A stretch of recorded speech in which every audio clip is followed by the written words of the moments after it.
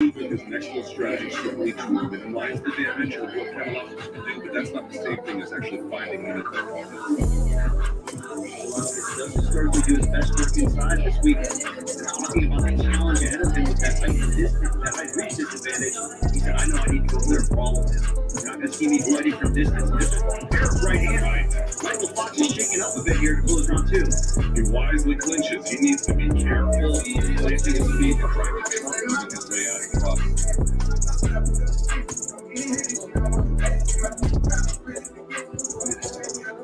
Getting trapped in the rear corner there. This is the issue with Michael Fox. I think there's a bit of a, I don't know if I want to say blueprint written. I don't know if that's fair exactly, but certainly the tape is not unclear. To the extent you can keep him along that space, it's just a different kind of fight challenge you have to answer. And he has room behind him to move, certainly to press forward with that long rangey jab, and then the equation changes. Back here on the action from round two.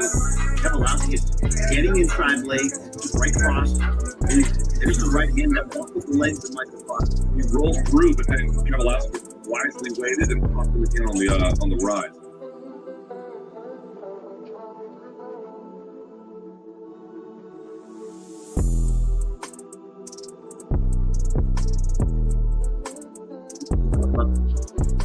Big losses with Kowalski. Both on the title level, one of the rising star Virgil Ortiz. He does have wins over David Atkinson, Juan Carlos Abreu, more disputed majority draw against Ray Robinson in 2019 that certainly upon rewatch maybe could have gone the way of Kowalski. By the way, I would say it's either 1-1 or 2-0 Kowalski at this point. Obviously, that's not how the 10-point must system works, but if we're just sort of adding up rounds. See the response from Michael Fox. Picking up a bit to close round two with those pair of right hands.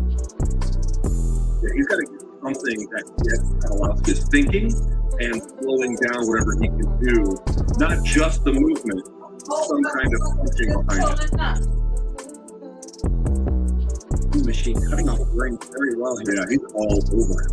Nice uppercut there. Could become a problem. He is hurt, BC.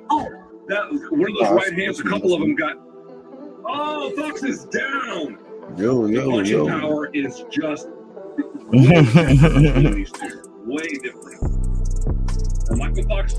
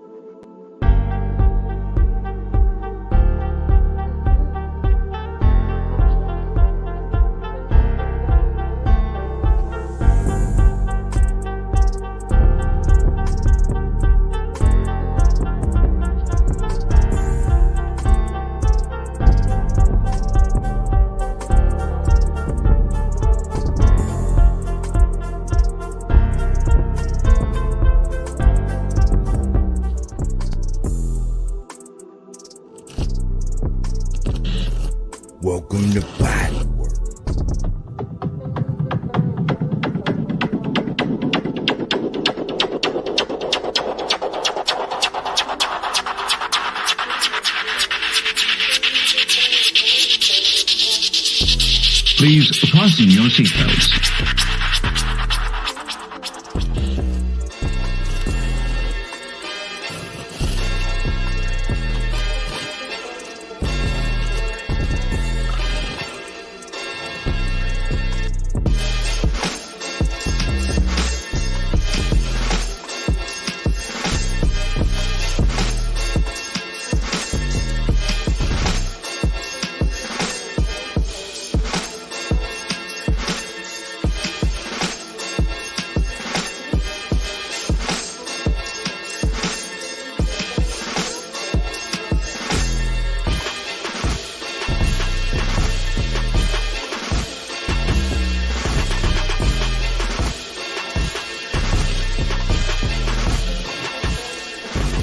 I had 11 Olympians and over 800 national champs.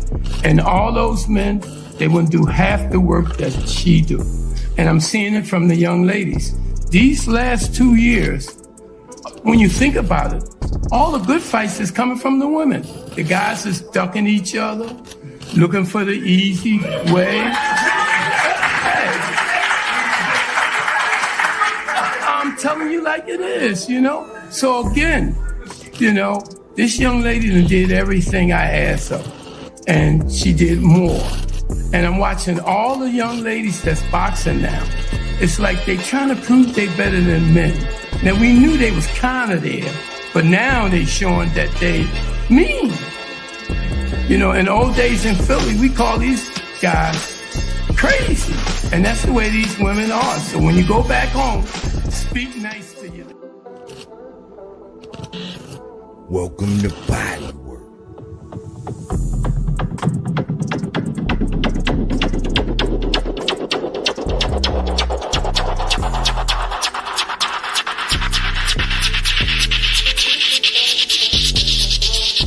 Please fasten your seatbelts.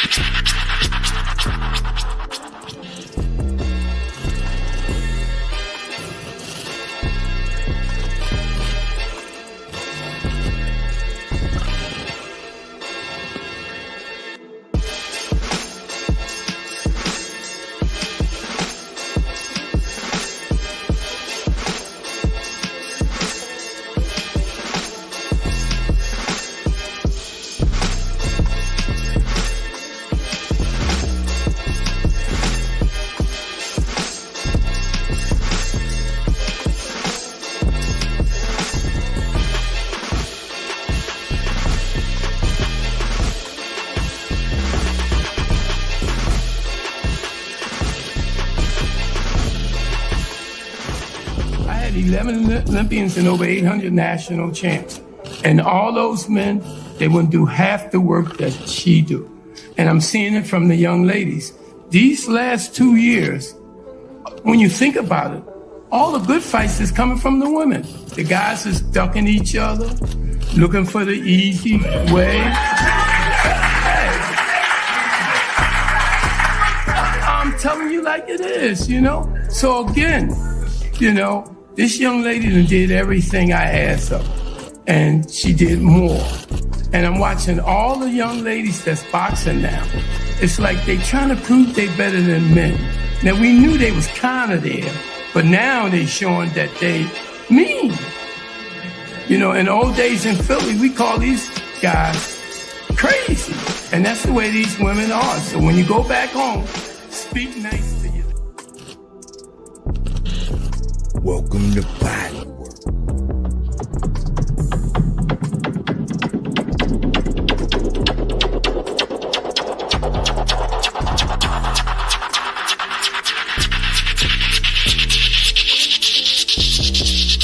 Please fasten your seatbelts.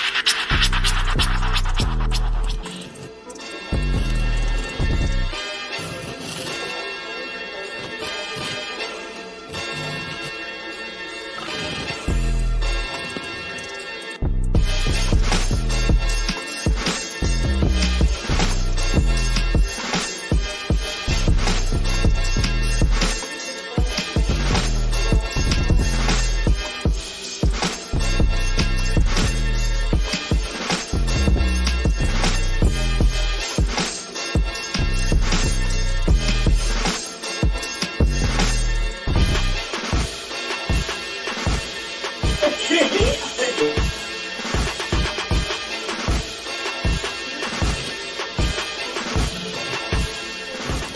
had 11 Olympians and over 800 national champs. And all those men, they wouldn't do half the work that she do.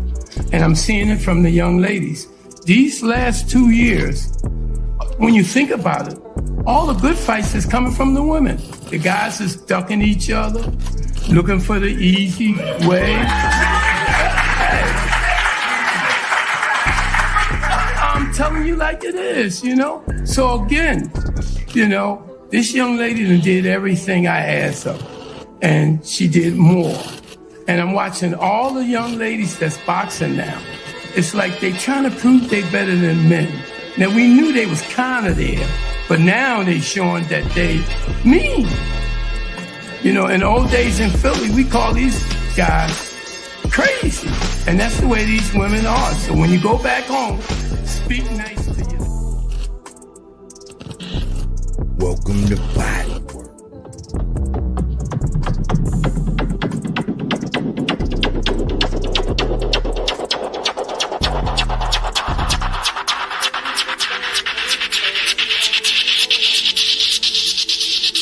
Please fasten your seatbelts.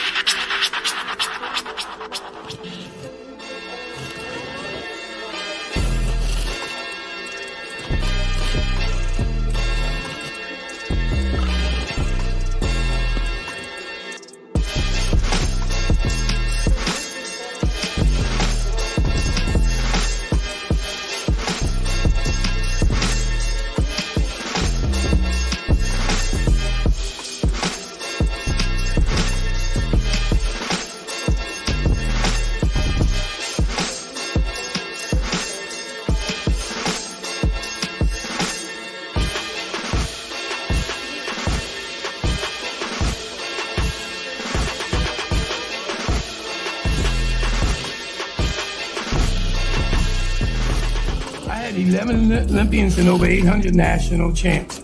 And all those men, they wouldn't do half the work that she do. And I'm seeing it from the young ladies. These last 2 years, when you think about it, all the good fights is coming from the women. The guys is ducking each other, looking for the easy way. I'm telling you like it is, you know? So again, you know, this young lady done did everything I asked her, and she did more. And I'm watching all the young ladies that's boxing now. It's like they trying to prove they better than men. Now, we knew they was kind of there, but now they showing that they mean.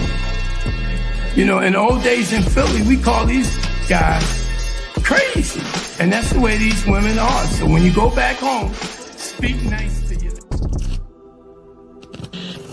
Welcome to Bodywork.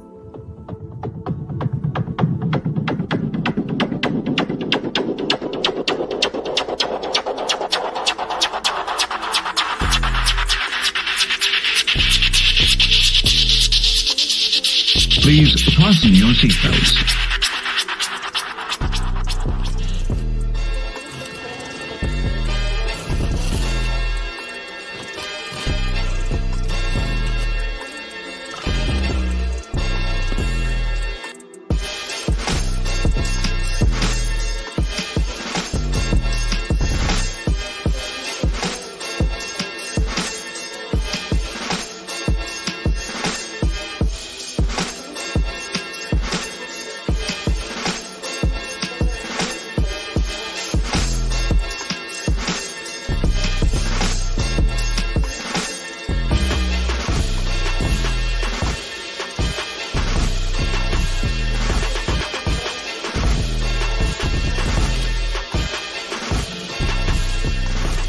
I had 11 Olympians and over 800 national champs. And all those men, they wouldn't do half the work that she do. And I'm seeing it from the young ladies. These last 2 years, when you think about it, all the good fights is coming from the women. The guys is ducking each other, looking for the easy way. I'm telling you like it is, you know? So again, you know, this young lady done did everything I asked of, and she did more. And I'm watching all the young ladies that's boxing now. It's like they trying to prove they better than men. Now, we knew they was kind of there, but now they showing that they mean. You know, in old days in Philly, we call these guys crazy. And that's the way these women are. So when you go back home, speak nice to you. Welcome to Bodywork.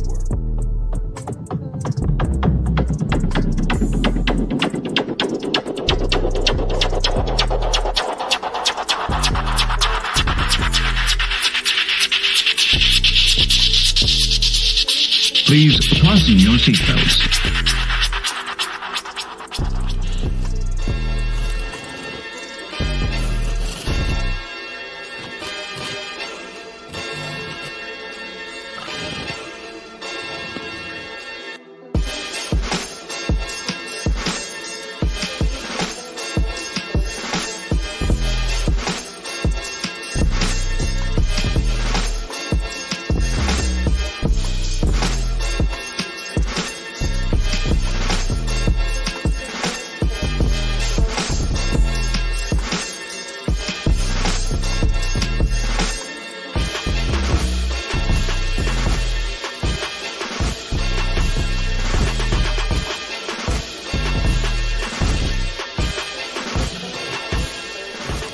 I had 11 Olympians and over 800 national champs. And all those men, they wouldn't do half the work that she do. And I'm seeing it from the young ladies. These last 2 years, when you think about it, all the good fights is coming from the women. The guys is ducking each other, looking for the easy way. I'm telling you like it is, you know? So again, you know, this young lady done did everything I asked of, and she did more. And I'm watching all the young ladies that's boxing now. It's like they trying to prove they better than men. Now, we knew they was kind of there, but now they showing that they mean. You know, in old days in Philly, we call these guys crazy. And that's the way these women are. So when you go back home, speak nice to you. Welcome to Bodywork.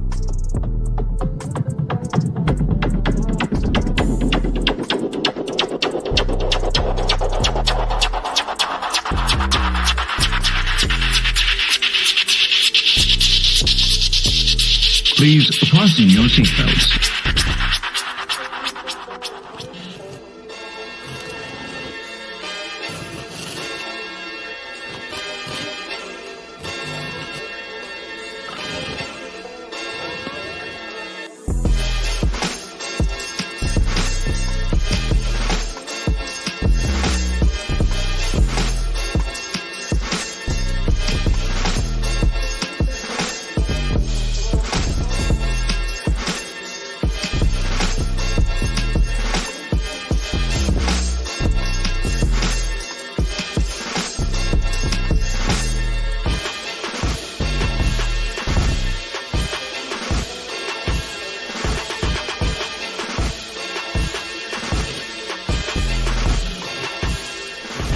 I had 11 Olympians and over 800 national champs. And all those men, they wouldn't do half the work that she do. And I'm seeing it from the young ladies. These last 2 years, when you think about it, all the good fights is coming from the women. The guys is ducking each other, looking for the easy way. I'm telling you like it is, you know? So again, you know, this young lady done did everything I asked of, and she did more. And I'm watching all the young ladies that's boxing now. It's like they trying to prove they better than men. Now, we knew they was kind of there, but now they showing that they mean. You know, in old days in Philly, we call these guys crazy. And that's the way these women are. So when you go back home, speak nice to you. Welcome to Bodywork.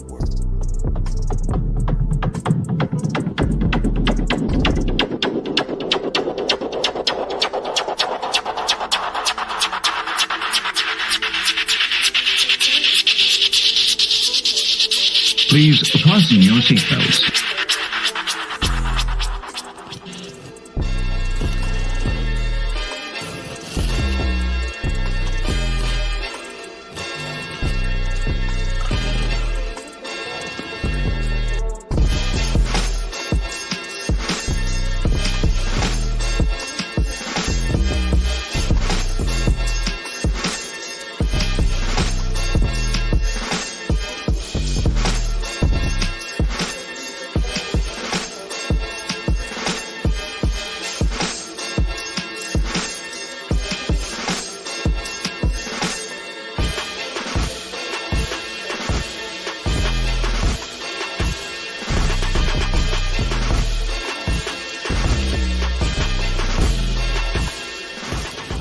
had 11 Olympians and over 800 national champs.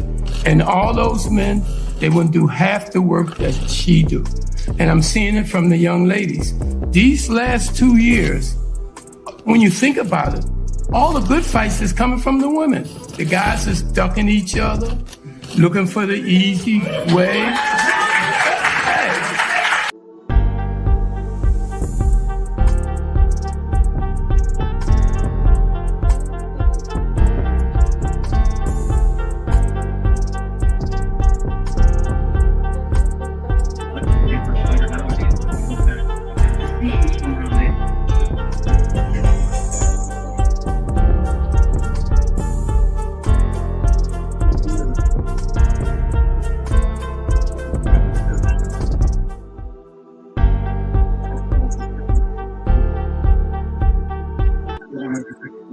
Welcome back.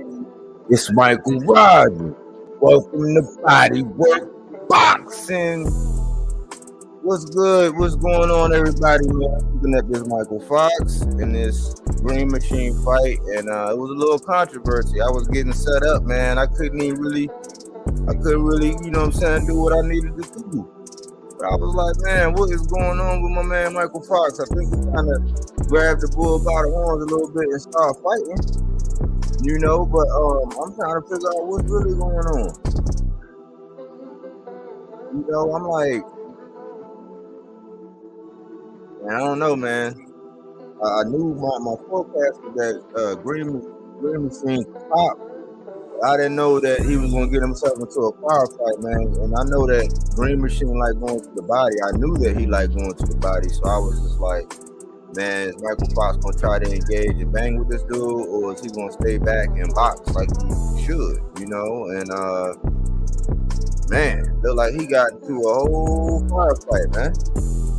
Now he on the back foot, he getting pressed, man. He not, you know, complaining about getting hit in the head right now. Green Machine like, come on, let's go. He putting his hands up. He like, man, let's fight, man. So he's trying to work him out. I guess he's trying to get Green Machine kind of tired, you know. So I'm thinking, yeah, man. Let me see if I can keep this a little bit. I gotta put this over there to where. There we go. There we go. Yeah. I'm all adjusted, man. We're playing my female women's boxing Wednesdays clip, you know, because that's the special. I'm trying to push women's boxing. We got Michael Fox on the back foot, you know what I'm saying, going side to side. He's throwing his jab. He gets countering with the body. He's you know, coming in, got his hands up, he got his lead hand down, with hand down, man down, especially when he's got the weak popping that jab. I don't know what Michael Fox, feel like he retreating and backing up, sidestepping, and he feel like he don't really want it, man, tonight. Feel like he don't really want to engage. So I'm like, man, it's getting interesting, man. Gonna be an interesting night, man. Looking forward to seeing Fundora. His sister, you know, put on a dominating clinic earlier, trying to get some food together, and I kind of had, you know, stepped away for like I think around 9 and 10, but she was put on a dominant performance. She was pumping that jab. She was coming back with that left hook. And that left straight was just landing home all night. Good move from Michael Fox. Now Eagles down, pivoting. I think Eagles is way too comfortable at this point in time in the fight, man. It's kind of weird. It look like he down there doing the A little head shuffle from side to side, and man, he looked like he might. Man, Michael Fox, man, kind of surprised me a little bit. I didn't expect this kind of fight. I ain't expect this kind of fight.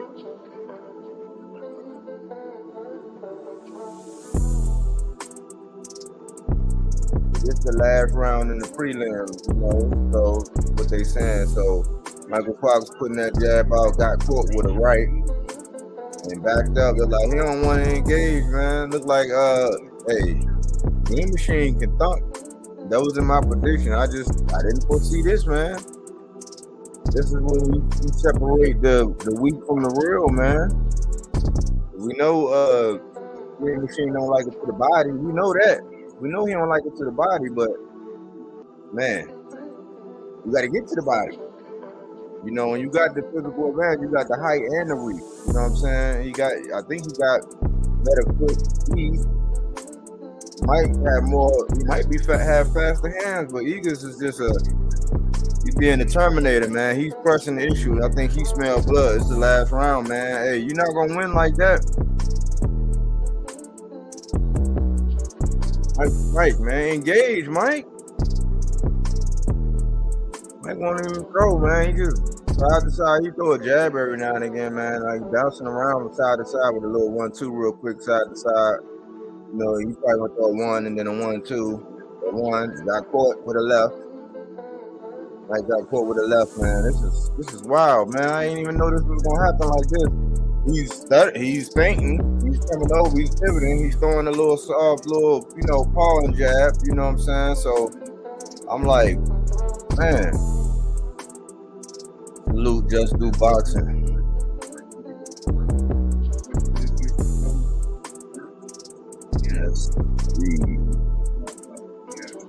Yes, sir. Man, I did not see this kind of fight from Mike, man. This is wild, man. So they saying he fighting with no urgency. They talking about the urgency. That's what I'm saying, man. It's in the final round, man. He's supposed to be give it all you got, give it all you got, give it all you got. You know, that's what you're supposed to be doing.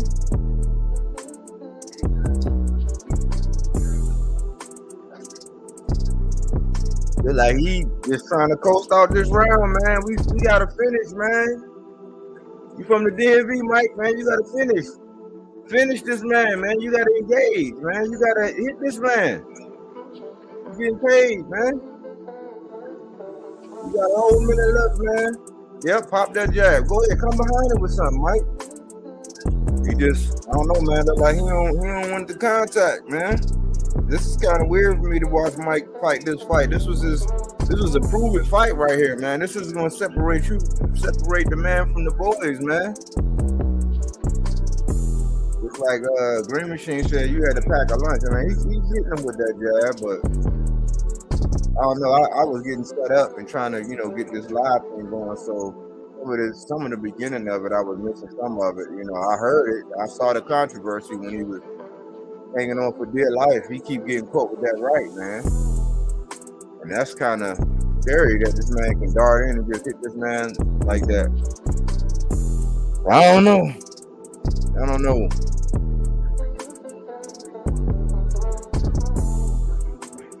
So, man, I don't know, man. Good sportsmanship, the two gentlemen, you know what I'm saying? After the ordeal, they exchanged some words, you know what I'm saying? I think Michael Fox was like, thank you for taking on the fight. And, you know, they tapped each other. So this might give Green Machine another title shot. We gotta wait on the judges, man. I missed some of it, so you know I was getting set up for this and just trying to make sure everything is working. I'm a perfectionist. I had new backgrounds and trying to be able to, you know, get links out. You know, so somebody said he was overmatched.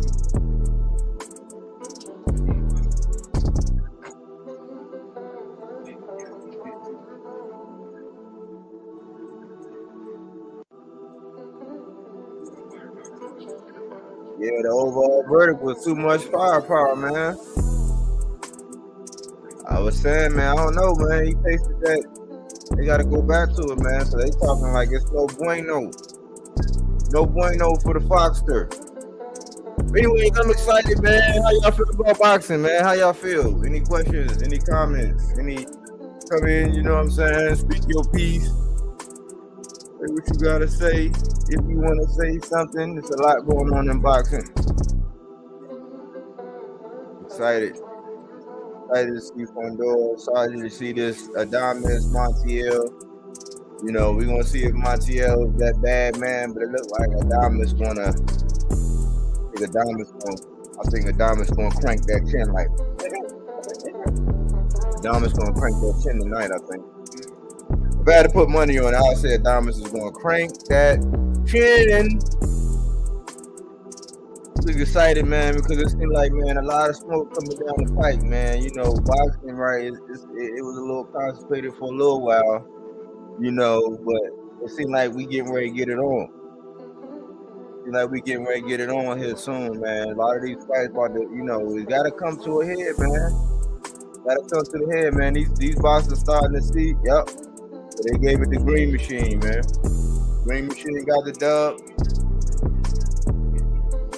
That man rocked up, man. He done got a Michael Fox on the resume. Now he gonna get another title shot. Yeah, man.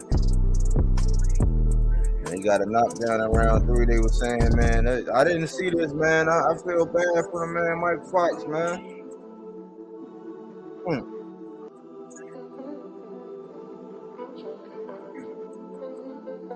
I was saying I wanted Mike to win. I said he had good hands and all that. I did question whether or not he could take it to the body. I also said that he had to fight his fight, use his length, use his reach, be opportunistic, you know. But hey, I did say I'm on live saying that Green Machine can crack, but he don't like it to the body. But you got to get to that body.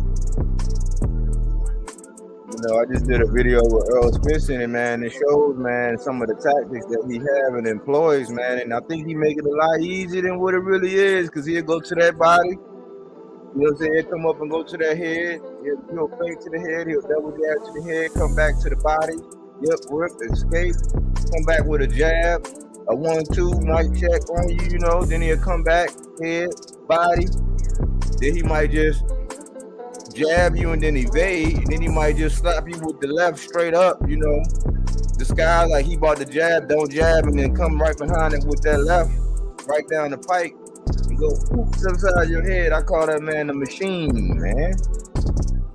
I think a lot of people could learn from Mr. Fundamental, because he can do it multiple ways, but if you look up in the dictionary, the standard, the ruler, you can see Mr. Earl Spence. I think a lot of these guys, man, they can learn a lot. They, you know, a lot of people try to say that the style isn't this and that. He's very versatile, but he does a lot of things very good, and some things great, which is going to that body. And you know we all about that body work. They're just showing the highlights, the build up of the Fundora, you know what I'm saying? And I think at one point in time I was saying that this man went upside Lubin head about 20-something times in a row in that one round.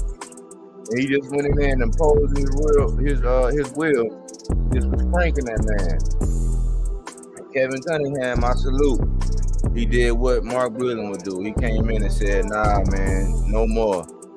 And respect the Lubin, because he was a warrior. He didn't quit. He was still going to go. He still had a shot, because if he would have caught Fundora again, like flush, and put him down, he might have did something, but he just took on way too much damage. Face was way too puffy, way too swollen, and he needed to be able to make a living afterwards and still be able to fight. Aaron Jones, salute to Aaron Jones in the building, man. Good to see you, homie. What's going on with you? How you living? How you feel about boxing, Aaron Jones? You getting is boxing treating you right, man? hope you're doing good and you know, in school. You know, I know you studying and you working, man. I know you one of the real ones out here, man, doing something positive, man. You saying boxing bullshit? Yeah, yeah. You got like I say, like everything else, man. With the work and relationships, boxing is the same, man. You got to find ways to fall back in love with it, like very often. You know what I'm saying? You got to mix it up. Sometimes you gotta flip boxing around and hit it from the back. You gotta do something different, you know. That's what you gotta do with boxing, man. You gotta look for ways to, you know, spark yourself about boxing, because you know the narrative, and then you gotta. Hey, you know, you'll be proud of me, man. I stopped watching a lot of different things, man. I feel a lot more peaceful, because if you don't actually watch it, you hear these people complaining. Then Bodywork. Miss Skip with Bodywork.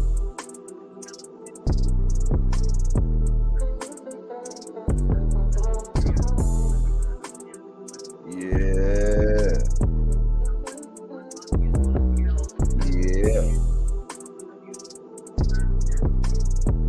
Bodywork. And Jones say, I wish it was more fights so these channels can stop lying. Hey, but we see it coming from a mile away, Aaron Jones.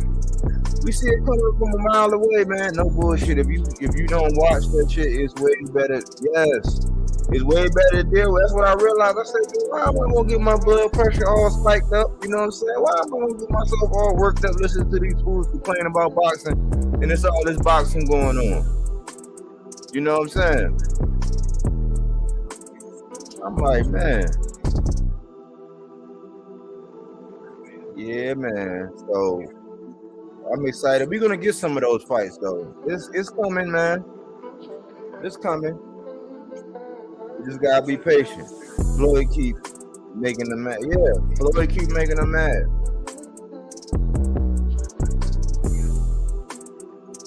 Yeah, Floyd keep making them mad.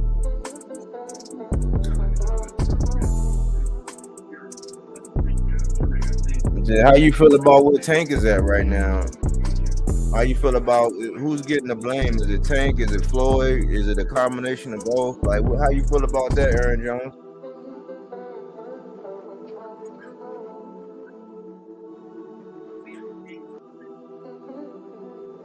How you feel about that?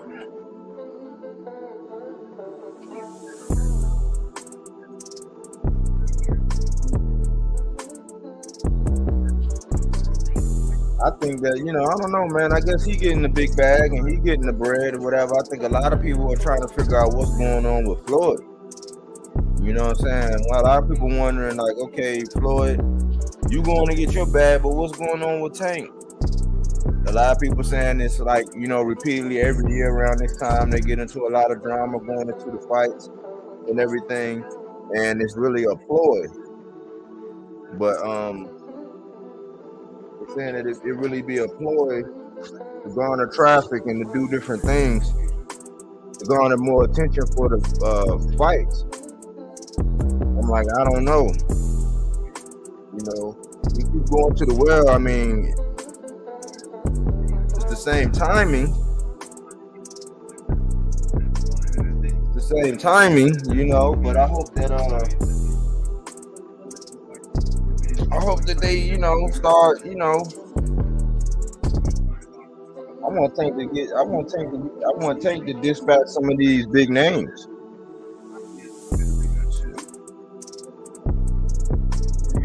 Aaron Jones. I feel as though Floyd had all them young fighters supporting Devin, but I don't think they wanted that hate that comes with Floyd. But it made Tank a millionaire. Yeah, it made him very successful. That's a good point. That's why I say I kind of look at it. A lot of people say, "Oh, you sympathizing? That's your favorite fighter. This and this and that." I say, "Nah, I'm realistic, man. I saw a lot of people. Well, we have stories, you know what I'm saying? Allegedly, of boxers being over there, a la Richardson Hitchens, like going over there, and he said that he wasn't getting enough he wasn't getting that many fights. He wasn't getting, out there, and he wound up leaving. So he with Matchroom now, but at the same time, it's like a lot of boxers can't do that. Oftentimes you hear a lot of stories about how boxers leave and they get blackballed, and all of a sudden those doors of opportunities are no longer open. They're not there. So I'm thinking, man, Tank gotta, Tank is being a catch-22 sometimes, man. He could listen to the haters who just really want to see him lose, who no matter what Tank do, they're gonna hate. So I hope he ain't listening to them, because when he lose, they're gonna really have a field day if that ever happens. I wouldn't bet on it. But then, some people are saying that they want to see Tank in the big name fights. But I understand it has to make business sense. I'm not making an excuse for it, because I want to see the big fights. I'm just not going to act like that Tank's not dealing with Floyd. I'm just not going to act like that. That's called being irresponsible, if you ask me. Aaron Jones, Tank in the best position. I think he's ready to start giving out paydays like Earl and Canelo after he knocks out Ryan. So you think the fight with Ryan actually going to happen, Aaron Jones? Right, I'm realistic, Aaron Jones says. I'm realistic. I love how Tank came from my city and made it. 100 emoji. I thought he was a clown at first, but you can't deny that boy is special. Salute. Yeah. So, yeah, man, I think, he came out. I see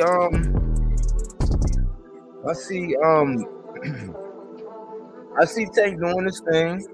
And he did come out. He beat the odds, and he did change his life around.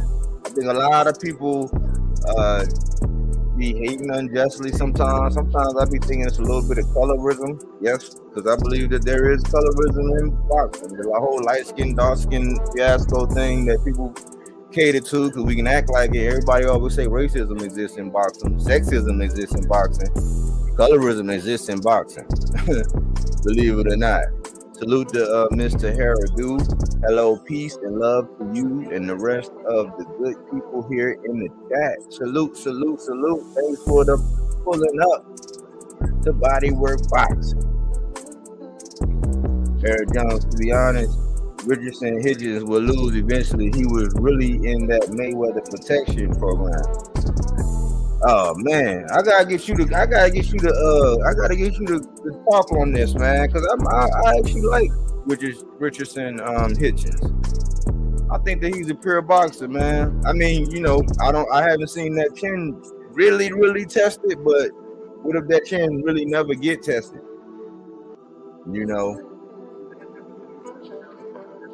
Let's see. You gotta come. I'm gonna have to get you to come on here and cook on that, Aaron Jones. I seen the comments the other day. I know we was chit-chatting the other day about the comments, and you were talking about you was going in on Hitchens. I think that I gotta see him. Let's see, Aaron Jones. Yeah, I think it's going to happen because Steven Espinosa. That's how Oscar De La Hoya. He said, I was on the phone with Steven Espinosa. That's how Oscar De La Hoya said. Yeah, I think it's going to happen. Steven Espinosa said they was working on Spence Crawford and Tank Ryan. I don't know, emoji. That man don't lie. Yeah, I think Steven Espinosa, he does come correct, man. If you hear from him, yeah, you pretty much lean on it. I think he's responsible in the things that he say and do. I think even that man who was talking about, remember that time, hey, Aaron Jones, you be following, man. Remember when that community was up there talking about how, they was hating on that dude who said that, when they were saying that he didn't know what he was talking about because he was saying Bud was going to want all this money and all this, and he was going to act funny, and that they didn't know if they was going to have the bread to actually pay him. Remember when they was going in on him? And they were saying, oh man, what does he know? They was calling him the spit bucket dude, the dude that holds the spit bucket for people, PBC. What happened? What wound up happening? That's why I be like, man, you let some time go by, man. Some of that shit that be going on don't age well. Aaron Jones, all I gotta say is watch him versus Gary Antoine in the amateurs, LOL. Once he fight a skilled pressure fighter, it's over. He is nice as shit though. Okay, I can get with that. Yeah, I don't, man. Gary Antoine, man, the butcher. Hey, check out that video I did on Gary Antoine called The Butcher, man. That religious. It might not look pretty all the time, but that man is a butcher. The butcher coming. Yeah, I like to see that. The pure boxer against the butcher.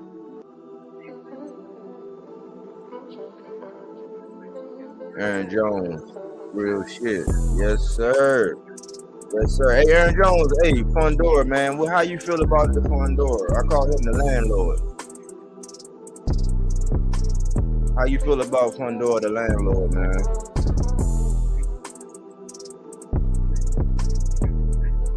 Let's see. Aaron Jones. He was keeping it real, though.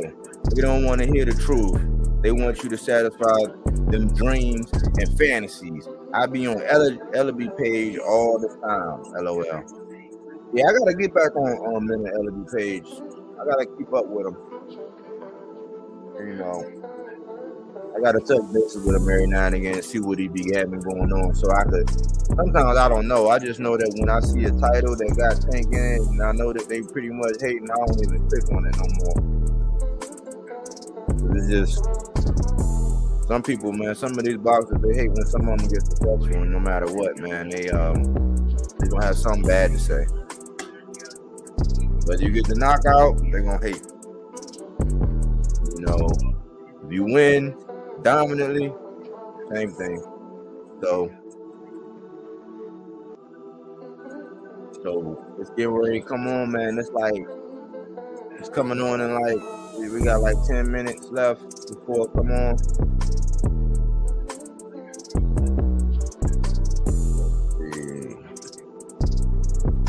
Aaron Jones, Ellaby tells them the truth all day on his Twitter.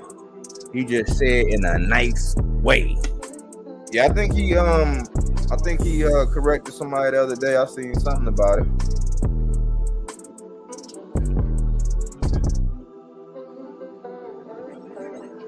I want to see him and Charlo. Yeah. I don't really know, like I was saying before, I don't really know what this fight, what beating Ocampo is really going to do for Fundora. I mean, it's a good name. Ocampo has fought up, but I'm like, people see him. I mean, that could be working to his advantage where, you know, he might be being overlooked.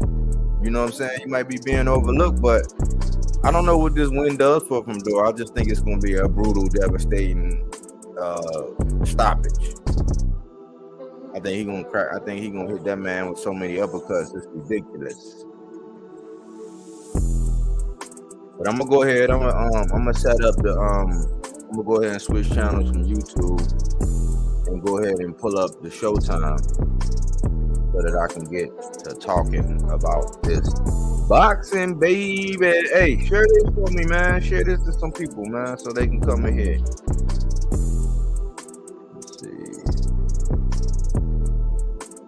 Let's see.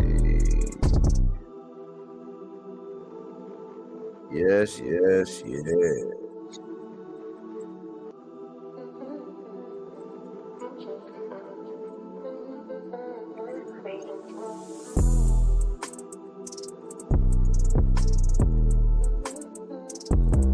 We wait and we wait and we wait and.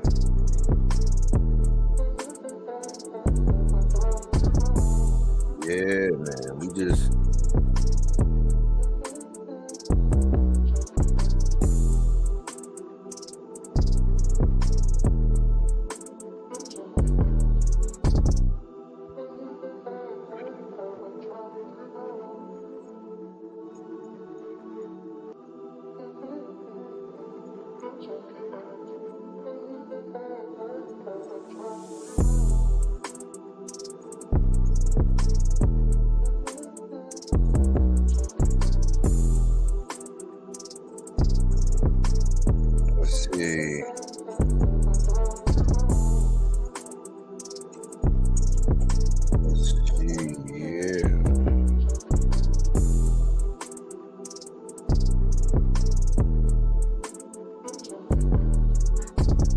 Let me see. I'm gonna run my women's boxing Wednesday. I'm gonna run my women's boxing promo real quick, so I can go ahead and change the TV over from YouTube to Showtime real quick. Let's see.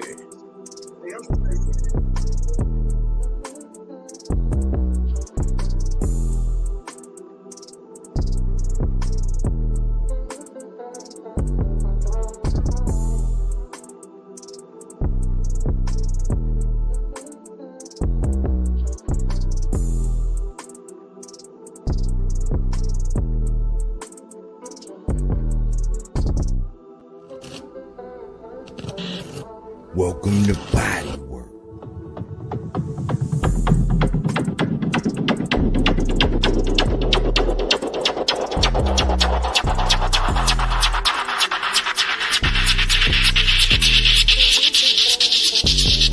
Please fasten your seatbelts.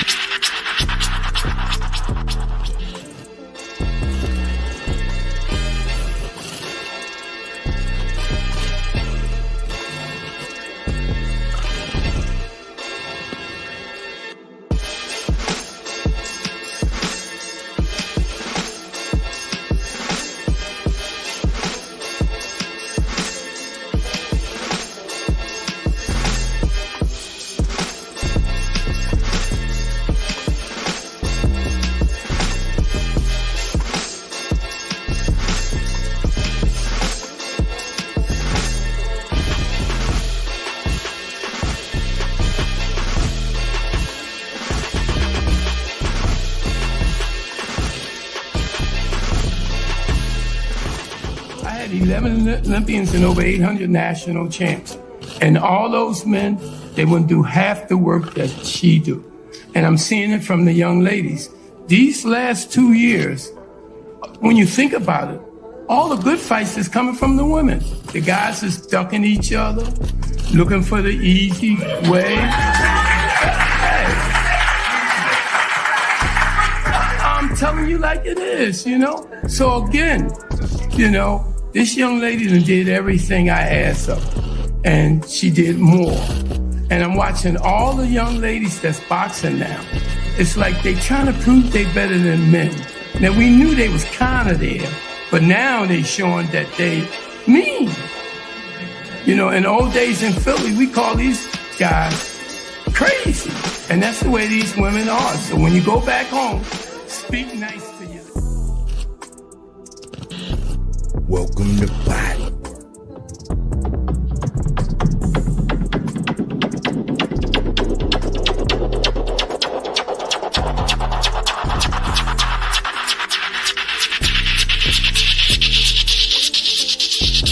Please fasten your seatbelts.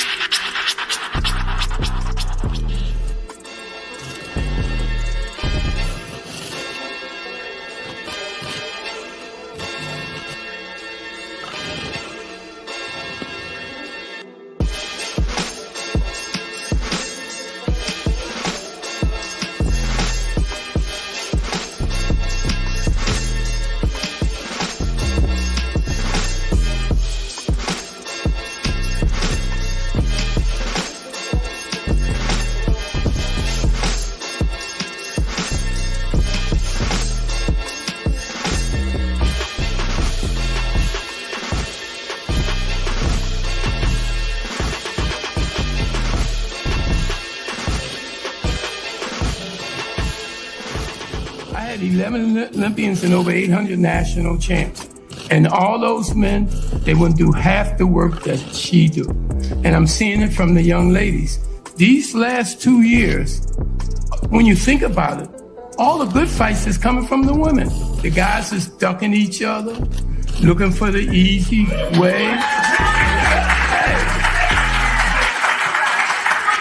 I'm telling you like it is, you know? So again, you know, this young lady done did everything I asked of, and she did more. And I'm watching all the young ladies that's boxing now. It's like they trying to prove they better than men. Now we knew they was kind of there, but now they showing that they mean. You know, in old days in Philly, we call these guys crazy. And that's the way these women are. So when you go back home, speak nice to you. Welcome to Bodywork.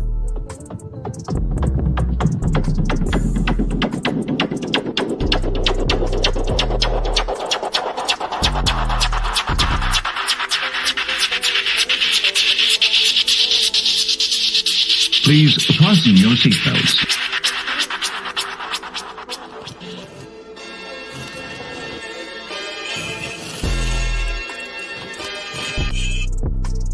Yeah, I'm back, y'all.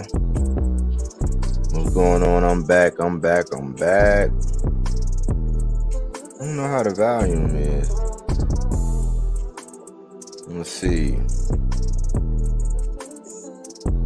So yeah, it is 10 p.m.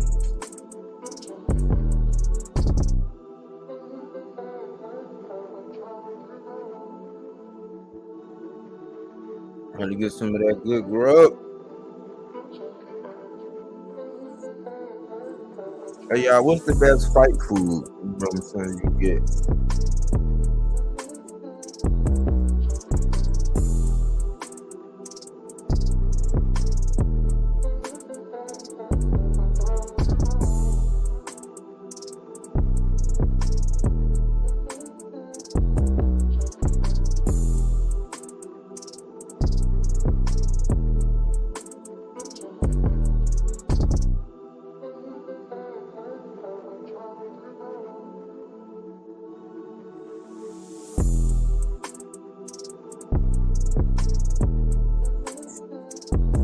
Showtime got a little delay going on. Right at 10, we thought they was about to get the cranking. But yeah, we just waiting, man. I'm just gonna have some of this grub. I don't know why my little avatar thing acting up.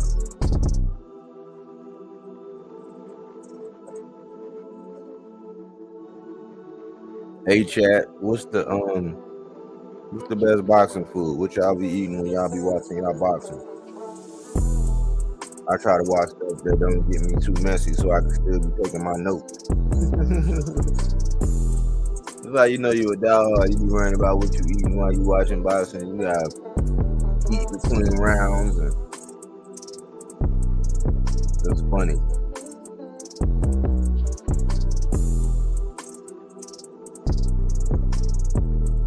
Waiting for it to come back up.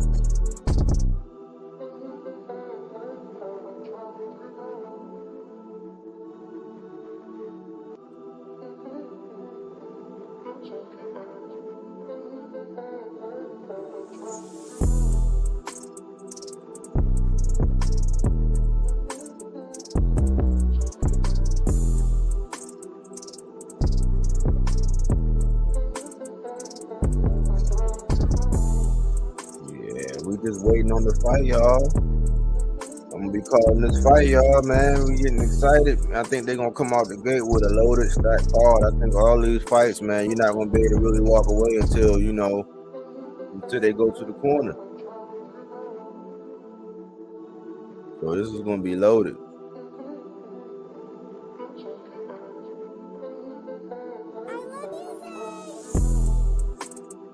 Let me turn my little background music down.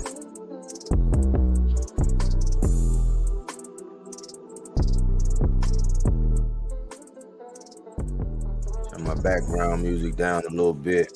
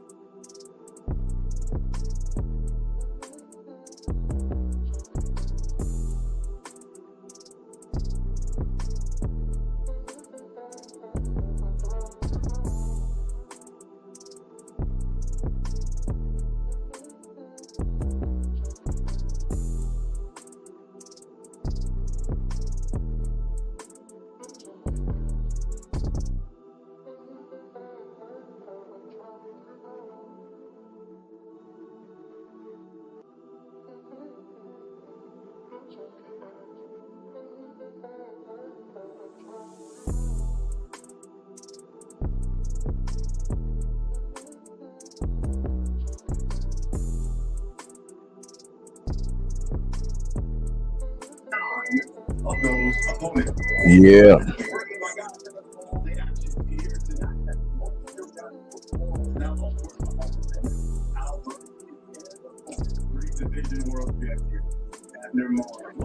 So,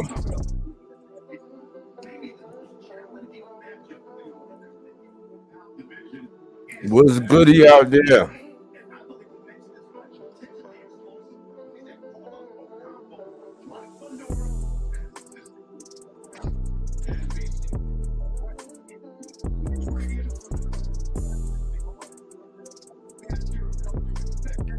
Mario Ronaldo with the crazy hairpiece, man. I think he done toned it down a little bit. I think they found out that, you know what I'm saying, he had something going on with his wig.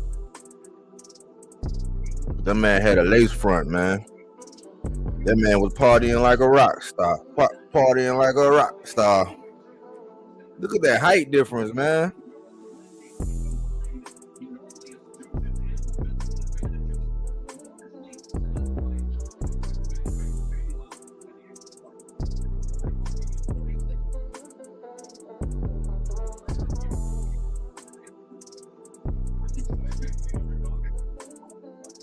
Ocampo saying he like being the underdog. I don't know, man.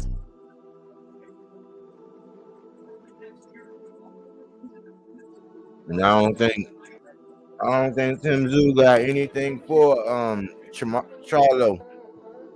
But I would love to see Fundora against Charlo. I just think that the only thing about that fight is that Charlo, his suddenness, because Fundora can get caught.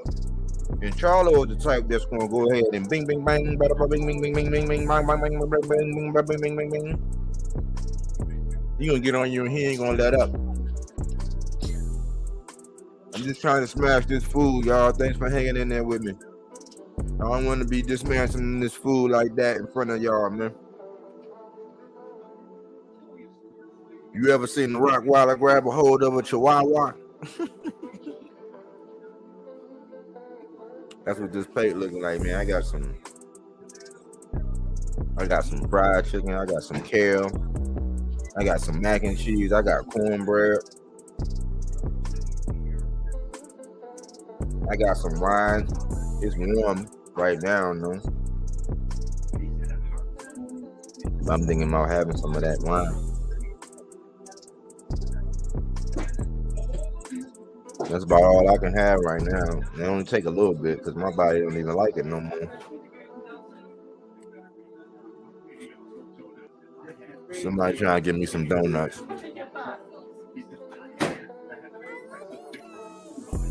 I don't really eat sweets like that.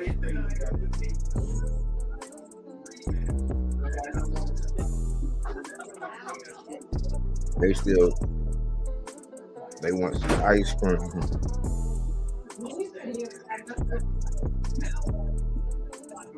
I'm ready to start calling this fight, y'all. What's going on, man?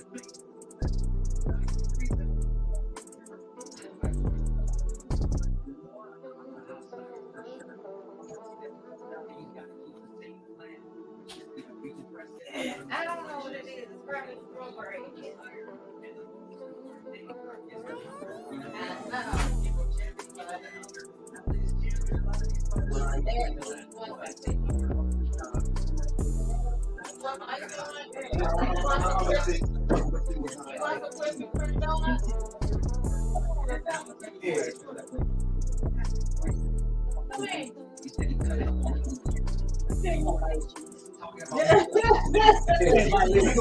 I'll take that price of strawberry.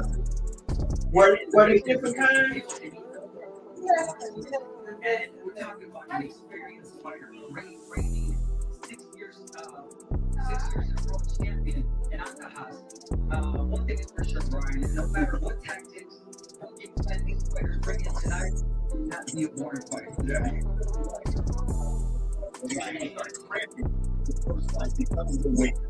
But this time,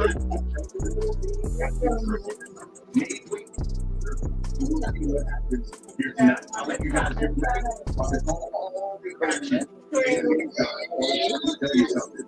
We're here. Dignity Health Sports Bar here in Charleston, California. I'll tell you what, all night, temperatures expected to stay in the 60s. Forecast of cloudy skies and some light rain. As we get set for the first fight today, we gotta remind you that Showtime is delivering digital content for media platforms, and we encourage you to interact with us during tonight's broadcast. You can watch streams, and we got coverage. I'm almost done with this food, y'all. I gotta get some fuel so I can call this fight. You know what I'm talking about? I'm just trying to be civilized and not eating in y'all faces like that. I want to make sure I'm pleasing. I want to make sure I'm giving y'all a good presentation of myself. But a man do need some nourishment from time to time.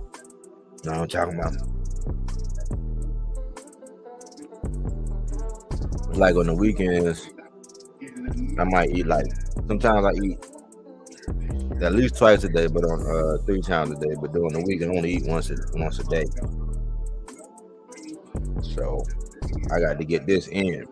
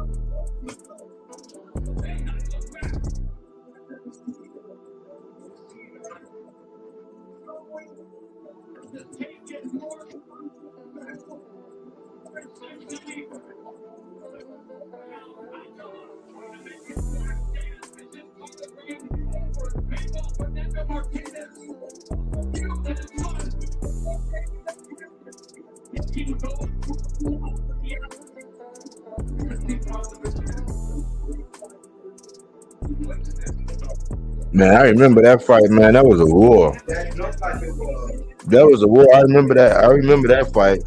That was a war.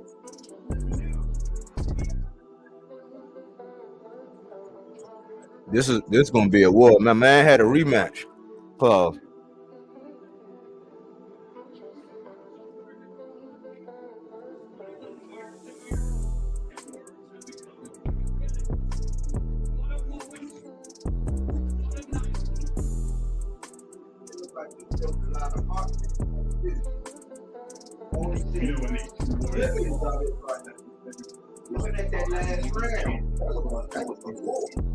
Yeah, I remember that fight. That was a war.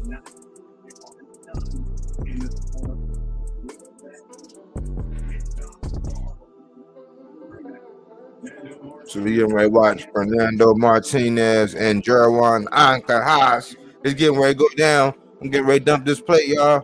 Now I'm gonna come out and call this fight. Yes, sir.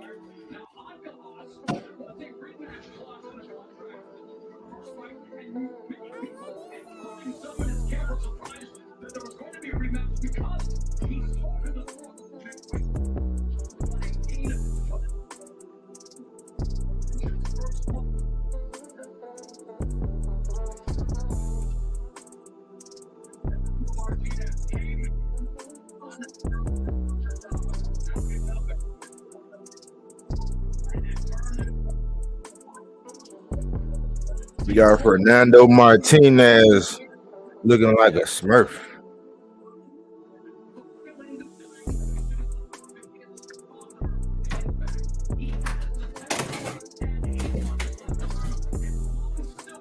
Get my notepad ready, y'all.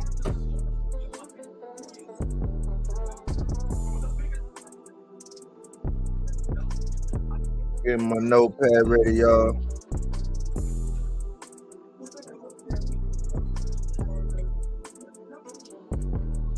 Mind if I get my notepad ready?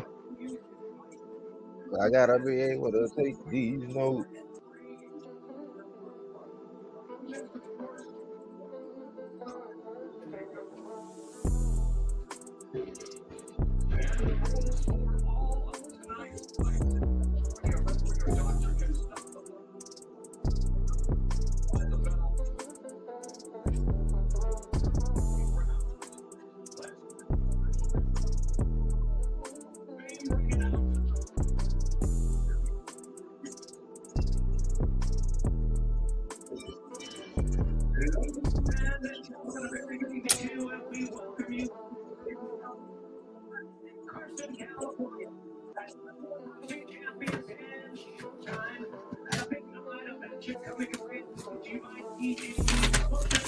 TGB Promotions.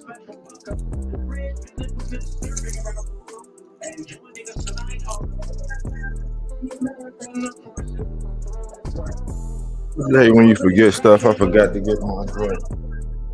My beverage.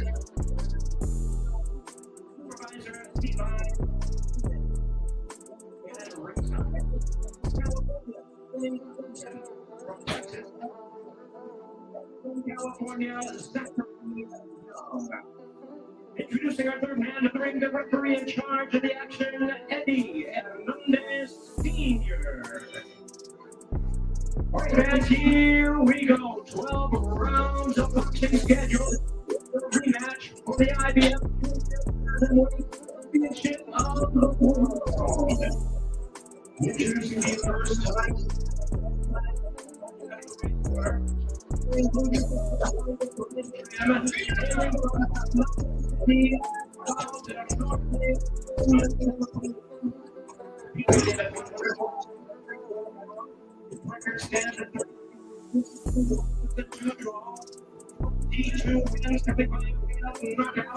Tonight, seeking to regain the belt in his 12th world title appearance. Here is a former long-time IBF junior bantamweight. Yeah. Introducing the junior. I'm back now, so they doing the introductions now, so I'm about to get into this thing. You know, we getting ready to go all the way in.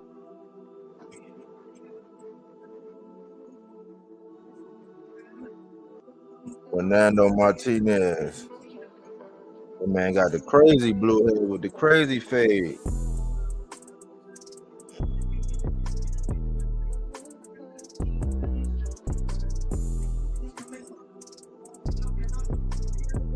So if somebody go to that body real good and they come back up to the head, we should see blue sweat flying all over the place. You about to knock a blue mist out, my man.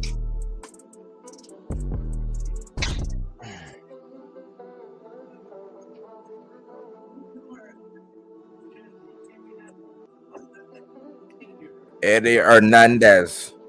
So just remember that name, because we're going to judge how he officiates as well. Eddie Hernandez.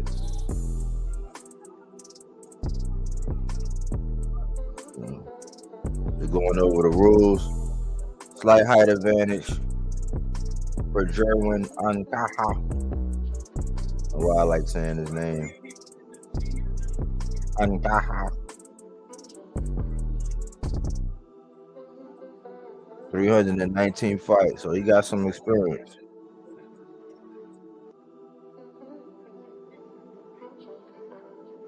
And this was considered an upset the first time around.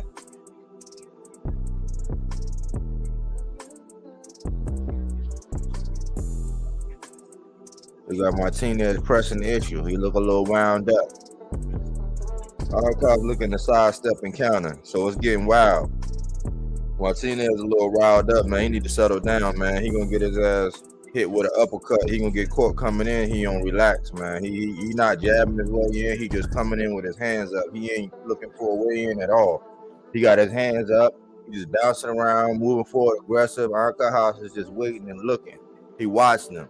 All this movement, he punched, but he punched at the wrong time. You got to throw your jab.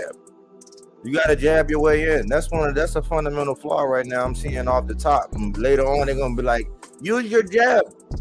Why didn't you use the jab? So now Undercard, I'm going to just say Jerwin. I'm going to just say Ankh. You know what I'm saying? When I refer to Ankh, because I'm not going to be saying Undercard all night, but Ankh. Ankh is just being patient. He looked very smooth. He looked like he got a belt. He got caught. You got to keep your hands up. So he's doing a lot of good foot movement. He can get in there, but Martinez is not jabbing his way in. Undercard looks like he's clearly trying to counter off the back foot and be opportunistic in this fight.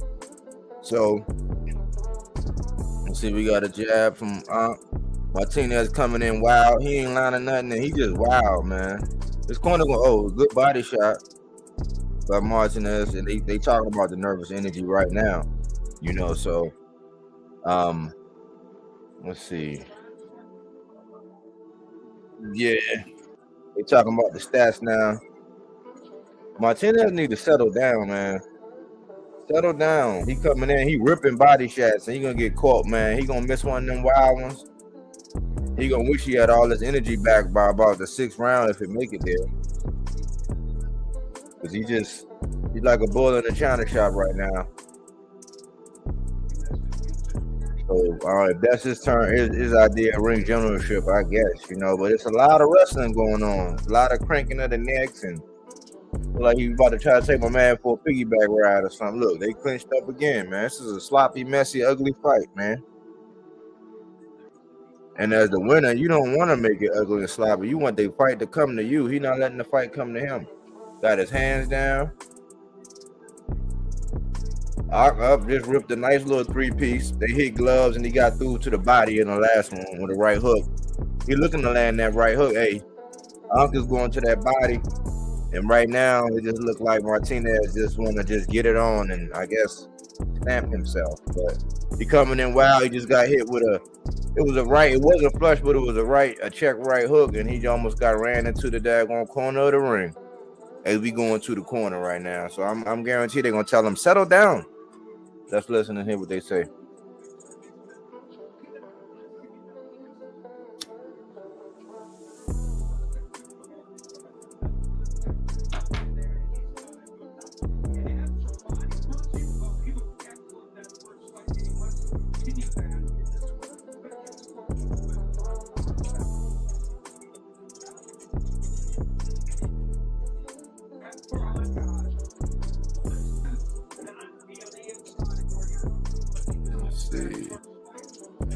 So they in the corner taking a break, man. Hopefully Martinez settled down, man, because right now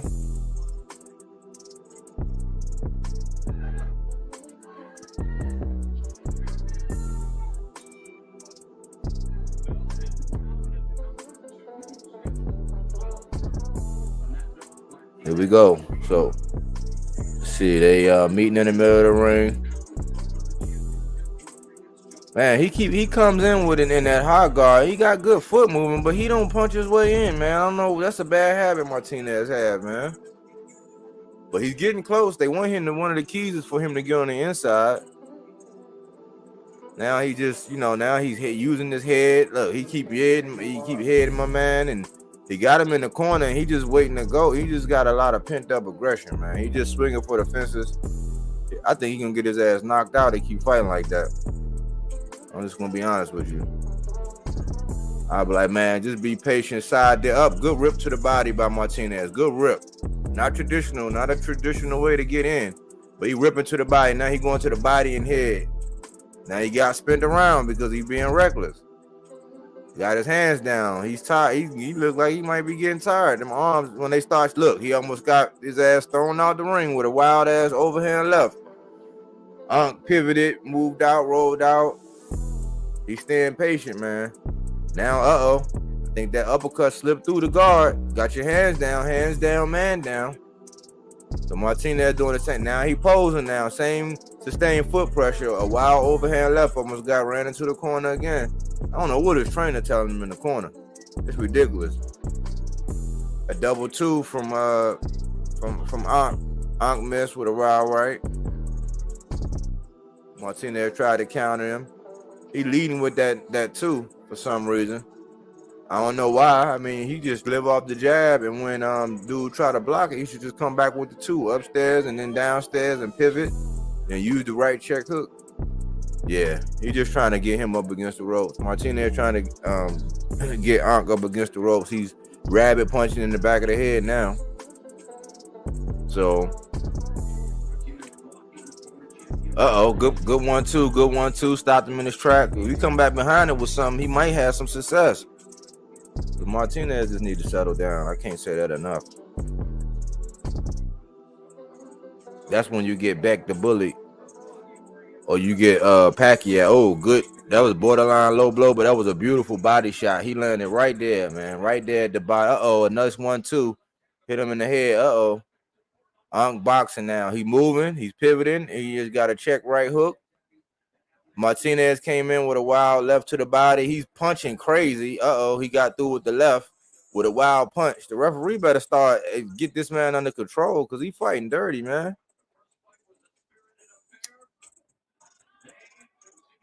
And why is he fighting like he don't have the belt already?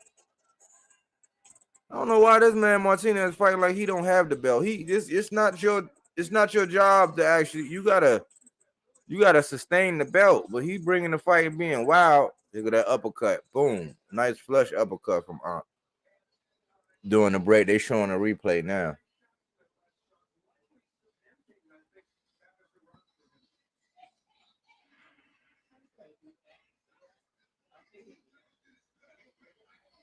Let's see.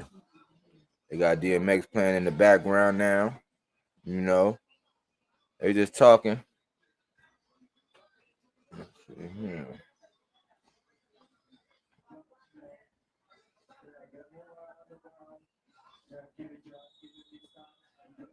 We tell him to move around.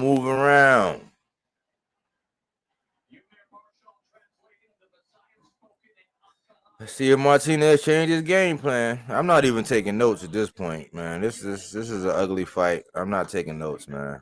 I don't know. I'm paying attention. I'm keeping visual notes, but right now I'm not gonna waste my time right now. No notes for this because Martinez don't have a good game plan. I'm waiting for the fight to really break out when they really start playing chess and they settle down.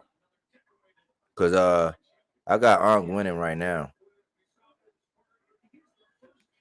Even though this dude Martinez has had some success, he's just fighting dirty, man. He throwing wild.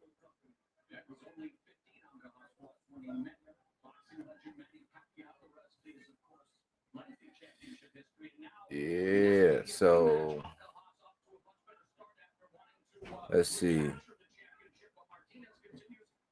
It's foot pressure. It's sustained foot pressure by Martinez as Ankh tries to fend him off with the jab. He's using this distance. They clinched up right now. Ankh got him in the headlock, wrenching on him, paying him back for all those dirty tactics. So that's his dirty retreat. Now notice how this guy keeps coming in with his head, Martinez. He keeps coming in with his head, and I don't know why the ref ain't say anything yet, but I've seen him trying to point my man in the chin with the head. But Ankh is being patient. Good right. It was a good right by Martinez.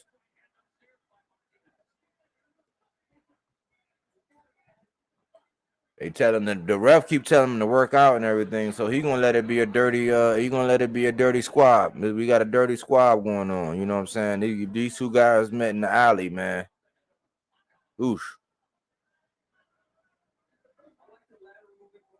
Yeah, they complimenting Ankh's lateral movement, but he is really, and he's telling him to keep his head up. Man, they must want this man to retain the title. Uh-oh, good left. It's a wild left. This man just wild. He's just hitting whatever he can, I guess. Good 1-2 by Ankh. A good 1-2 just now. Up, another 1-2. The one missed, the two landed. He keep doing that 1-2. Now he did a 1. He's staying active on the back foot. He doing that 1-2. He waiting to come up off of it. He gonna time him and hit him with that check right hook. Watch. So Martinez trying to crank away, throwing some wild shot. He going to the body now. I do give him credit for going to the body. He's being an opportunity. He tried to hit him in the head, but Ankh weaved it barely. He's pressuring in now. He's fighting his way in. He's not jabbing his way in. He's not doing this clinically. He's just using foot pressure and going in and swinging and trying to hit whatever he can. He's not very accurate at all. If he was a little more accurate because he got some thump, he would be all right. So he's still pent up.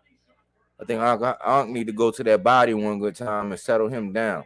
But then he might start actually using the chest marks. Right now, in this fighting strategy that Martinez has, is not conducive to the game plan. Right now, I mean, I kind of got it like a shutout. I mean, he has success, but he's fighting ugly. He's fighting dirty. He did catch Ankh a couple times, but it wasn't effective, and those were just flashes in the pan type things. He's fighting dirty, coming in with his head. Ankh is being patient. He getting caught with a counter. He landed his first, but it wasn't nothing effective. And look, he's so wild, he can't even hit him. He got his hands down. He can't even hit him.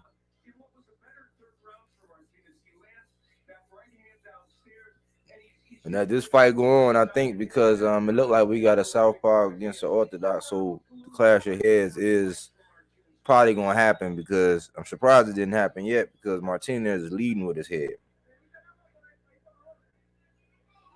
So they're getting ready to go off again. Here they go. They meet in the center of the ring. Sustained foot pressure once again from Martinez. Combination missing from Ankh. Ankh trying to counter. Martinez landed a straight. So he's using that foot pressure, feinting. Ankh trying to use that check right hook. Not much going on. They're doing a lot of posing right now. Ankh trying to shoot the jab. He's shooting the jab. Just a little occupying jab. He's trying to land that 1-2. A wild left hook. So they posing. A jab from Ankh. Martinez still coming in with the sustained foot pressure. Martinez with the 1-2, but I think he missed the first one. Missed another one. He's still coming in kind of wild a little bit. He need to calibrate his daggone punches, man. Like, man, you got to work on your accuracy, man. Uh-oh. He coming in wild. He look like he just trying to do a drunken haymaker type thing. He gonna land. He gonna catch him, man. He gonna catch him one of them wild joints as this fight going on. But he's trying to sustain pressure, whether that's ring generalship or not. I don't really think it is, because it falls into the strategy that Ankh, he's trying to be the counter puncher. So right now I got Ankh running this fight. So this is not a good it's good. It's a good scrap though. Ankh just tried to land that killer right. He was trying to give him a check right hook. I was calling for that earlier. He just landed a left. He's working. He's trying to take him out, take his head out with that right. If he line him up with that jab, with that 2, and come back with that right, just good body shot, sneaky little body shot. That'll stop him. And he stopped for a second. Yep, keep going to that body, Ankh. Jab from Ankh. Martinez getting out the way. Keep going to that body. Good dip. Good dip and move. Ankh move with looking polished. He looked like he was training, man. He was ready for this guy. They looked at film on this one. And we're in round 4 here. He's only throwing between 40 and 50. Now, it doesn't mean he's losing every round. He's not. It's just he's a lot less in terms of body. Yeah, he averaged 87 punches around. Let's see. I'm trying to make sure anybody coming here and I ain't say nothing, but yeah, this is just a. Martinez having success. Now they playing Rock'em Sock'em. They called it fistic fireworks. That's one of his favorite sayings. This is probably when the fight just now broke out. The fight probably just kind of like broke out for real, for real. So they interviewing Fundora now. He said he got a 7-inch reach advantage. Sebastian talk about making adjustments. You like, we gonna see what his game plan is, and we'll make adjustments. But you know, you're gonna play it close to the vest because he's not gonna give up his strategy. This guy Fundora, one of the things I like about him is he's cerebral, but he also has a beard. My sister looked up for me for a reason. You know, my father would tell me that little kids also look up to me. I don't need to be cursing for them. You know, you don't need to see that. What about Ocampo? Concerned you?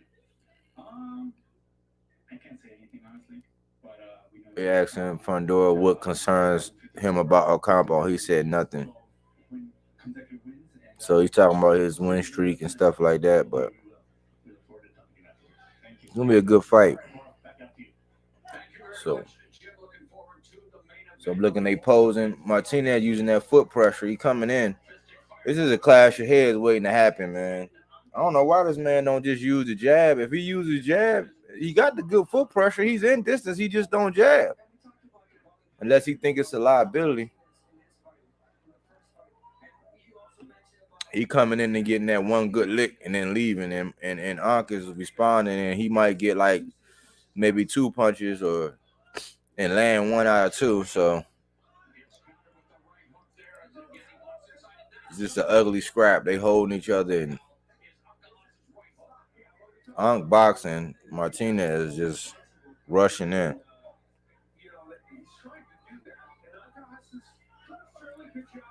One, 2 from Ankh.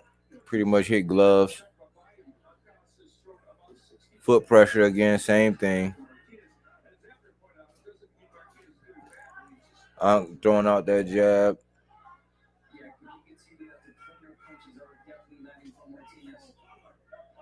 So they saying the cleaner punches are landing by Martinez, which is true.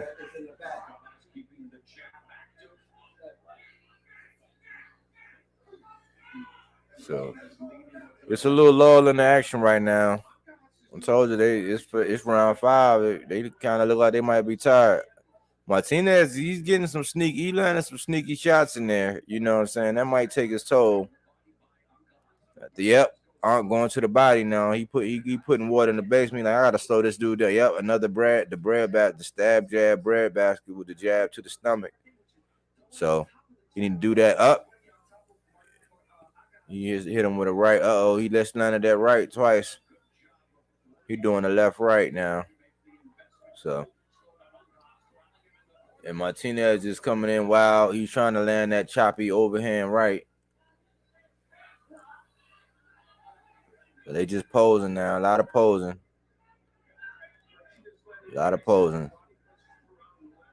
Martinez just rushing and just hit him with a 1-2 and hit whatever he can. I'm not sure if that's going to be success.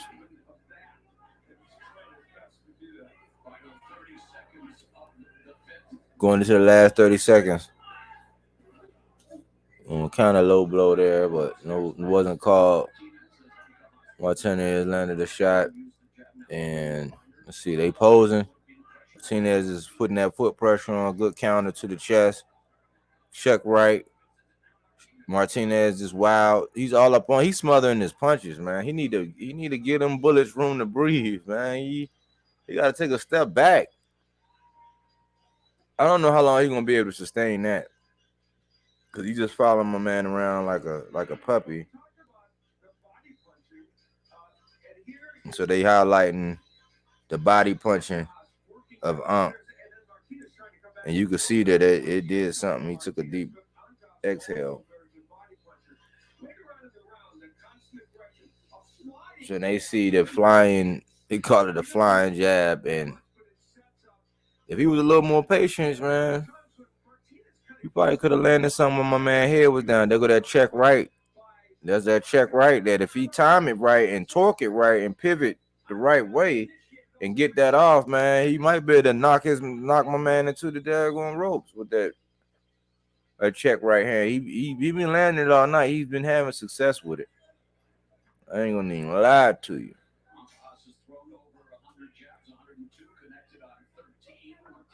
He said 102 jab, 13 out of 102 jabs. That's like 10%.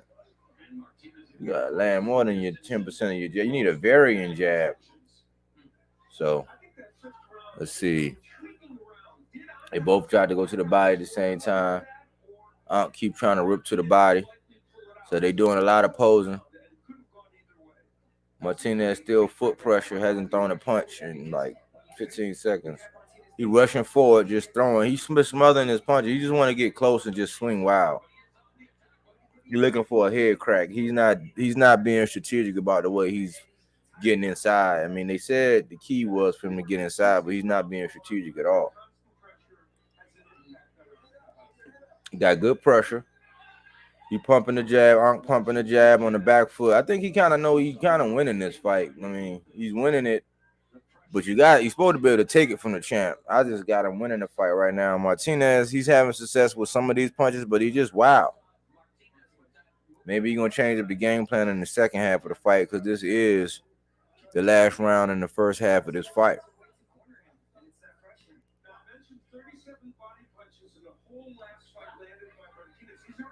So my nickname for Martinez is Anxious Smurf with that blue head. Yeah. Oh, good rip. Good dip and rip. A good uppercut from Martinez. Okay, having success. I mean, Martinez having success, had him in a rope, landing about maybe 3 punches. He just swinging for it. He putting everything on it, man. If he get caught, man, if Ankh knew how to take a step back, man, and a step back and a step forward, man, he could time this man and put his lights out because he's gonna be wide open for it. You just gotta wait for it and let him swing, man, because Martinez just had some success landing like 2 punches. He's still kind of wild. So it's be interesting to see how these judges have it scored after the first half. I just thought that the fight was too sloppy. There was a head clash that they didn't call. A good left from Ankh. Counter. Good right hook from Martinez. A wild right hook. He coming in with his hands down, blowing snot out his nose. He coming in. He just hit him 3 times. A deep dig to the body by Martinez. Foot pressure by Martinez. A wild overhand right. A wild overhand left. One of them landed. He threw 2 of them. Martinez just landed a wild left, a wild right. Ankh missed. He landed another wild left, and they posed before the bell rang. Man, I think that was his best round. It's probably Martinez's best round. Yeah, I think it was. Yep, Pop say that was Martinez's best round. So he's sitting here watching. Ocampo up here, he talking that Espanole. It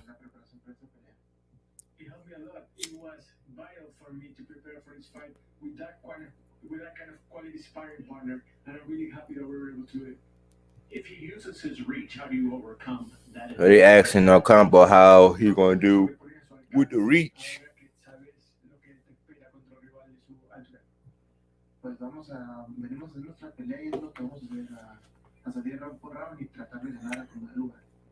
He's gonna go round per round. I'm gonna do what I do, and I'm gonna come out victorious because of what I do. Best of luck. We'll talk to you after, Carlos. Thank you. Ocampo talking like he gonna impose his will on Fundora. I like to see that. Still foot pressure. Oh, good dig. Oh, good dig. He committed to the body, man. I think he hit this man like 7 times to the body. Now he going upstairs. Martinez started out with that body where he cranking that body. Chin bone. Alert. Get out of there, Ankh. Back up. Get on your bike. Get your head together. You just sustained a lot of water in the basement. There's water flooding in the basement right now. He done settled down a little bit. He's still throwing wild, Martinez is, but that was the most success he had at one point in time. And he started off with that body work. Good rip from Ankh. He's saying that's low. The ref saying, hey, man. So they got it dead even this fight. They got this fight. Steve Farhood got this fight even. I think the champion getting a little home cooking, but it was clear that last round he won.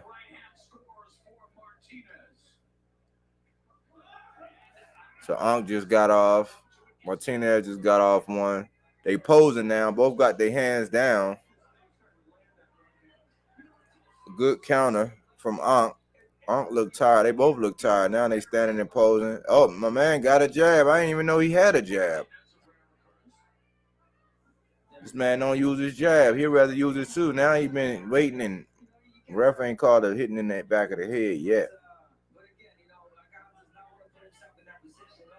Sustained foot pressure still. He right there in front of it. A good 1-2 downstairs on the right, and upstairs with the left. So now they just pose. Okay, good jab from Ankh. Jab, body work, a little head movement. He cranking his head with that left. I think these punches that Martinez is starting to get to Ankh. He kind of slowed down his rhythm. He had some rhythm. Now he just standing there. Don't look as polished as he was in the beginning. He getting tired. So there go the clash of heads. He leading in with his head. There you go. They see. I knew that was gonna happen, man. He came in straight with his head. I saw that. Man, that was crazy. Oh, yeah. They called it an accidental headbutt, but we know it was intentional. Cause you go back, I was saying he called that. I've been calling that all from the onset of this fight, man. They're trying to blame it on the different stances, but it's really because my man, I think Ankh caught him. He might have hurt him. He's kind of disguising it, but he keep punching it. He caught him with that right again. He keep catching him with that right hook. Now they both digging to the body. It's rock'em sock'em robots now. Now they posing now. Ankh know he can catch him with that check right hook. He's just not stepping back and pivoting with it. He got to step back. He got time and step back, and there you go. He got it with the left. He just hit him with the check left now. So he did it. Okay, that was crazy. Now he got caught trying to do that right hand again, trying to do that check right hook. Posing. Oh, okay. So now they both playing the counter game. So now this is whoever's first gonna get counter, and then you got to try to out counter the counter. So the chess match has begun now. As they go off into the corner. They showing the highlights with the 1, 2, 3. So he landed 3, 4 upside the head, 5, 6. So he had a 6-punch land streak. I think he had landed more than that because he went to the body too. At one point, that's Martinez with that 6-punch. Now that was the clash of the head where he coming in with his head. He been doing this all night though.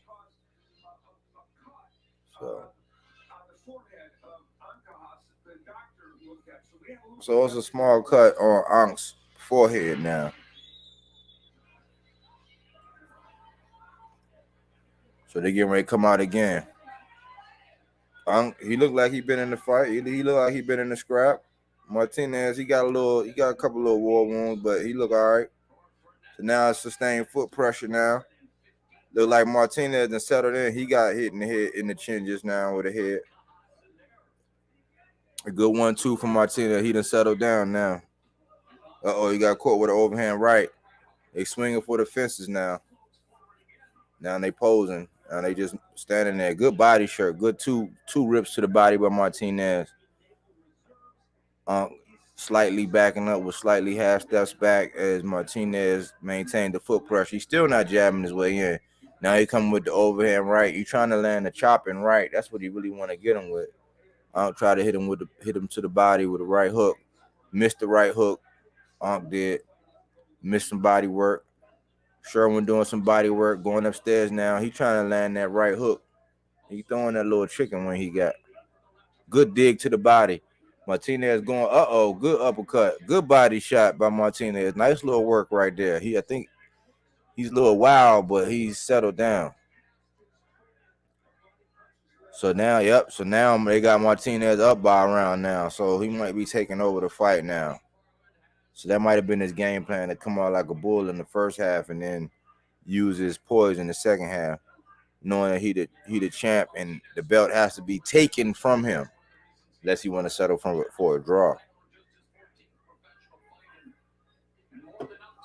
And right now, they just, man, keep blowing his nose in the middle of the ring. He been doing that all night. I don't know how he got time to blow his nose. I'll be pumping that jab. He wouldn't have time to blow his nose on me. I'll be rocking that snot box.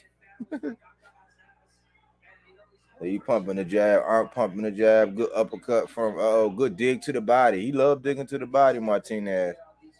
He just got 3 of them in there. He got to sit on it a little bit more, though. He got to make one of them things count. Maybe change up the speed on it.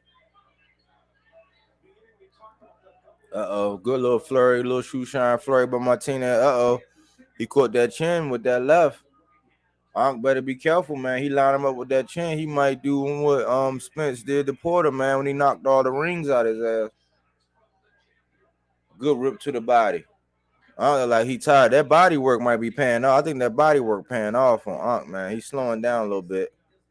Now, when Buddy decided to go to the head, he can land now. There you go, blowing his nose again. I'm like, how do you get to stand there and put your hand up to your nose and blow your nose without throwing a punch at the man? Oh, good body shot by Ankh. A good left body shot. They have a little small exchange now. They posing a lot now. I think these jokers look tired. And they go off into the corner now.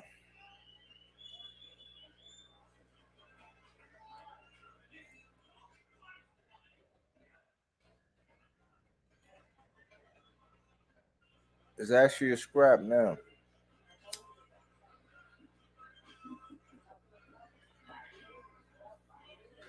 As it stands right now, they might give the champion, they might give Martinez this right now. If you had to close the books right now on this, they might give it to Martinez, even though I thought he fought for the first half all wrong. I thought out of the first half, he might have won maybe 2, depending on how you look at it. And if that's effective aggression, who had the better defense? Because I do think that Martinez was missing a lot. So the better defense was on display by Ankh. I think them body shots that Martinez started putting in has weighed on Ankh. And now we about to see as they start. He starts off again. Martinez starts off with a jab, some body work, more jabs. He's still kind of wild a little bit. He's sitting on it, though. Punch to the chest with the right hook. There you go. Now he's being short and deliberate with his punches. He's not being so wild. So Ankh got a little counter. So it's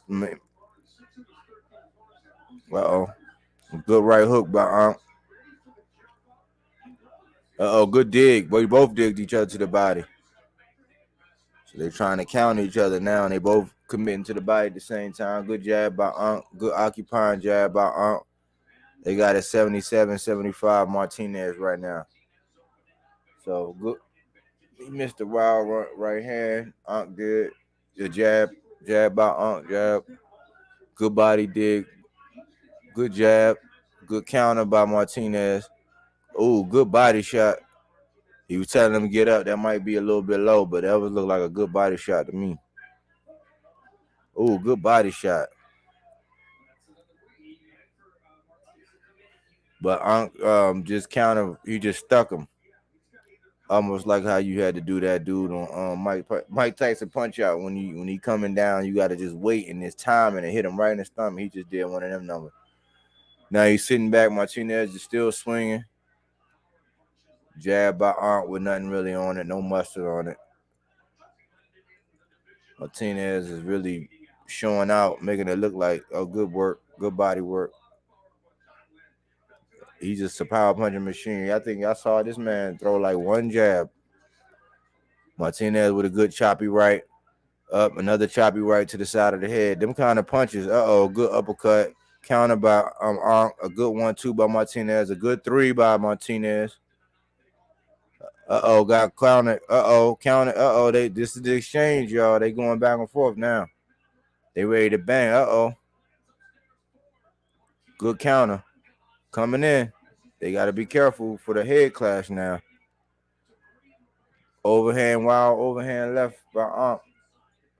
They're doing a lot of posing now. Good left, good drip, a good right, a dip. Martinez just landed twice, and Unk counted him.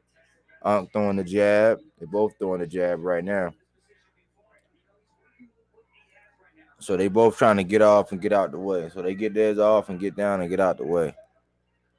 Ooh, good check right hook by Unk, but then he got caught by Martinez.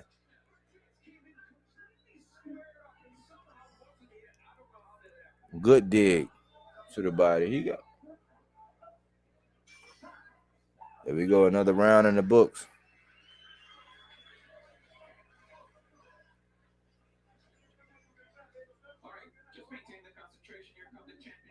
Martinez can be hit with any type of punch because he will not keep his hands up. We said Martinez would get hit with any kind of punch because any punch that's thrown.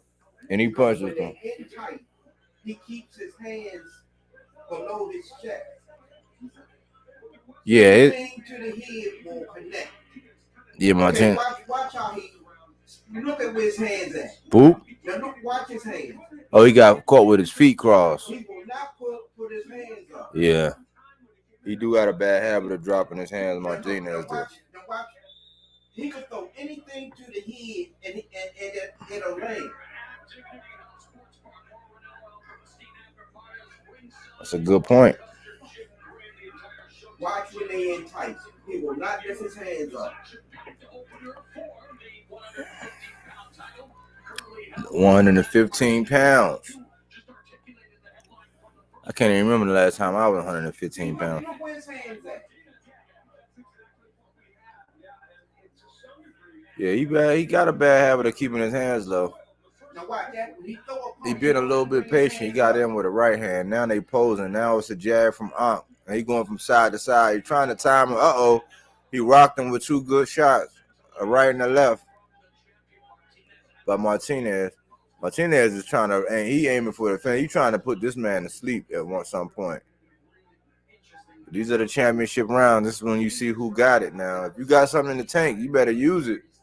You don't want to leave this fight having anything left, really. Because you don't know how the judges are actually scoring this fight. So let's keep that in mind. We don't know how the judges are actually scoring this fight. So this is the time where if you got anything in the tank, you need to go ahead and go for it. Martinez is catching him with the left. He just landed the second one of a 1-2 from a left-right, shall I say.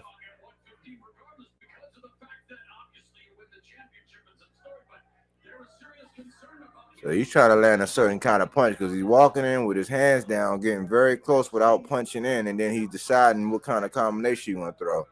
Unk just missed like a three-piece combination, and now they have a small little exchange, and Unk is wrenching on his neck. Just let him go. So now they stand in front of each other. Unk just threw two punches.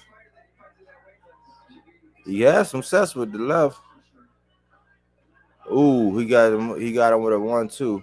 A wild overhand left. He landed something, but he landed another left. Pause, but man, now he being a showman. That means he got hurt. That's hurt a little bit. Martinez was hurt just a little bit. Now he's keeping his hands down. He's playing, man. See, this is when taunting goes wrong. A wild right hand that missed. He got caught with that right hand again. So Unk just picking and choosing just whenever. He just launching off. Martinez just posing and then picking when he wanna rip, and he just letting them rip. A missed three-piece, yeah. Unk is tired. He just threw a wild overhand left. Martinez seemed like he might got more in the tank, but he just threw a couple overhands from both sides. Unk tried to counter. 3 seconds left. Yeah, another semi-ugly round.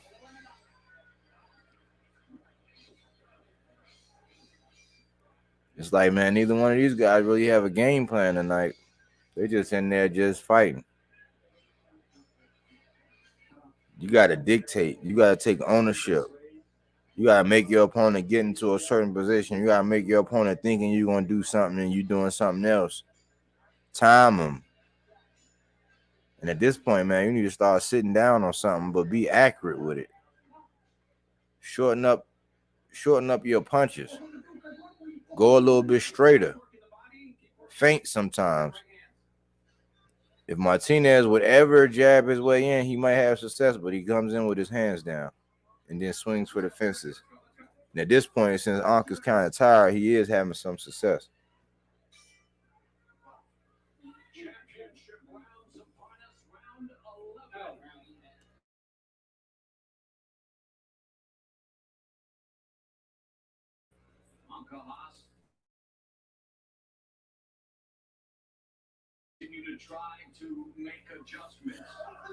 Oh, yeah, so they exchanging now. This is the 11th.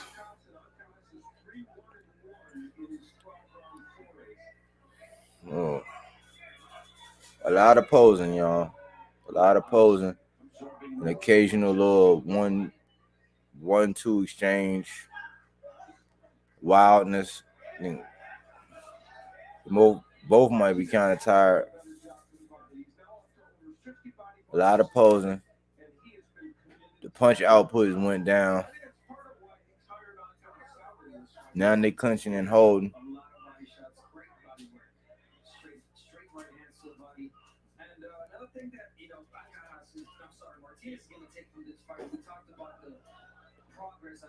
A good right hand by Ankh. Caught him flush on the eardrum. A lot of posing. Martinez coming in. He just threw like a six flurry, 6-piece. He's trying to go downstairs and back upstairs. Ankh trying to do the straights, the 1-2s, the 1-2-1-2s. Going to the body. Little counter, little messy fight. Little doggy dog fight. Neither one of them are that accurate. I would say Ankh is a little bit more accurate than Martinez, but Martinez definitely ain't accurate. He's just a workhorse. And he put a lot of mustard on it, so sometimes somebody might have a lapse in defense, and that's probably how he's been winning his fights. Because this man is wild. A lot of posing, occasional punch here and there, occasional exchange, but nobody's really imposing their will right now. They just boxing.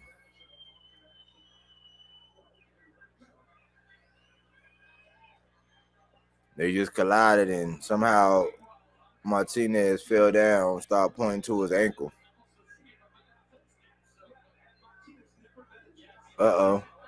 Straight right. He got caught switching. Stances, got hit with a straight right. Martinez did.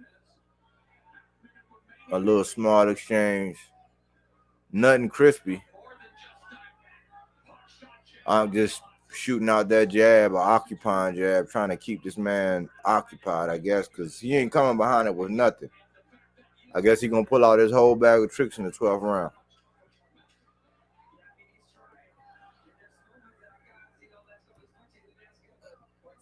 So they just stand in front of each other. A lot of posing, man. A lot of posing.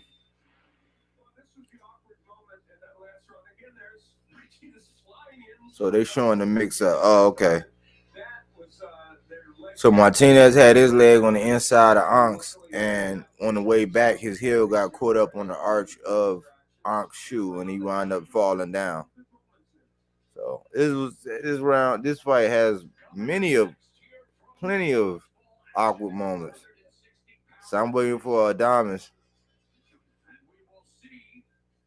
This man got that crazy mohawk, man. I wish everybody would stop getting that hairstyle, man. I'm about tired of seeing it.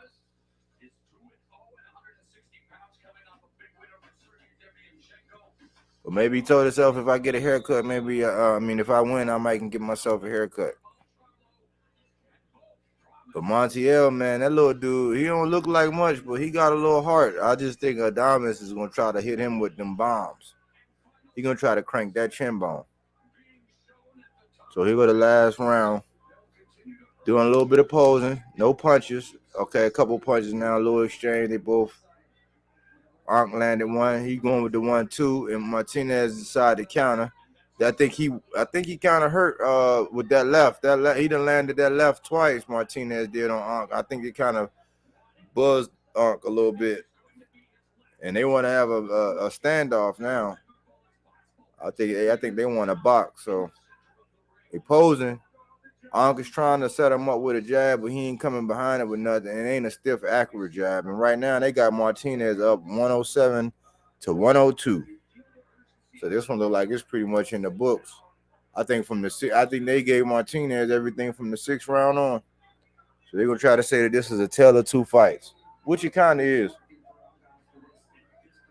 Good wild overhand left with a little flurry from both, which neither one was really effective. Ankh is jabbing. Martinez is just waiting and counter punching and just putting mustard on everything. Now they done got tied up and look like Martinez is about to do something strange to Ankh on the ring. He's gathering his breath and wiping his gloves off. Now they about to re-engage. Let's get this last 1 minute and 30 on. Second half of the last round. Doing a lot of posing. Some feinting from Martinez, a little fake jab from Ankh. Ankh tried to overhand left him, and Martinez came back with like a 4-piece straight. Good left by Martinez. Good counter, popping that head back like a Pez dispenser. This game is just counter and just. What was it Kung Lao used to do all them little short choppy punches? He letting it go. He rocking Ankh head back. The last part is making this fight look bad. He hit him with a 1-2, a single. He going back to the body. Martinez is. Good body dig. He missed wild with the left. Missed wild with another right. Got his hands down. Ankh just shooting the jab. I think Ankh then silently made an agreement with himself that he wasn't going to do anything crazy to win this fight. I think he kind of like got his will imposed. He has taken a lot of damage. Martinez was a little reckless in this fight, but overall it wound up being effective. I thought he fought a little bit better the last fight, but this fight he actually did enough, in my opinion, to get the win because Ankh didn't really make an adjustment after he saw what Martinez was actually trying to do.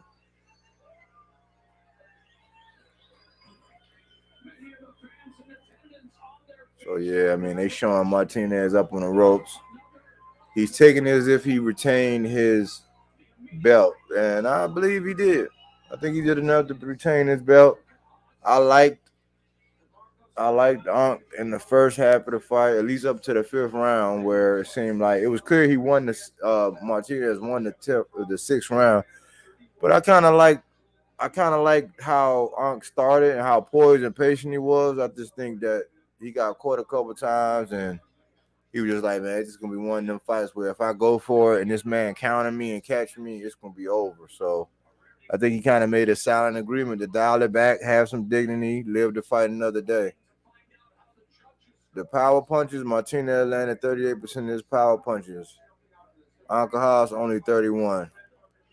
54 body shots doing that body work by Martinez compared to Ankh's 15.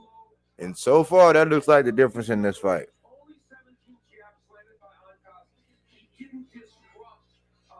Martinez, they saying Martinez threw 90 jabs and landed 19 of them. That's crazy.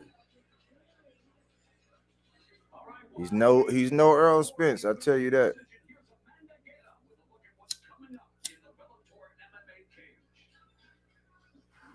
Sure, even Devin, even Jamal Charlo, they live off that jab. They eat off that jab.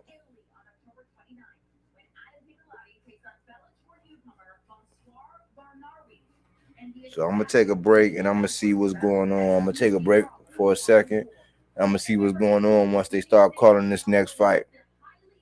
I'll be with you. I'm going to go ahead and loop back my women's videos. I continue to push women's boxing and attention.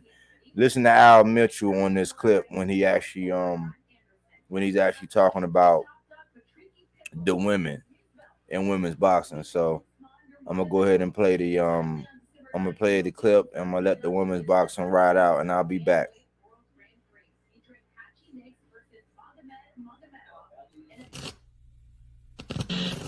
Welcome to Bodywork.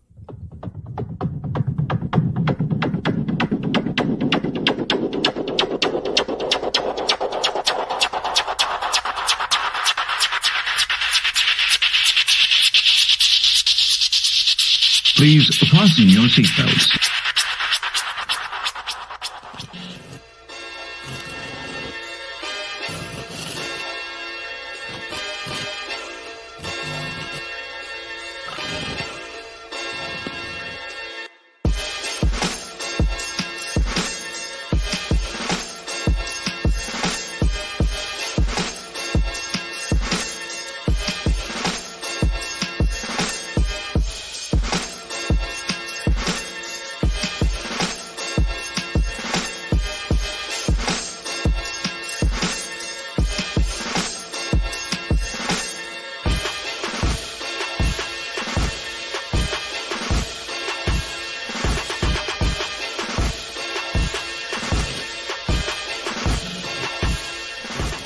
I had 11 Olympians and over 800 national champs.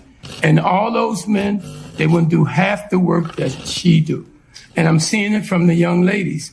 These last 2 years, when you think about it, all the good fights is coming from the women. The guys is ducking each other, looking for the easy way. Hey.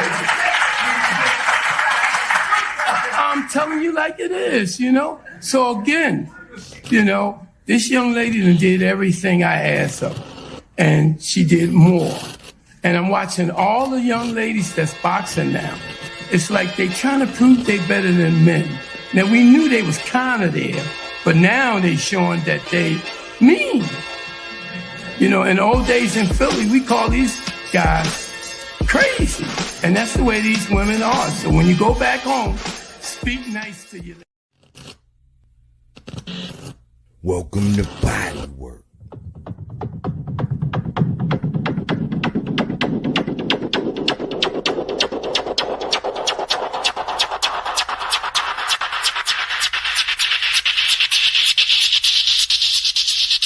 Please fasten your seatbelts.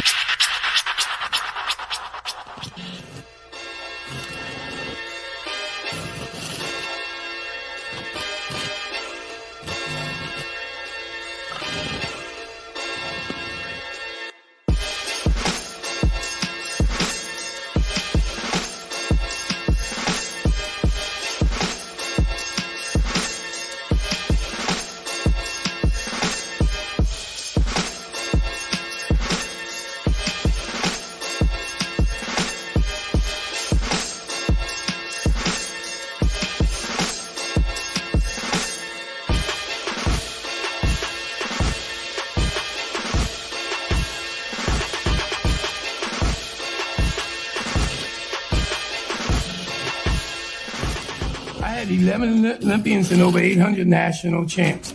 And all those men, they wouldn't do half the work that she do. And I'm seeing it from the young ladies. These last 2 years, when you think about it, all the good fights is coming from the women. The guys is ducking each other, looking for the easy way. Hey. I'm telling you like it is, you know? So again, you know, this young lady done did everything I asked of, and she did more. And I'm watching all the young ladies that's boxing now.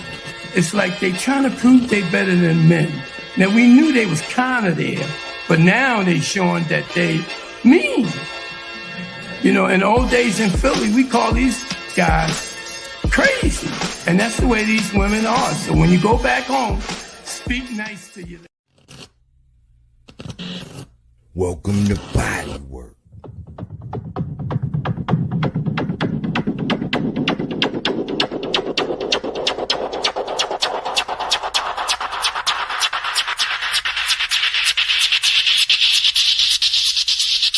Please fasten your seatbelts.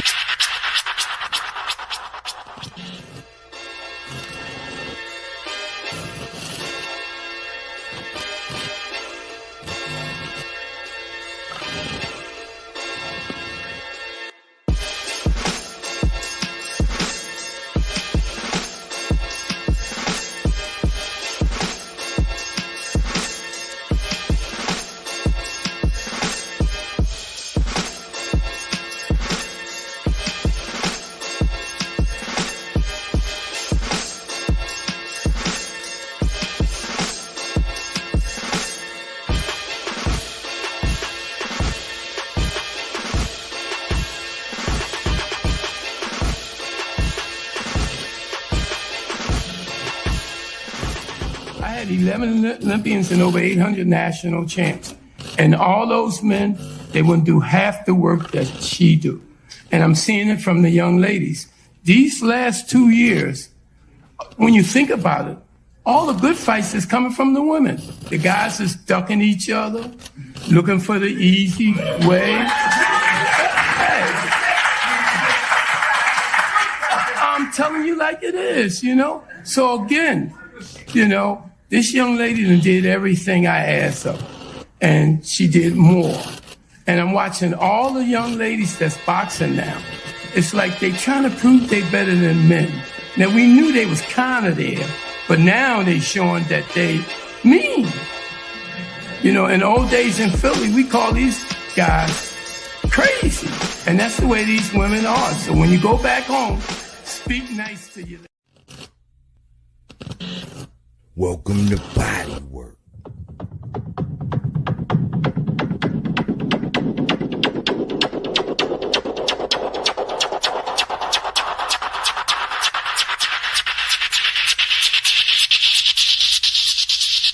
Please fasten your seatbelts.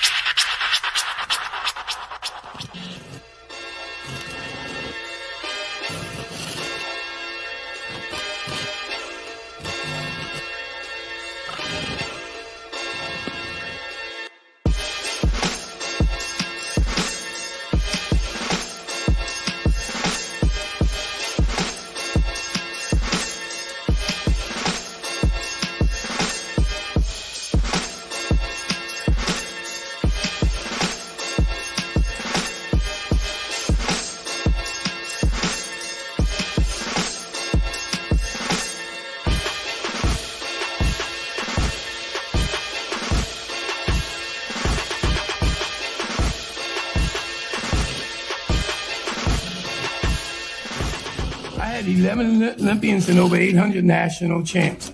And all those men, they wouldn't do half the work that she do. And I'm seeing it from the young ladies. These last 2 years, when you think about it, all the good fights is coming from the women. The guys is ducking each other, looking for the easy way. Hey, I'm telling you like it is, you know? So again, you know, this young lady done did everything I asked her, and she did more. And I'm watching all the young ladies that's boxing now. It's like they trying to prove they better than men. Now, we knew they was kind of there, but now they showing that they mean. You know, in the old days in Philly, we call these guys crazy. And that's the way these women are. So when you go back home, speak nice to your ladies. Welcome to Bodywork.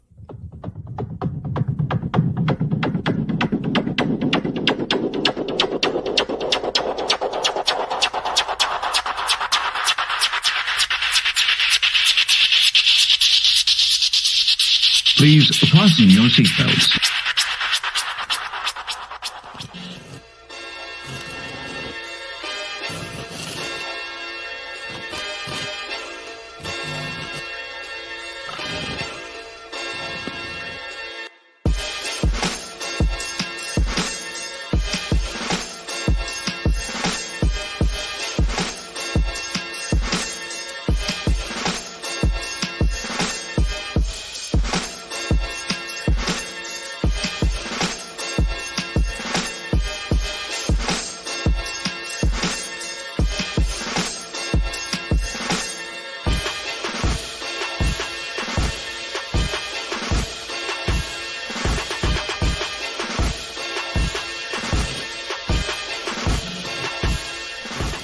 I had 11 Olympians and over 800 national champs. And all those men, they wouldn't do half the work that she do. And I'm seeing it from the young ladies. These last 2 years, when you think about it, all the good fights is coming from the women. The guys is ducking each other, looking for the easy way. Hey,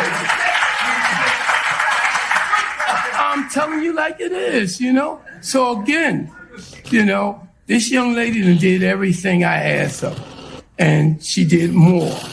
And I'm watching all the young ladies that's boxing now.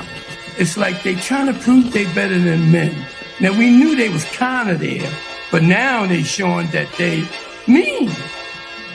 You know, in the old days in Philly, we call these guys crazy. And that's the way these women are. So when you go back home, speak nice to you. Welcome to Bodywork.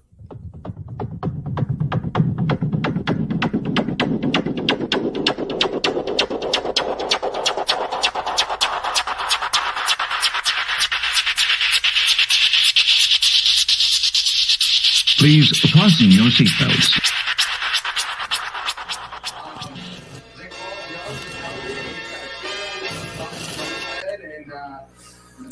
Yeah, so we waiting for the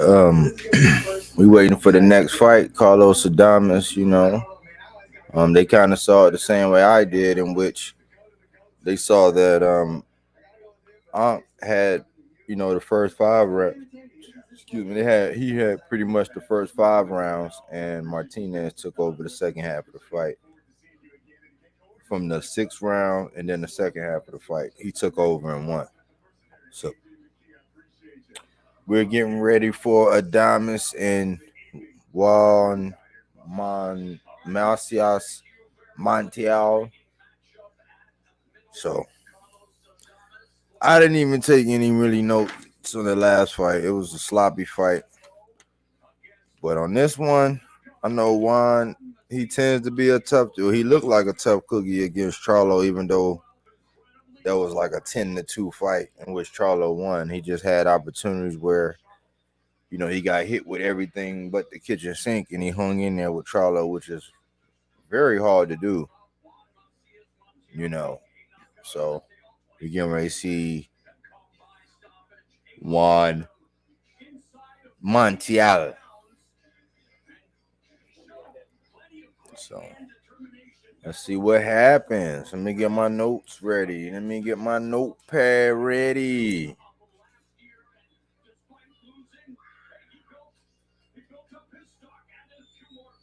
Get my notepad ready so that I can take some scoring. Meanwhile, for the 28-year-old Adames, they're being tended to by first-time trainer Bob Santos. He's worked his corner before, but this is the first time he's worked as his head trainer.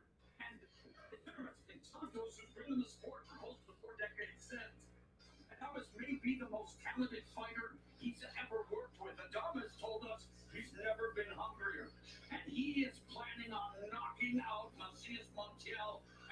So they saying Adames is going to go for the knockout. So we're going to see. So he's from the Dominican Republic, Carlos Adames. So let's see what happens. He got the mohawk with the ape fur around the neck and the tassels. For that to be all black, he got a lot going on. 28, you're both 28 years old.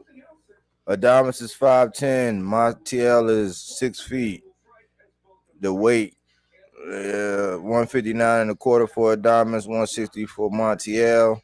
72.5-inch reach for Adames and 72-inch reach for Montiel. So Montiel is supposed to be 2 inches taller, but Adames has a 1/2 inch reach advantage. I'm not sure if that reach advantage is going to do him any good because it's only a 1/2 inch. And I don't think he fights with that reach in play. So it's getting ready to go down. Also see Jerry Cantu from Cali, Joseph Mason from Colorado, and Pat Russell from California Love. We got Ray Corona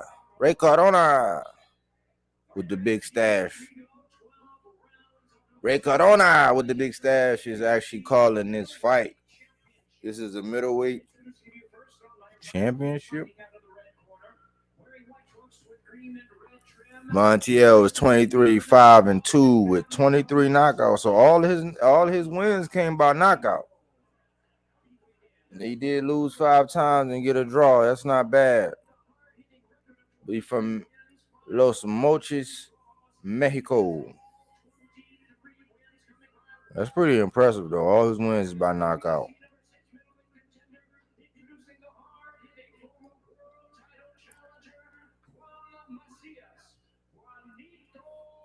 They saying he can hit, he can crack. I mean, I seen him, but Charlo do got a huge punch resistance. Huge. Carlos Adamos from Santo Domingo, Dominican Republic. He's 21-1 with 16 knockouts. So that's about almost 4 out of 5, 8 out of 10, 16 out of 20.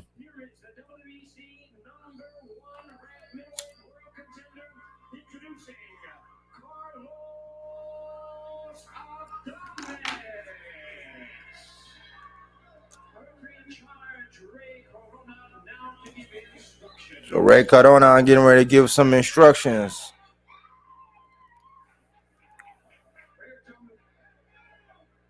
It's about to go down. Montiel got his navel covered up, so he's subject to getting low blows. Anything below that belt on Adamas is going to be a low blow. So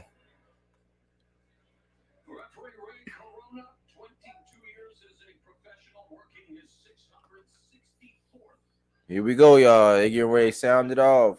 You know what I'm saying? Get ready, get ready, get ready, get ready. Seconds out. So the bell done rang. They meet in the middle of the ring, doing a little bit of posing. Adamas trying to come in with the jab. He's slow pacing it. Montiel's just backpedaling. He's on the back foot. Nobody's throwing a punch yet. So it's a little bit of foot pressure. Adamas backs up a little bit. That's the second punch thrown, which was a jab that was missed. So 2 punches thrown in 30 seconds. This is a barn burner.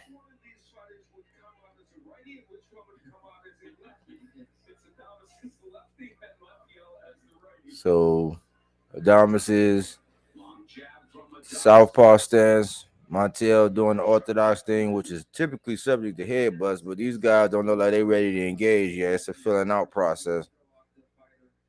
So maybe Montiel might be trying to be a counterpuncher this fight. So really nothing going on right now. He's just posing, and Adamas occasionally throws out a little jab. Let's see. Still a lot of posing, man. A lot of posing. A lot of wasted movement. A lot of wasted energy. All that swinging arms. And nobody really throwing no punches. I'm surprised the crowd ain't booing yet. There they go. Right on cue. They start booing. Told you we got a barn burner. They booing already because it's no action, man. Like, you can't win a fight without punching, guys. Adamas is throwing out that weak-ass jab. And Montiel, I don't even know if Montiel threw a punch yet. He just landed a jab. I don't know if Montiel even threw a punch yet.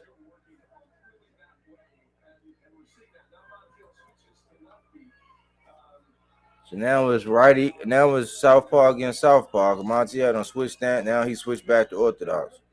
Still ain't throw no punch yet. I don't know if I seen one unless I missed it.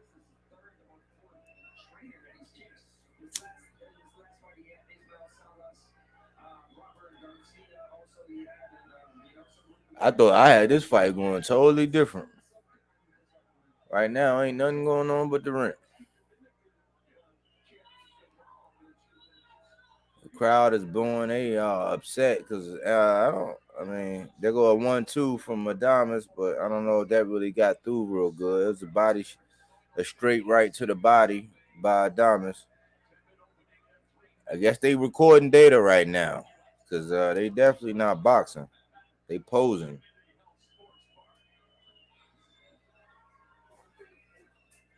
Right now, they just posing, man. Now that round's over. I don't know who you gonna give that round to. Yes, Adamas was the more active one, and he landed the more punches. Because I don't even know if that man threw a punch. I don't know if Montiel threw a punch that round.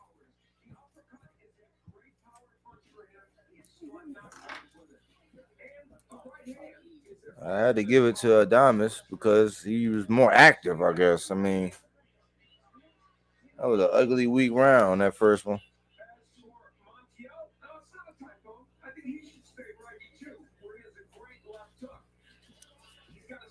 So he switched his stances, but really wasn't throwing.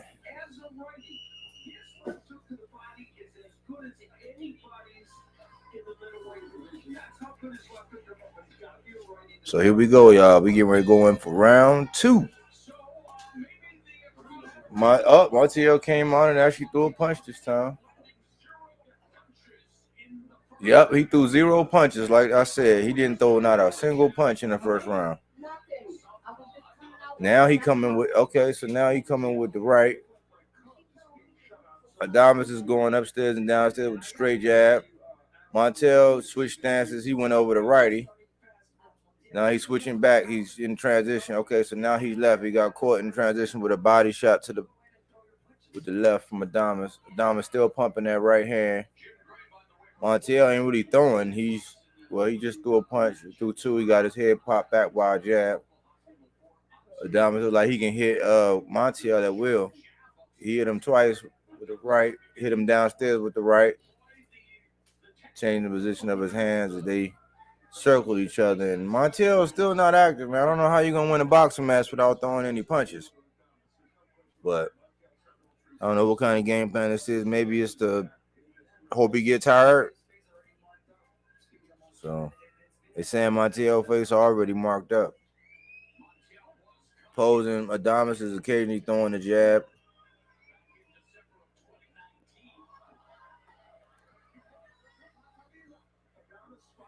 So we got some action now. Adamas seems like he getting warmed up now. I just seen the 1-1-2. Just a wild hook. Now he getting out of there. Montiel coming forward, not punching in, hands up, guards up, maintaining that foot pressure. Little phantom jab, trying to come in with the right from the orthodox position. Still ain't throwing no jab. Adamas going to the body with a left. Not much a left from Adamas, a left right from Adamas. A straight jab by Adonis that actually hit. Adamas starting to land to the body, and that's going to pay big dividends. He just hitting that bread basket, tapping that bread basket, staying active. Good jab. Good jab. Saw some juices fly. Good check left. Good body dig to the body, Adamas. Adamas putting in some work. That's going to pay off some big dividends. Montiel letting his hands go, trying to throw an uppercut, trying to apply the pressure. They leaning on each other. Adamas with the straight jab. Montiel missed the uppercut and the right hook. Adamas with a wild right. A straight jab by Adamas. So Adamas is actually fending Montiel off, and Montiel standing at bay. Good right. Good lead right hand. Good second right hand from Montiel. Good 2 right hands. So Montiel came by with sustained foot pressure, didn't box his way in once again, but he was more active than the first round because he didn't throw not one punch in the first round. So they going back and showing the Kavalauskas against Fox.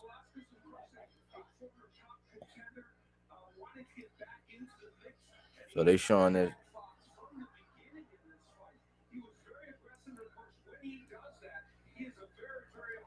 Man, Michael Fox made it. Man.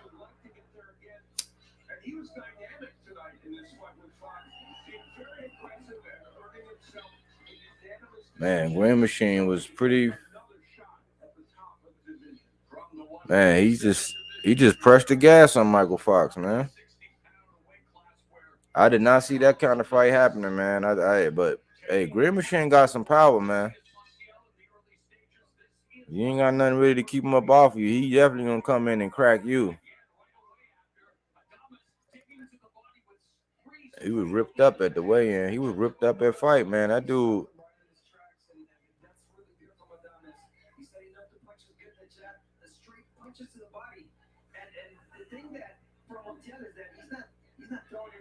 Adonis is coming with the sustained attack upstairs and downstairs with the jab. So he's going up to the face with the up jab, and then he's going down to the bread basket. Now 2 hooks, 3 hooks, a left, right, and a left to the body, and he's gotten one for low blows. The ref telling him to keep it up. Montel came back with an uppercut. Montel came back with a hook, a straight right, a right hook.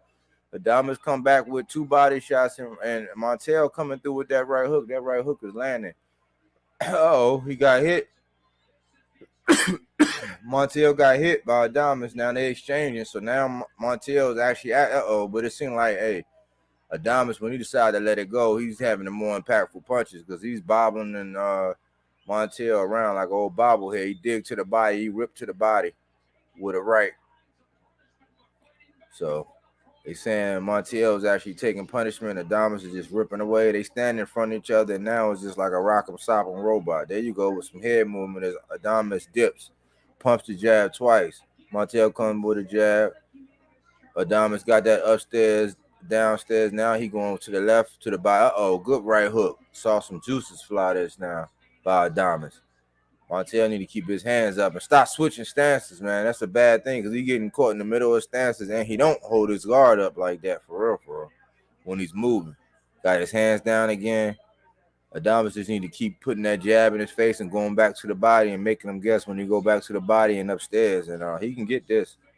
I think once Adonis start pressing on the gas, if it go to the 6, I would say I start pressing on the gas in the 6. Good body shot. They exchanging a small exchange. But Montel is really not that active. He's just standing there holding his guards and trying to swipe away punches that Adonis coming through. But there's 50. Good lead left. He got rocked. Adonis rocked him. He stanky leg. He up against the ropes. Adonis is going in for the kill. Left, right, left. Body, head, body.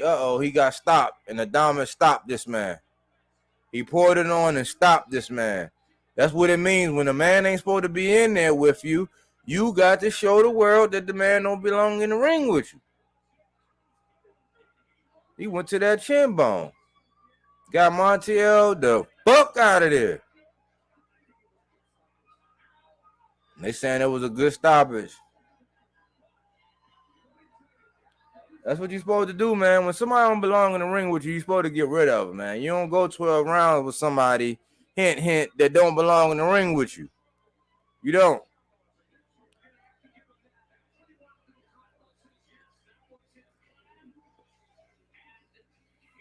That was a very patient game plan by Adonis. So Montel got stopped. That was only the second time he got stopped in his career, Montel, that is. I think it was just the wrong game plan. It was just the wrong game plan. So they talking about the ferocious big shots by Adonis to get that job done, but that was just, yeah. Adonis did what he needed to do. Salute to that man. Salute to that man for getting his victory.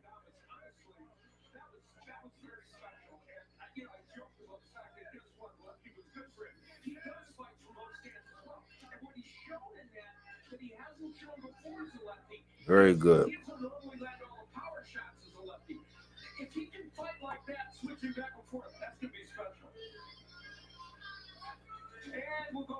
So what I'm going to do is, since I called this one, man, we already know the results. Adonis by a good juices flying. It was a left-right hook. He dipped. He dipped off. He pushed him off with his shoulder. Got some separation. Backed up. Once he backed up, he came back with a right hook. And that kind of like put a pause on Montiel. I was like, that was like some smelling salt. Adonis got back in his crouching Tiger hidden dragon stance, and he paused. He sized him up. And the right hook was what wobbled him. The right hook just set his mind at ease. Then he tried to clean him up with the left, but he ain't stick it that hard. Had he had more better reflexes, he could have got it. Then he went oops beside his head, right by the temple area, a brushing glance against his face. He had him up against the ropes. He tried to hit him in the body, but it was deflected. Then he went to the body. Then he came over with an overhead chopping right hook.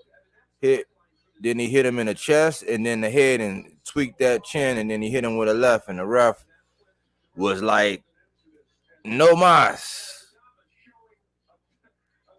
So that's what happened in that fight, man. Salute to Adamas for the win. I'm going to go ahead and take a break.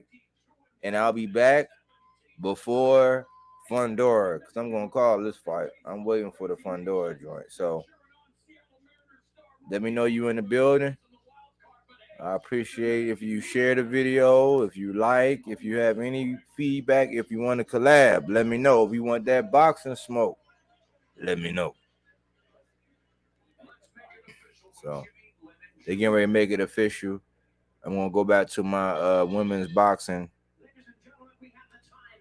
My little women's boxing intro. I'm going to let that ride out until Fundora get back. Thank everybody who came in and rocked with me. I'll be right back.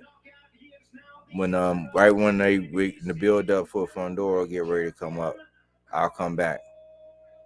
So enjoy this segment from the women's boxing, and I'll be back. Welcome to Bodywork.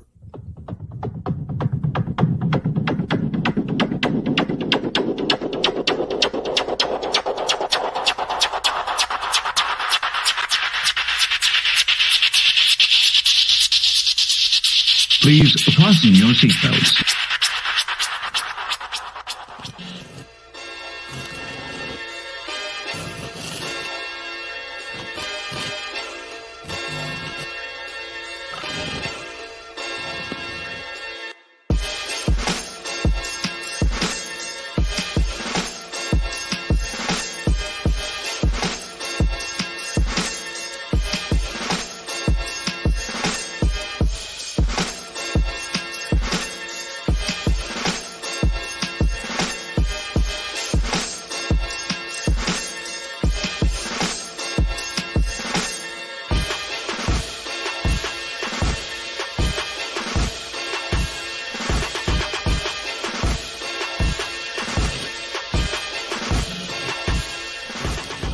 had 11 Olympians and over 800 national champs.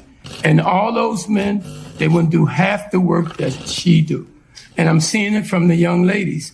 These last 2 years, when you think about it, all the good fights is coming from the women. The guys is ducking each other, looking for the easy way. Hey.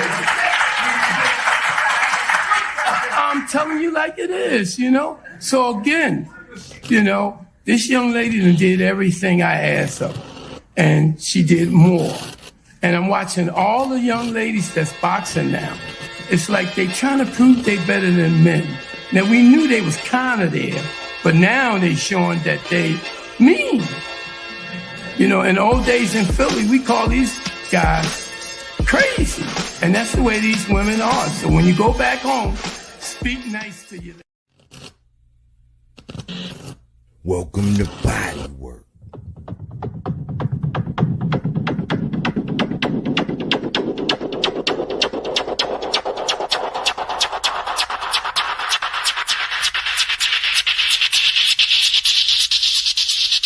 Please fasten your seatbelts.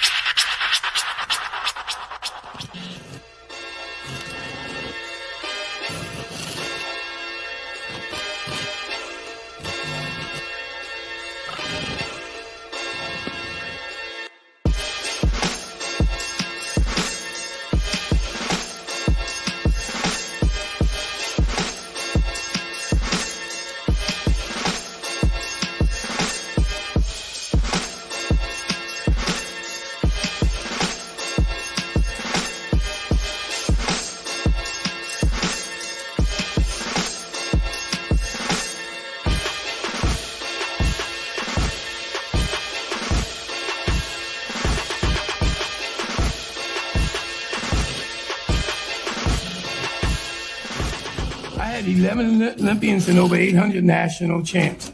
And all those men, they wouldn't do half the work that she do. And I'm seeing it from the young ladies. These last 2 years, when you think about it, all the good fights is coming from the women. The guys is ducking each other, looking for the easy way. Hey. I'm telling you like it is, you know? So again, you know, this young lady done did everything I asked of, and she did more. And I'm watching all the young ladies that's boxing now. It's like they trying to prove they better than men. Now, we knew they was kind of there, but now they showing that they mean. You know, in the old days in Philly, we call these guys crazy. And that's the way these women are. So when you go back home, speak nice to you. Welcome to Bodywork.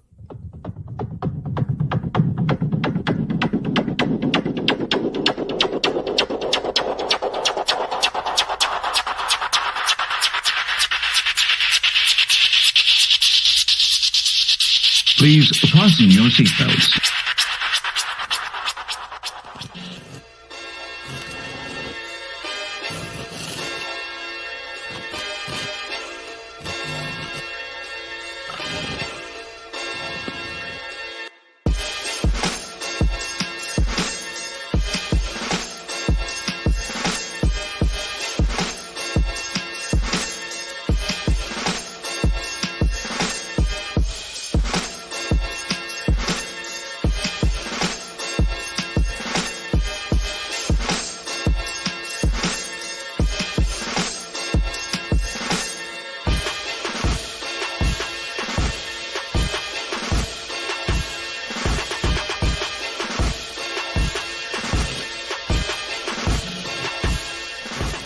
I had 11 Olympians and over 800 national champs.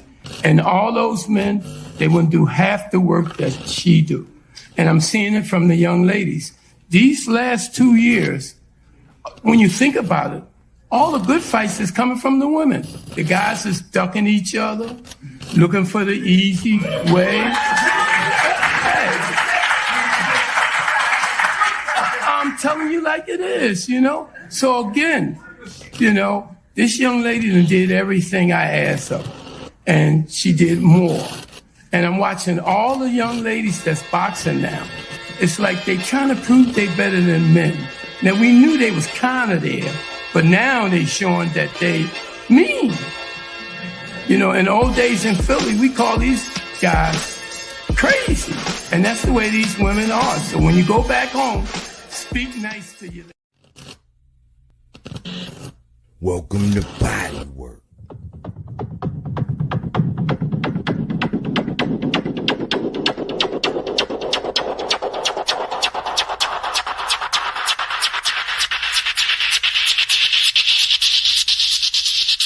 Please fasten your seatbelts.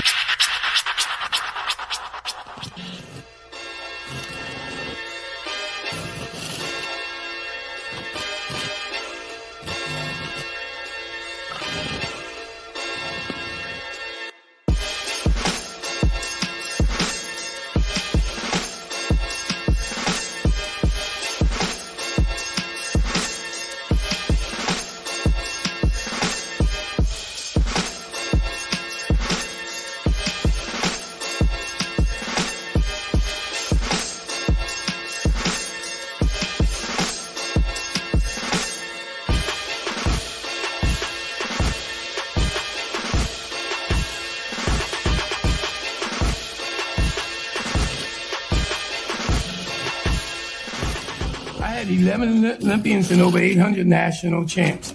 And all those men, they wouldn't do half the work that she do. And I'm seeing it from the young ladies. These last 2 years, when you think about it, all the good fights is coming from the women. The guys is ducking each other, looking for the easy way. Hey. I'm telling you like it is, you know? So again, you know, this young lady done did everything I asked of, and she did more. And I'm watching all the young ladies that's boxing now. it's like they trying to prove they better than men. Now, we knew they was kind of there, but now they showing that they mean. You know, in the old days in Philly, we call these guys crazy. And that's the way these women are. So when you go back home, speak nice to your Welcome to Bodywork.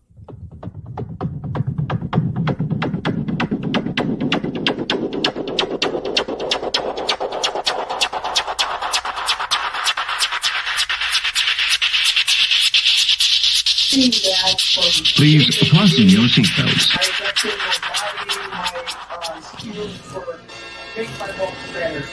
Gotta ask you, will you beat Jake Paul? I'm not going to put it up. Maybe. You go. Anderson Silva. You will see him. You think so?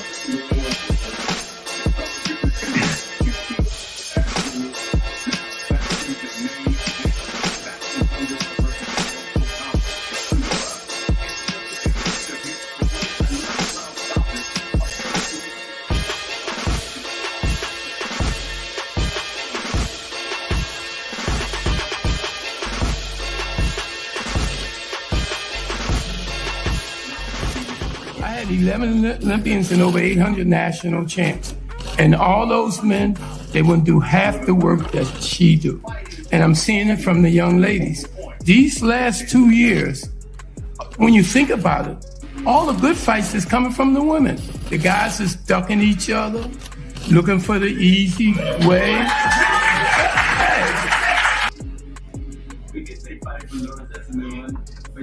Yeah. I'm back. They showing Gabriella, hey. That's what they showing.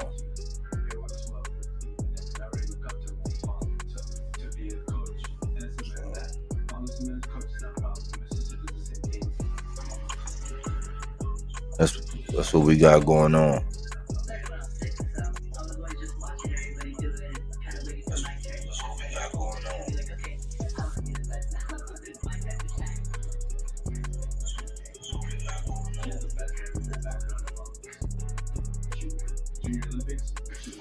And check out my little volume to see what was going on. So I pretty much see, you know, how it is. I can hear it. So they showing Gabriella training. And they talking, interviewing the landlord himself. That's what I call him, the landlord.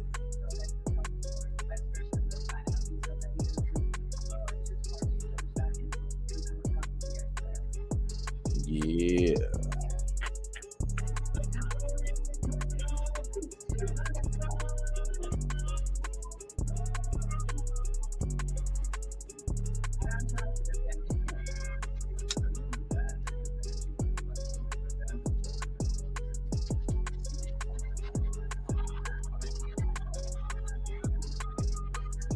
You see that uppercut, y'all?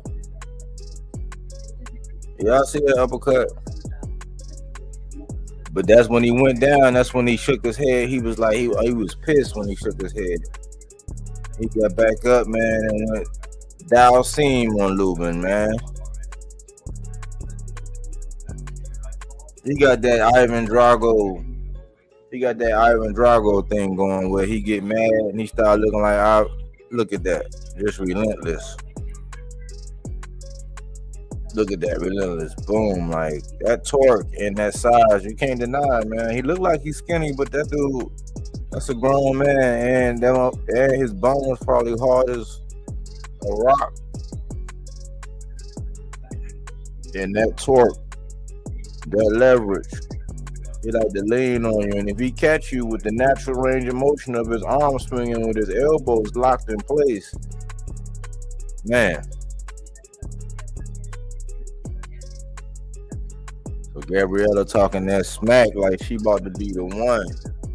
They trying to look to be two champions. I think they good for boxing, man. Like he said, he don't be disrespecting his opponents. He don't got to do all that. You know, he just, but in the ring, he imposed his will, man. I was going back doing a ring resume on him. You know, I did a video on him, and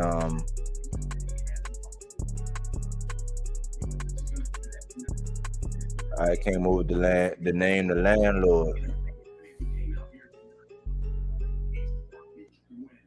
Because he takes up real estate, keys in on his tenants, and then he evicts them. That's why I call him the landlord. I just don't think that Ocampo got the measurables, man, from Fundora, man. I think this might be an early night, man. So we might not be on here that long.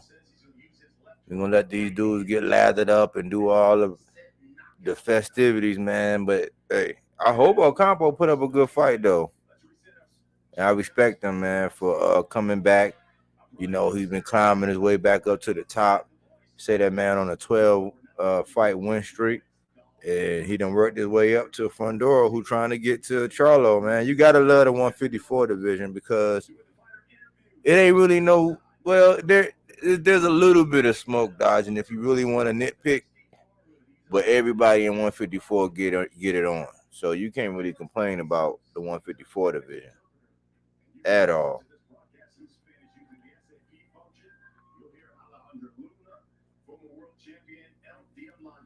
So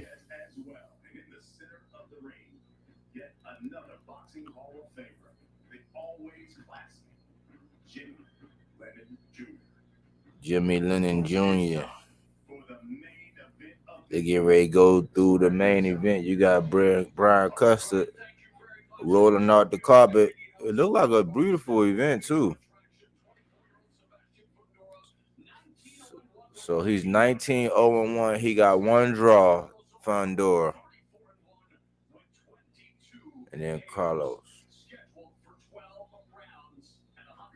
He lost once to Earl Spence. He said he wasn't ready. He said he was immature at the time. He's matured now. Not immature as a person, but he wasn't ready. He wasn't ripe. So I'm guessing he's saying he in his prime now. And we're going to see. With only 2 losses and a 78-fight career which spanned nearly 20 years, Joffrey is considered one of the all-time great bantamweight world champions. At this time, we ask you to please rise and remain silent as our time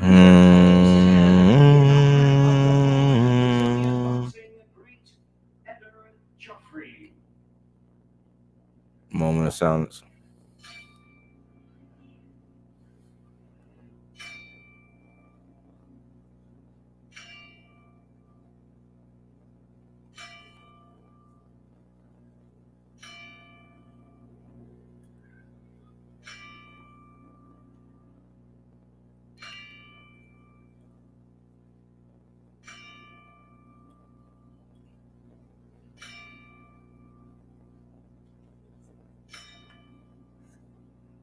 Thank you, ladies and gentlemen. May God rest his soul. It's Eder Joffrey. They gave a 10 count for Eder Joffrey. So shout out to him. Jimmy Lennon about to call that thing. This is the moment of truth. We about to see who got it.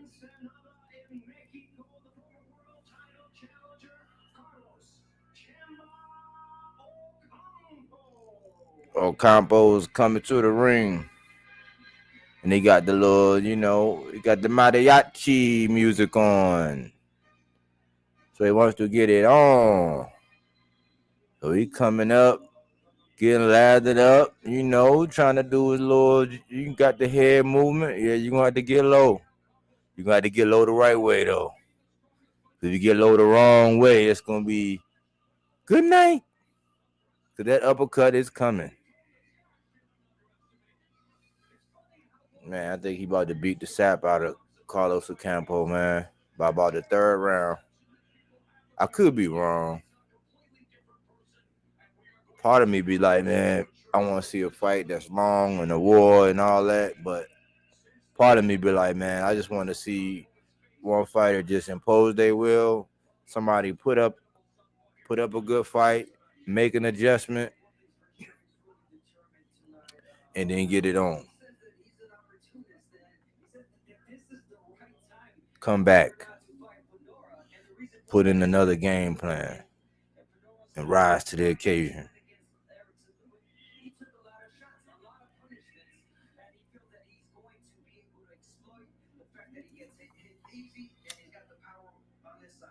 Ocampo scored his career best win 2 fights ago March of this year in Toronto again. Quebec, Canada with an upset 9th-round TKO. So he been going to Canada.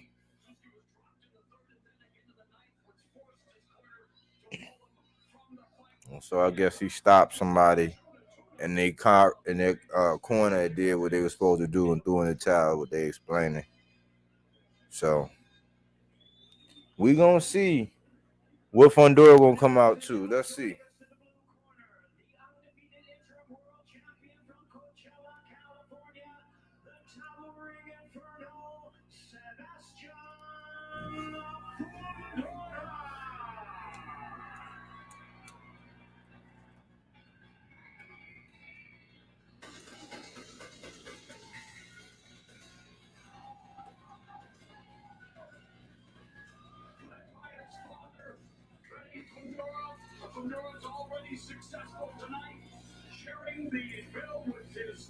The Fundora is a rock star. He coming out to some rock star music. Oh, they call him the praying mantis, man. They say he a praying mantis. That's a good analogy. I thought of that one too.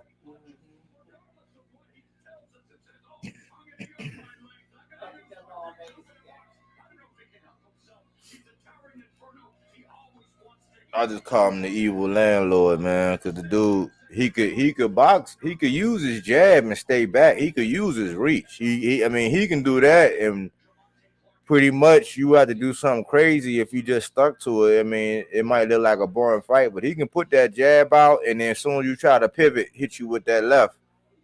He could do that all night. I've seen him do it, but he just don't like it. He's a throwback fighter. Like it's like he got an old soul in that young body, and when he changed, like you see him now. Look at him now, Mike. Look at his face now. See his face now. He all cool, calm, and collected, right? He like Clark Kent, but watch when he get in there and he start pounding on Buddy. His face gonna start changing. He gonna look all mean. Like watch. He got a different little mean side to him. He got a little a mean streak. He calling out Jamel Charlo, man. I don't know if he can beat Jamel Charlo. I just like the fact that he's going toward the smoke. And I think he the type that if he lose, that's not gonna make him go and retire and go do something else. He just gonna get better. That's why I didn't like when everybody was saying after he did that to Lubin, everybody was saying, oh man, his gloves and all this other stuff. I said, we can't do that, man. We got to be more responsible, man. Because one of the boxers that we be checking for, when they do that to our boxers and suggest that they on something, we be like, oh man, see. But they do that to Fundora, man. Until they can prove that, or you know what I'm saying, I wouldn't even interject that in the conversation. But you hear that every time, man, from various channels and people that talk about this, man. I'm like, this man done worked his way up.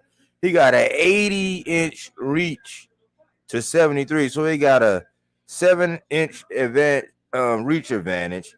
And then he got a 7-inch height. So he got 7 inches on height and reach. That means he can literally stand in front of Ocampo and hit him all night and not be hit. Literally, he could do that. He could literally stand in there and hit him. He could be in range to where he can hit Ocampo all night and Ocampo can't hit him. So unless Ocampo to develop a dynamite stick or two in them gloves, I don't think he's going to be able to do nothing to a Fundora that he ain't seen or felt, because this man got a beard. I'm telling y'all all this because the man got a beard. So he probably going to get caught a couple times and get upset. And then he's going to impose his will. And it's going to be it. And he like to do body work. Vicious body work.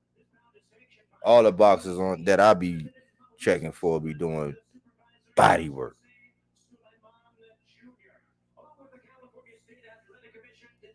Jimmy Lennon Jr. doing this thing. You know what I'm talking about?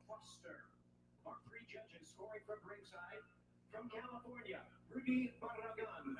From Massachusetts, Dan Fitzgerald.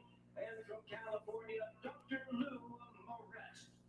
Introducing our third man to the ring, he'll be in charge of the action. We have Jack Reese.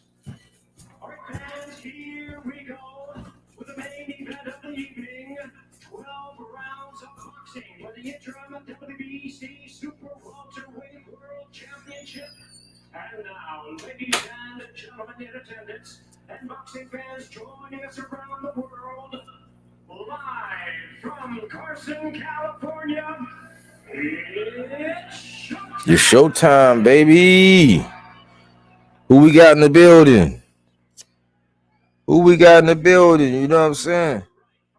They introducing these guys. You know what I'm saying? These guys. They getting ready to introduce these guys. And then I'm going to come back on the screen. I'm going to call this fight in real time. We're going to see how I do up against the judges. Do they say the shit after me? Do I say it before them? Am I calling the shit out in real time? We're going to judge. I welcome all feedback, good, bad, or indifferent.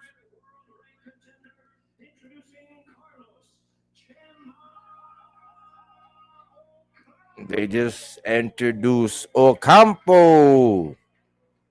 Ocampo. He got the number 34. He got the number 34.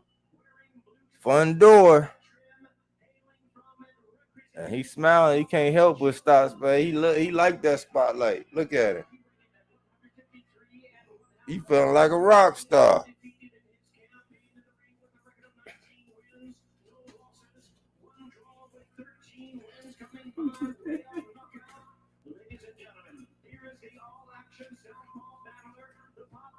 He almost at 7 out of 10. He shy of 7 out of 10, but he almost at 7 out of 10 of his opponents he getting rid of.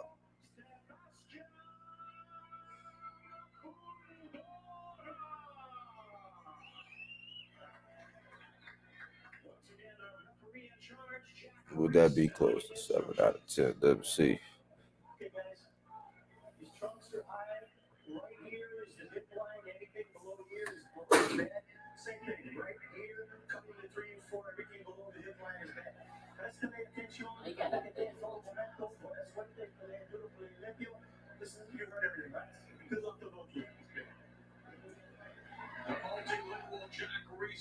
$65. So let's go. We getting ready to let's go.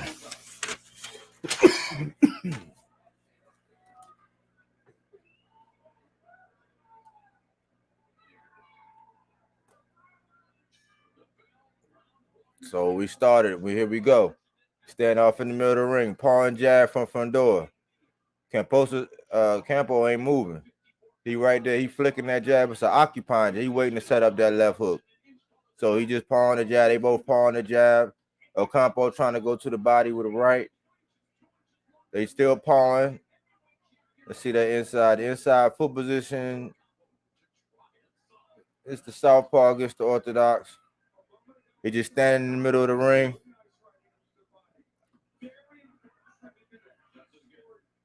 So Fundora just moving around. They doing some posing now. They trying to get position and they feeling each other out.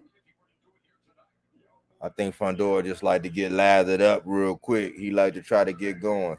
He got that paw and jab, and Ocampo got to respect it because he putting it out there. Even if he just flicking it out there and occupying him with it. Waiting for him to try to go around it so he can cream his ass. So Ocampo just got a left hand in. So Ocampo, making an account for himself, showing, hey, I ain't out here just to get a check. You know what I'm saying? We're going to see as time go on.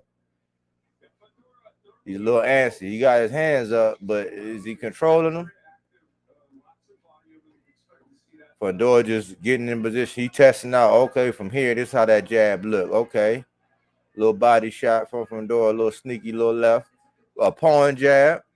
Little occupying jab. He getting counted by Ocampo with the quick left. He going over top.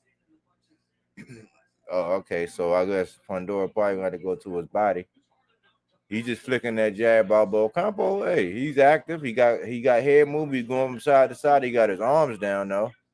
Then when he started playing the pawn game, he putting his hand back up. He's trying to come over with that left. Fundora just pawing that jab, getting his angles, getting his looks. Now he getting active feet. A little small exchange, nothing major. Still pawing the jab back and forth. Really no foot position going on, but Fundora got a very wide base, which you got to kind of get around that and be mindful of the jab. Now, you can get off. You got to put him down if you do. So they right in front of each other. Small little exchange, nothing major. Paw and jab. They still pawing with the jab. Still a good jab from Fundora snuck in there. Ocampo to the body with a 2 to the body. So that paw and jab is right there. He knows, man, he could be hitting them really. Ocampo trying to come downstairs and work his way up top with a little flurry. It was kind of sloppy and inaccurate, but still pawing with the jab. Fundora ain't really doing much. That's it. Round 1 in the books. Round 1 is in the books.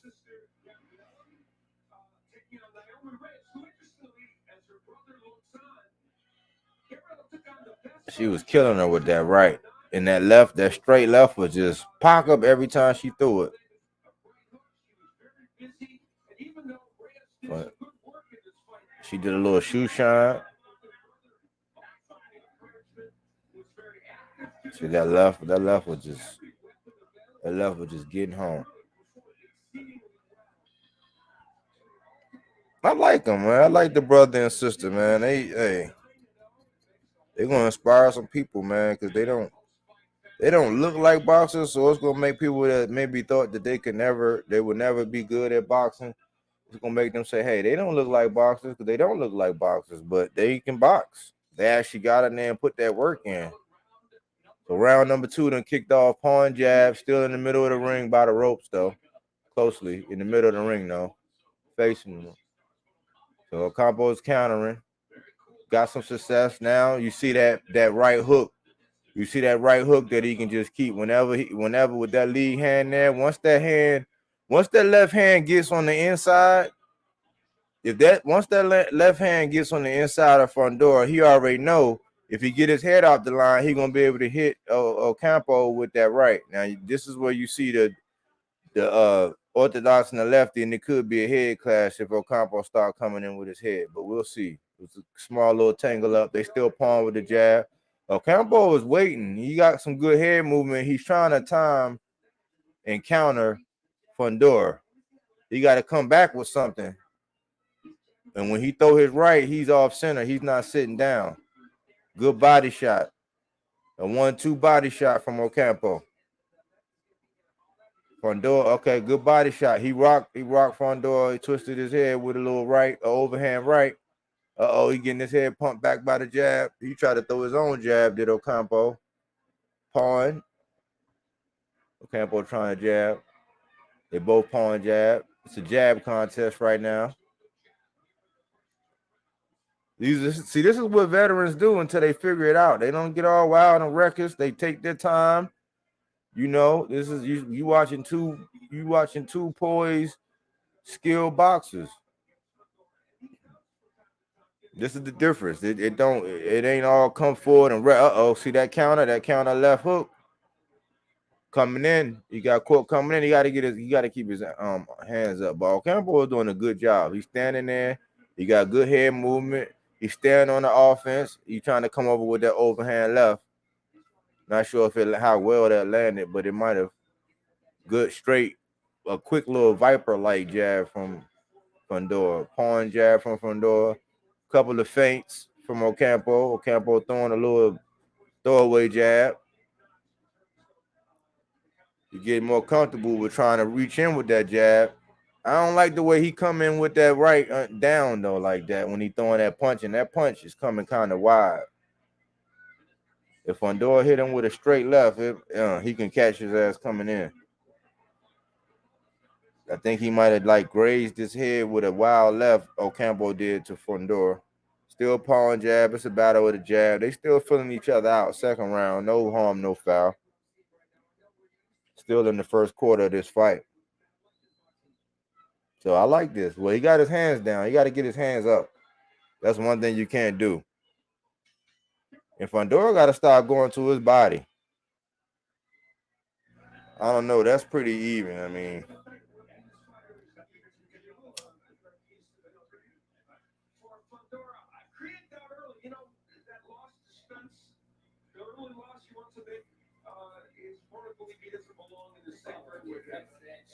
so they just going over there in the corner. They, you know what I'm saying, getting some sound counsel, hopefully. You know what I'm saying? And I guess he gonna let they're gonna make their adjustments. We gonna see now, because now they done got 2 rounds of data in. Now they about to start implementing things and seeing what they can have success in. I think I seen something, but I'm not gonna comment on it right now. But they telling Ocampo to be defensively responsible. That's why I was trying to say the man be having his hands down. So we in the 3rd round now. This is when things typically start getting heated up, when you see 2 seasoned guys.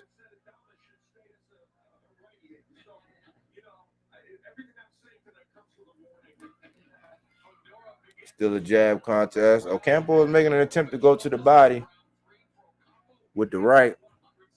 He's trying to paw that jab. He's slapping away Fundora's with his. Fundora trying to get his head off the line. I think he got to get more natural at doing that, like throwing punches and getting his head off the line a little bit more natural. Maybe if he bend his legs more, he can get some more leverage. It's a jab contest right now. Ocampo trying to land that overhand right. I think his hands are lazy at times when he get caught looking to score. That's what's going on right now. Jab contest, still a jab contest. Ocampo going to that body with that right. He getting some success. He came over. He went down low and came up top and caught him with a wild overhand left. A little clippy clip. Fundora got a beard, so he got landed. So on points, Ocampo is doing his job right now. See, he's trying to catch him with that check left right now. That check left coming in. It might be a left. Straight down the pipe. A good counter, 2-piece counter. One to the right and a wild left to the head. He going over the top with that left hand. Ocampo is on Fundora. Fundora reaching under. He trying to sneak in a little uppercut now. Because Fundora didn't even go to his game plan to start going inside. Now he getting closer. See, Fundora waiting to get inside and start doing his thing. Now he want to do his thing. I told you this dude feel more comfortable getting on the inside. He's starting to close that distance, and he about to get to a level where he about to get inside now. You can kind of start seeing it now. He just jabbing and seeing how Ocampo gonna react. Ocampo look like he got a busted nose already though. His nose already look busted. Still a jab contest. 160 jabs, they say. So 51. So Ocampo.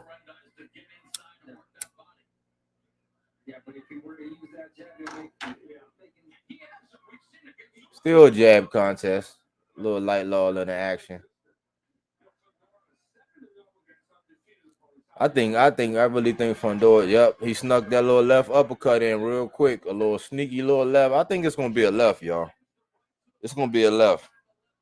I think he waiting to kid. I think he waiting to he gonna try to knock his head off with that left, man. Ocampo doing good, man. So depending on how they looking at it, man, he might be winning some rounds. I don't know. I ain't even really need to take no notes so far.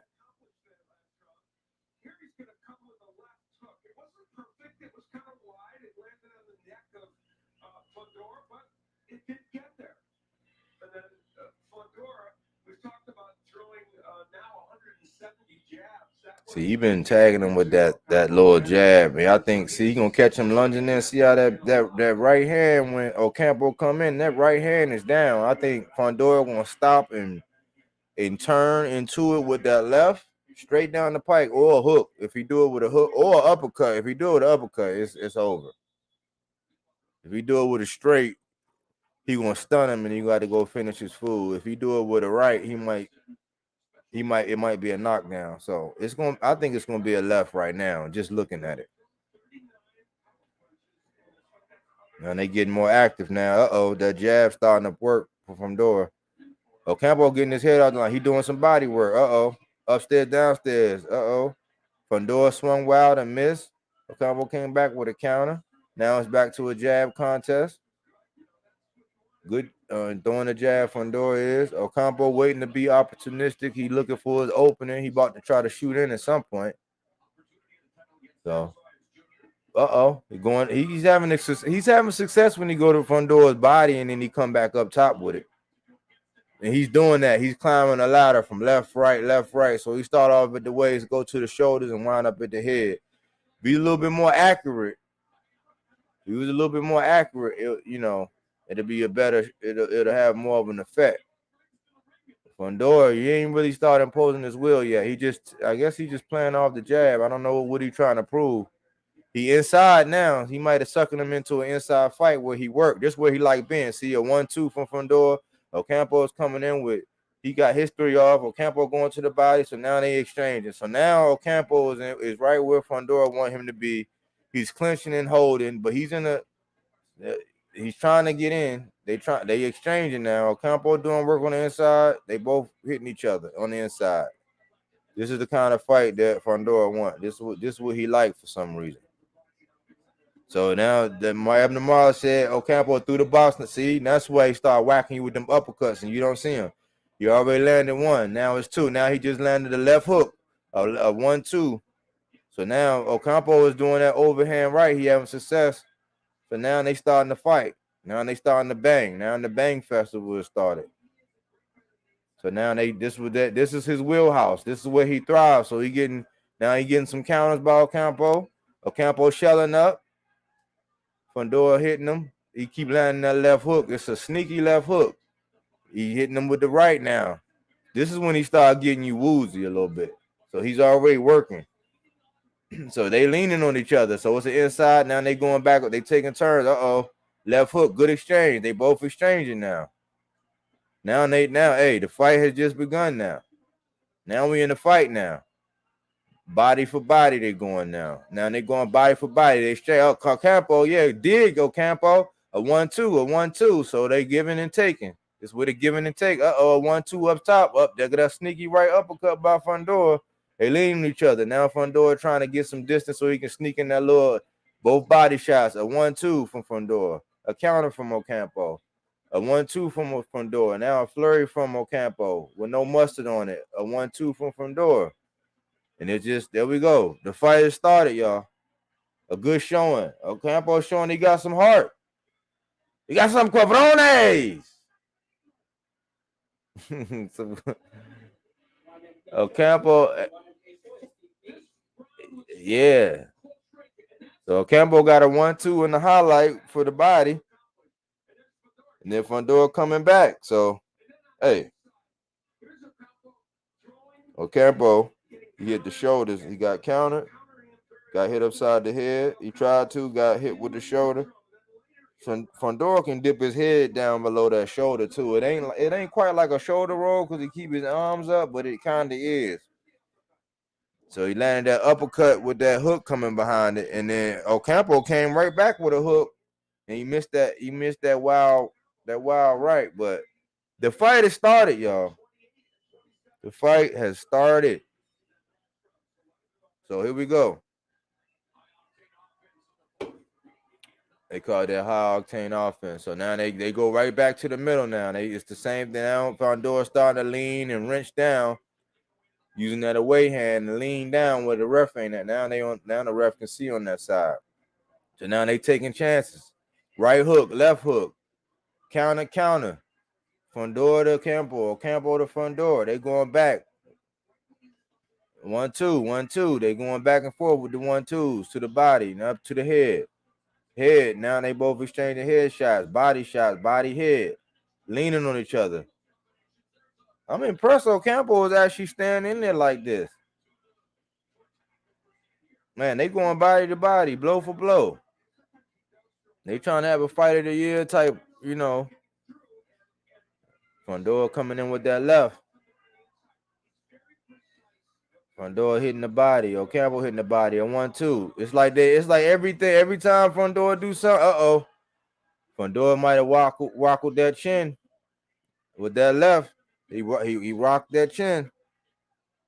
But I'm surprised Ocampo is standing in there and he's actually working. He's leaning. He's imposing his will. He just got to put some mustard on it. He got to come a little straighter and put some mustard on it. But he doing some work, man. Hey, I'm impressed by Ocampo right now. I got to give my hat off to him right now. You know, this is a dangerous strategy for him. But he's sticking to whatever him and his coach had. And he ain't been cranked yet. You know what I'm saying? He been touched, but he ain't been cranked. There go that left hand. See that left uppercut? He did it twice. See, he about to scalp him with that left, man. Man, he about to hit him with that left. But Ocampo is hanging in there for now, man. A left. That left, that uppercut, a sneaky. He leaning with his chin wide out in the air, man. Back up. Get on your bike for a little while. Ocampo. Get back on your bike. Get on your bike, man. Get on your bike. Straight down the middle with the left for Fundora. A flurry back from Ocampo. Fundora trying to line that left uppercut up. A 1-2 with the right crank. A right uppercut from Fundora. But Ocampo is countering with some counters. Going to the body. Ocampo going to his body again. He's holding. He's clinching. That's veteran tactic right there. You got to tie them arms up. Yep, get on your bike. I didn't told you to do that. He's trying to get back now. Now Fundora like, no, I got you in my web now. So now they countering again. It's a 1-2 festival. Upstairs, downstairs. So now let's see. See, the left came in. He cranked him with the right, man. He wobbled. He get a little wobbly. A 1-2. Hey, Ocampo, boy, you was in the lines then, boy. You was in the dungeon. So you got hit with that right uppercut, man. Now he just swinging his arms and his chin wide open, man. If man, see how wide that chin was. Ocampo on ball time, but he doing good through 5. Through 5 rounds, Ocampo is doing good, man. For him to do what he did in the first 2 rounds. So they might have gave him the first 2 rounds. And then I think they might have gave him the first 2 rounds, depending on how they see it. Them last couple, I think Fundora just now starting to put on, and he's just now starting to kind of impose his will. So this round 6, I think it's 2-3 if you want to look at this, because Ocampo coming out with some nice shots. They wild, but they nice. They landed. Fundora dipping. They back on the inside. Fundora trying to crank that left. He hit him with a left right. The ugly scrap. Ocampo doing work on the inside. He throwing his flurries. He's leaning on him. He's giving. He's giving when he's taking. He's giving. Fundora hitting him with a 1-2. He leaning on him.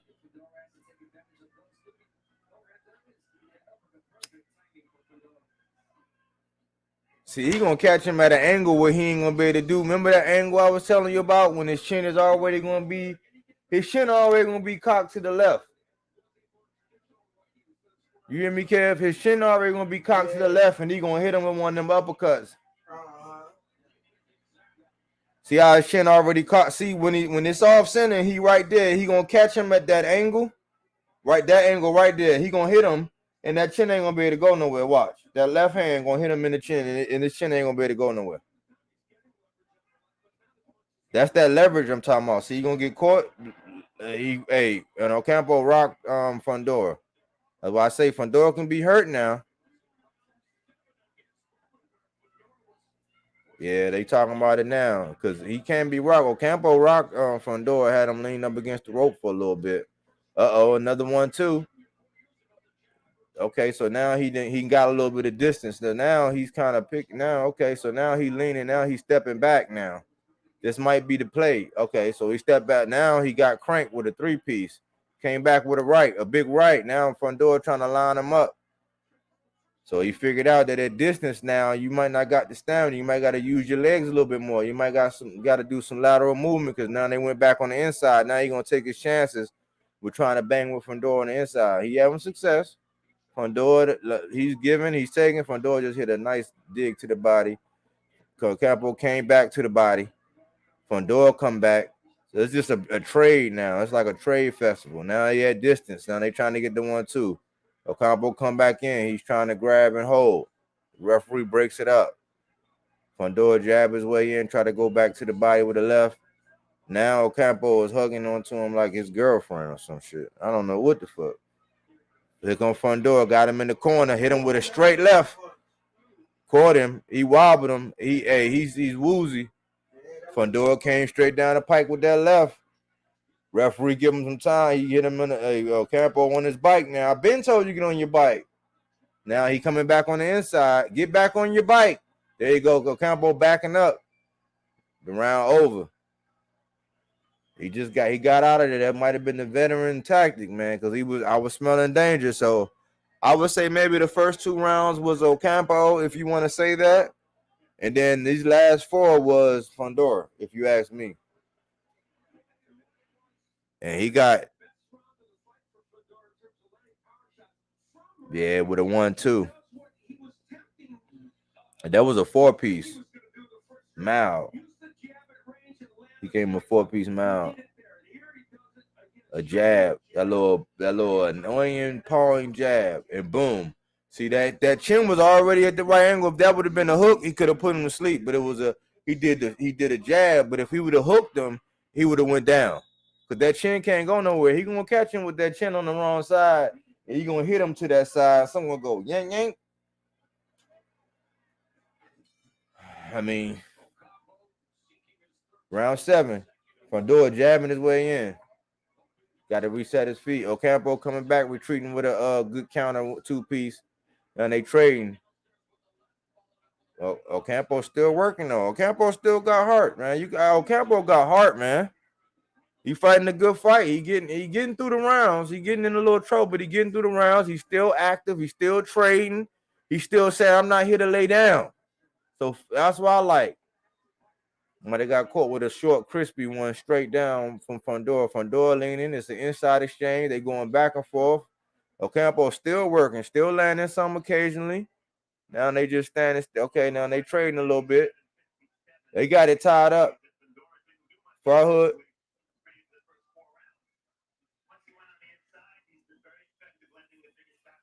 So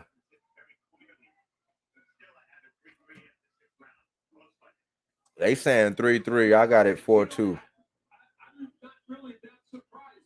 So, but I like what Ocampo is doing. I mean, so I okay, depending on how they scored, I can see how.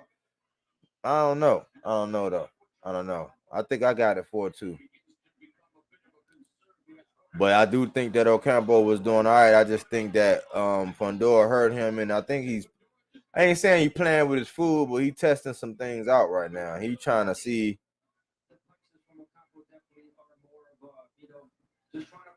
A pity pat, like it's like a pity pat. Ocampo is active and he's landing, but it's more like a pity pat type thing. So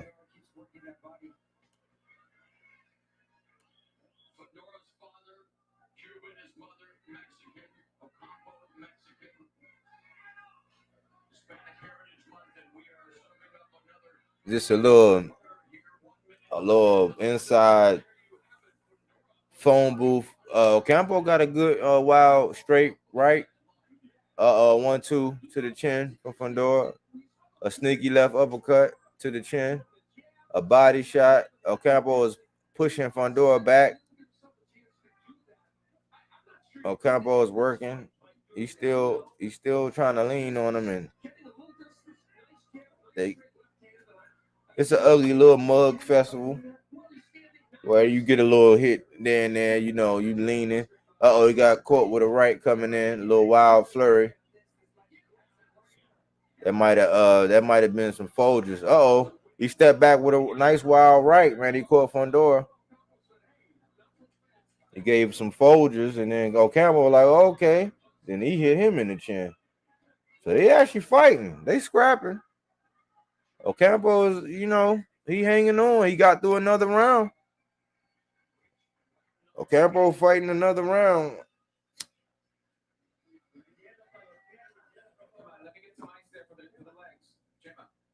They trying to make Ocampo relax in the corner now. You know, they trying to rejuvenate him or whatever. So he's saying they telling him to work both hands, like basically stay active. They basically saying don't get rocked to sleep. So tell him to use both hands in the corner now. I mean, you got to give them a little bit more counsel than that, but just both hands. They just keep saying both hands. Dos manos.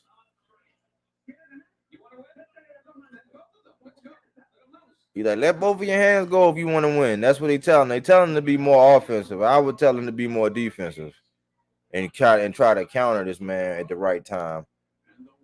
But they going right back to the inside fighting. They're leaning on each other, and this is what Fundora likes. This caters to Fundora, if you ask me.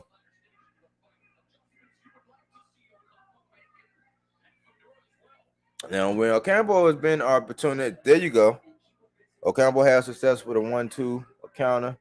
Fundora just standing on the inside, just leaning, throwing little shots here and there, a 1-2 every now and again. And Ocampo doing the same thing. He's trying to throw the wild overhand right. He is trying to play with his every time, he's listening to his coach. He's trying to use both of his hands. It's just, dude, you got any mustard on it, man? It's like Fundora don't want this man to have no room. He want to be as close to him as possible. Oh, that's why. It was a 1-2. This is cruel. Yeah, he caught him with that right. Oh, my gosh, a right hook. Man. Ooh, my goodness. And it's still, Ocampo's still in there, man. It's just a wear down, like Fundora teeing off a little bit when he want to. He being active. And this is like what Fundora wanted, man. Ocampo is hanging in there, though, man. He's doing the stab jab to the body. He getting on his bike now. He backing up, retreating, getting himself some room. I think that's a good thing for him to actually get some distance in. I would make Fundora run around a little bit, man. I would make him run around. I wouldn't come in and just. I wouldn't come in there and just try to. Yeah, I wouldn't see. He getting hit with right 1-2s but he's stab jab to the body. Fundora's, they both countering, doing their little one. They being opportunistic with the ones and sometimes 1s and 2s and another 1-1-2. They partying right now. Back to the jab festival. Fundora trying to go back to that check right. So now they back on the inside again. Fundora with a raw right hand. I think it's hitting gloves, but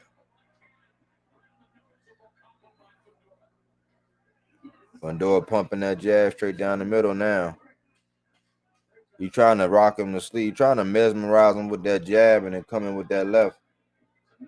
Another ugly.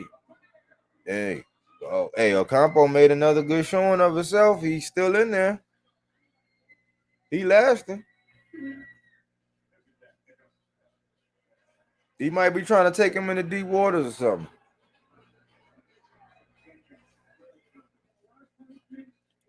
I don't know. Oh my goodness, they talking about they gonna stop the fight.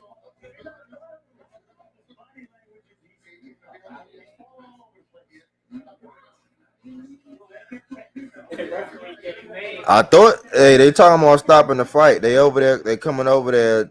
I mean, I told you, it's one of them things where he actually looked like he doing good, but he got cranked a couple times.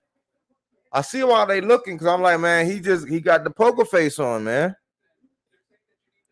But he got cranked a couple times, man. He did fight. I mean, he being active, he fighting. It's just gonna be ugly when he finally. Yeah, it's accumulation. Yeah, it's gonna be it's accumulation right now. He hanging in there, but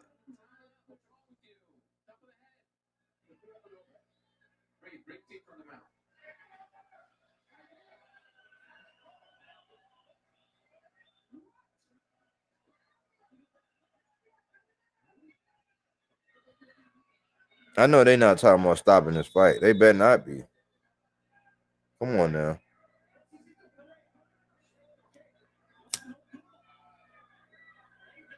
They basically telling him, man, he got to fight.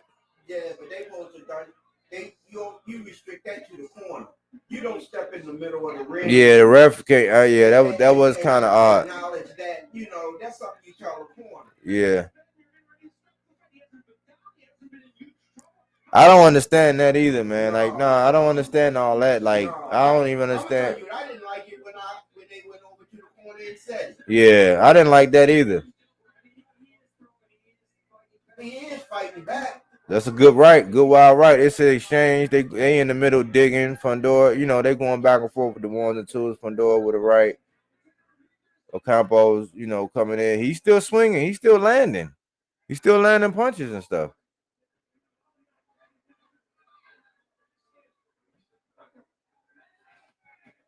So they just exchanging. It's like a meat factory in there. They just banging to the body right now. So they going back to the body work. They both landing. Ocampo landing the body shot. Fundora going back. Oh, that was a good little 1-2. They both got 1-2s, and then Ocampo came back with another 1-2. Fundora with a single shot to the body, a 1-2. Ocampo threw a flurry of hooks, a flurry of 2 more flurries of hooks.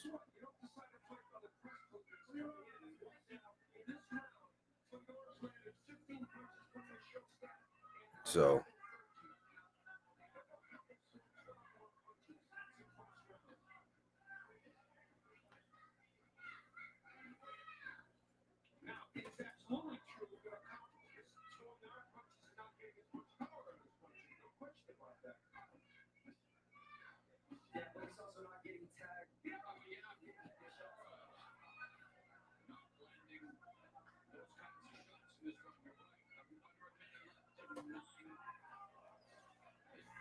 it's just an ugly little inside fight, y'all. This is all really going on. I mean, but Ocampo is fighting. There ain't no way. I don't really see them stopping it. I don't want to hear no more of that. I'm gonna stop it. You gotta do this and that. It gotta be warranted. So Ocampo is, they saying 1,300 punches been thrown.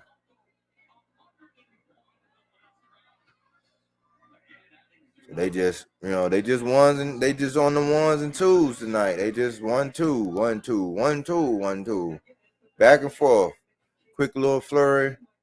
I just think that the torque and the leverage behind what Fundora got is catching him at them angles, so it look a little uglier when Fundora land. And the way Ocampo already leaning with his head, hey, Ocampo got through another round. He is every bit as much in this fight, so he's in it. He getting tweaked every now and again, but he's in this fight. He's definitely in it, but he hanging on. He's very good.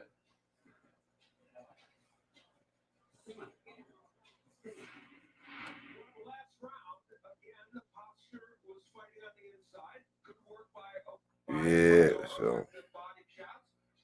Ocampo not landing all those, certainly. A lot of those were blocked. And yes, he's thrown some arm punches to be sure.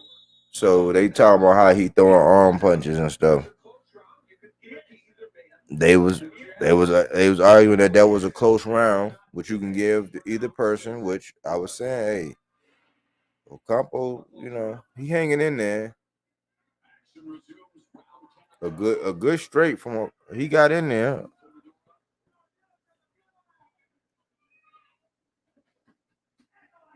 So Ocampo doing work to the body, they leaning. Fundora, he leaning, he doing his quick little flurries.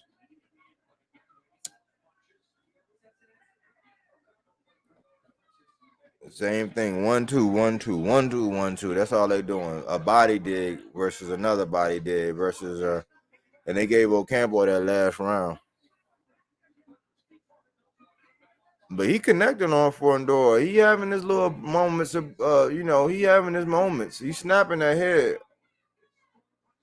Fundora got a beard though. Ocampo might got a beard too. Ocampo got a beard too, huh?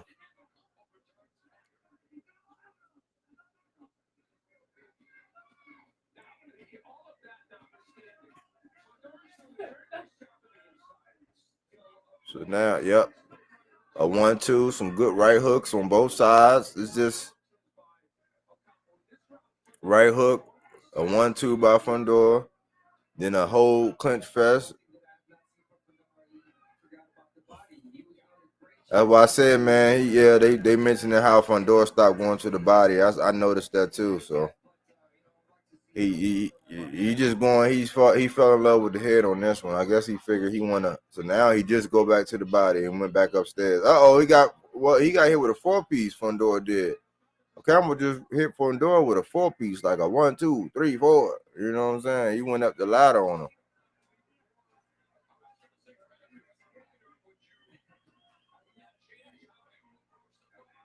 Ocampo's still going back up top to that head though.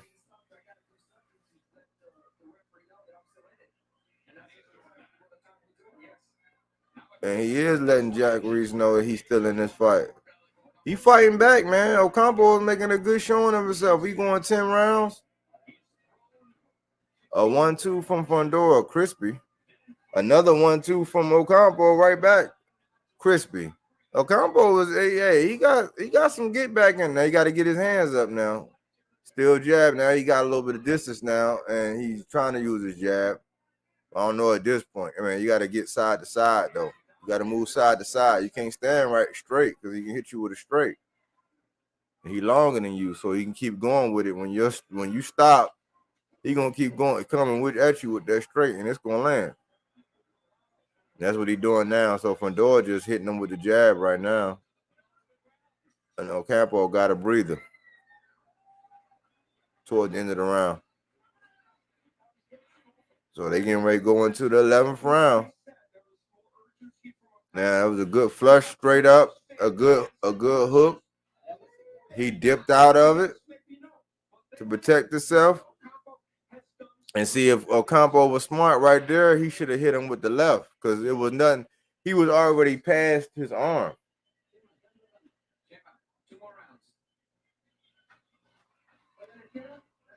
Once you get on the other side of your opponent's arm, if you still have your balance, there's nothing they can do. So somebody swing and that hand that they swing with goes in front of you. So now you're on the outside of that hand they swung with. If you're on the outside with leverage, there's nothing really they can do. Because you get caught out of position like that.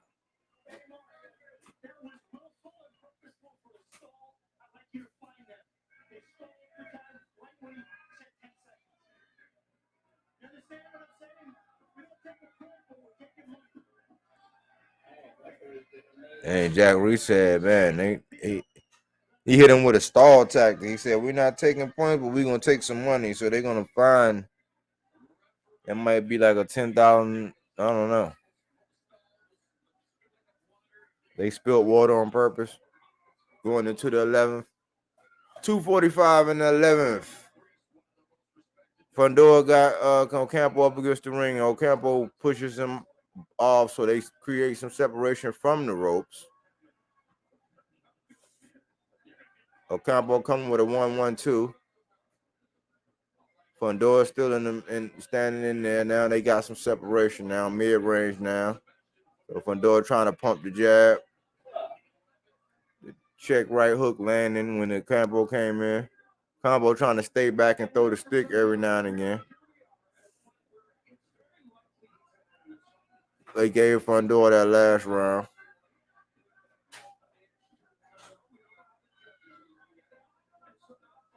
So Fundora just pumping the jab.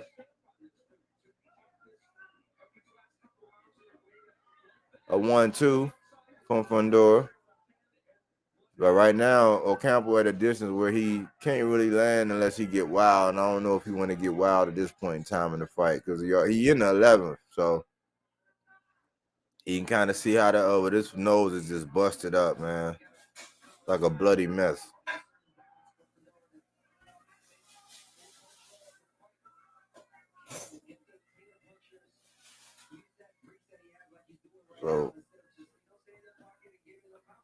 So I don't know if Fundora is really taking a round off, or I don't know what's going on right now because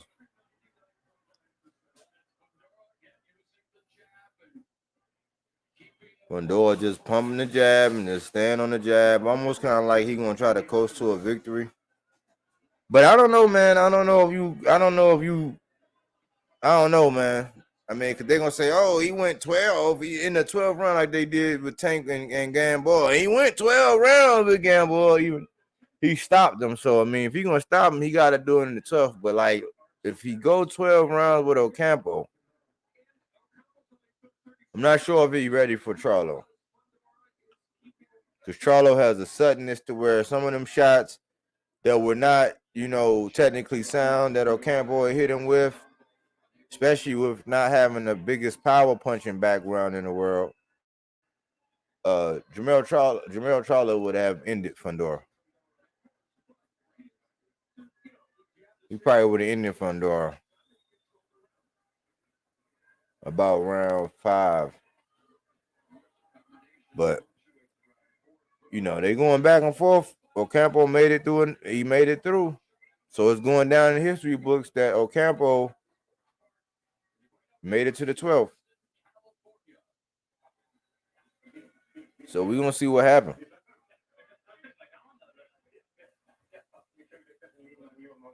So they like that blunt, they get back out, they better baby boat. They speaking that stuff.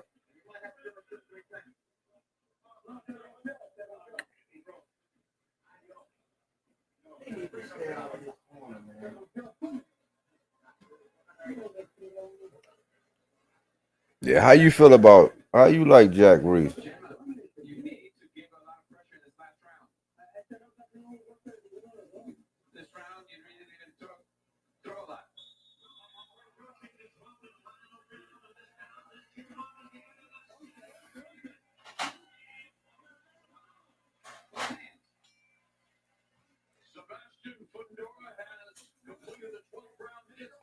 All right, we're going into the final round now. I'm getting ready to go ahead and call this final round.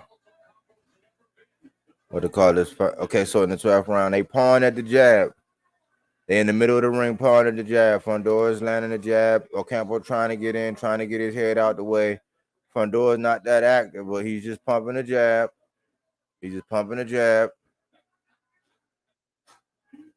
Stand back. He's just trying to just still pump. They just going back and forth with the jab.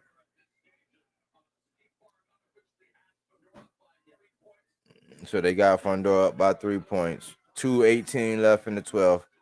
Fundora fighting his way in, trying to land something. He's not that accurate. So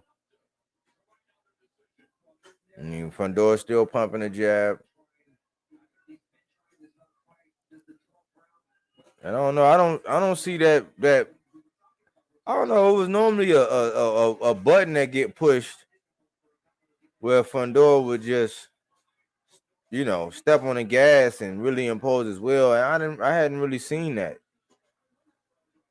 I haven't really seen that in this fight. But I mean, he was cranking that chin bone enough to draw concern from the ref and stuff. But I didn't see what he normally do, where he normally go in there and impose his will. And I think maybe he thought maybe Ocampo might be a little bit more dangerous, or maybe Ocampo hit a little harder, even though they look like amateurish style type punches. They them things might hurt. I think if Ocampo was a little bit more crispier, more technical, like if he sat down and was a little straighter, he would have had a lot more success. But I'm impressed. I'm impressed by Ocampo in this fight.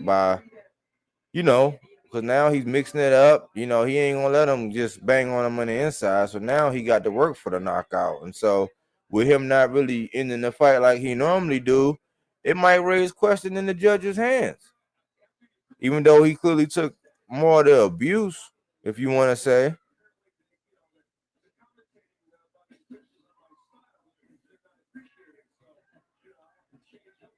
That's why I say, man, Fundora, he just got some things that you see him use it, but he don't use it all the time. Almost like he was acting like this was sparring or something. Did you see that? I just seen that change of pace where he did the 1-1-2, but he did it so fast because it's just mechanics, man. If he go to hit you with that jab, and he been hitting you with it all night, and then he fake like he going to go hit you with it, and then come with that left behind it, it's gonna be hard to get out of the way because he covers so much distance so fast. And Ocampo made it all the way through 12. So I think Ocampo made a good showing of himself. He actually showed that he can last. I mean, he took some punishment, but I'm impressed by Ocampo, man. I'm impressed. That was a good job, man. Good job. I mean, you have what you have as far as artillery, but he landed some shots. He had some success. I think Fundora just had the more cleaner, effective punches. Fundora was at 40% with his power punches. Normally, it would, let me see, body shots. Fundora 57-27 in body shots. So he won in bodies. He won in all the categories, but the 40% power and almost double the body shots. So he out body land. He landed him to the body by 30%, but normally when power punches up over 50%, that's what truly tells the story. So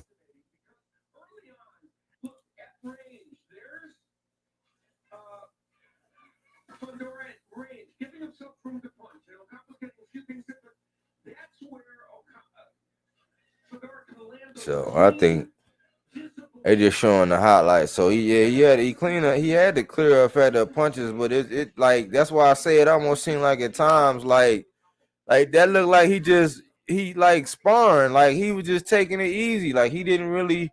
In that highlight right there, he just stepped back like I got that off, like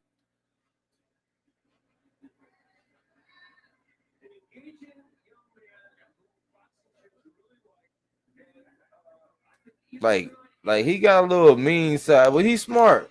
He's a smart guy. That's why I like him, man, because he's cerebral and he don't. Let me see. They gave him up with a unanimous 117, 111, 118, 110, 119, 109.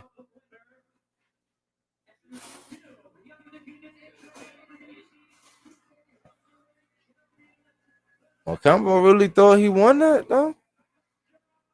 Ocampo kind of walked off like he thought he really won that. He walked off like, wow. I mean, I do respect his frustration from having lost, but I mean, not the expression of having thought that he won that. I don't really understand that. I don't really understand that. I'm gonna listen to this post fight, and then I'm gonna come back, and I'm gonna wrap it up after I see what's going on.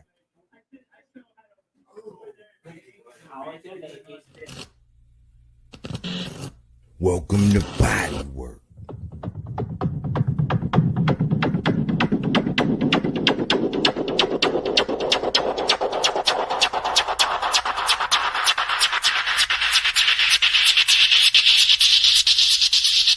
Please fasten your seatbelts.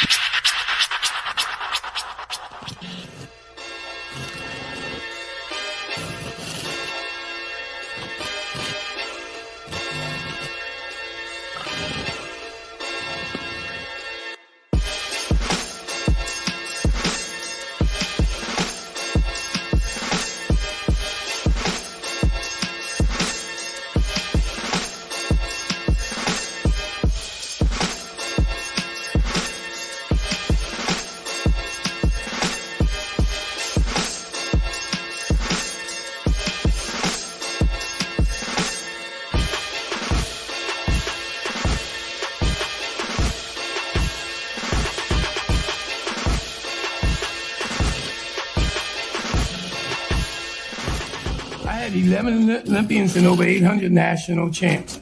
And all those men, they wouldn't do half the work that she do. And I'm seeing it from the young ladies. These last 2 years, when you think about it, all the good fights is coming from the women. The guys is ducking each other, looking for the easy way. I'm telling you like it is, you know? So again, you know, this young lady done did everything I asked her, and she did more. And I'm watching all the young ladies that's boxing now. It's like they trying to prove they better than men. Now, we knew they was kind of there, but now they showing that they mean. You know, in old days in Philly, we call these guys crazy. And that's the way these women are. So when you go back home, speak nice to your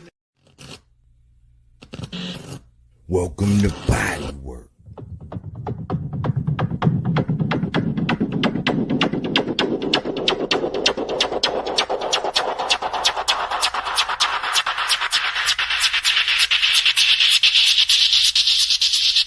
Please fasten your seatbelts.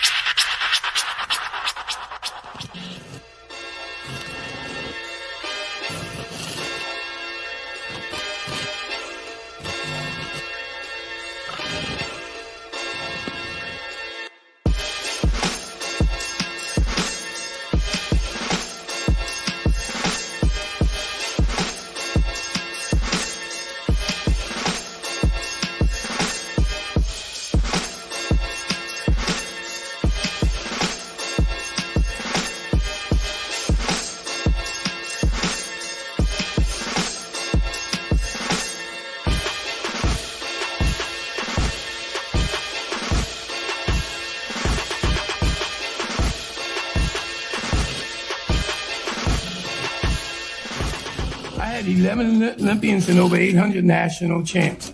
And all those men, they wouldn't do half the work that she do. And I'm seeing it from the young ladies. These last 2 years, when you think about it, all the good fights is coming from the women. The guys is ducking each other, looking for the easy way. I'm telling you like it is, you know? So again, you know, this young lady done did everything I asked her, and she did more. And I'm watching all the young ladies that's boxing now. It's like they trying to prove they better than men. Now, we knew they was kind of there, but now they showing that they mean. You know, in old days in Philly, we call these guys crazy. And that's the way these women are. So when you go back home, speak nice to your Welcome to Bodywork.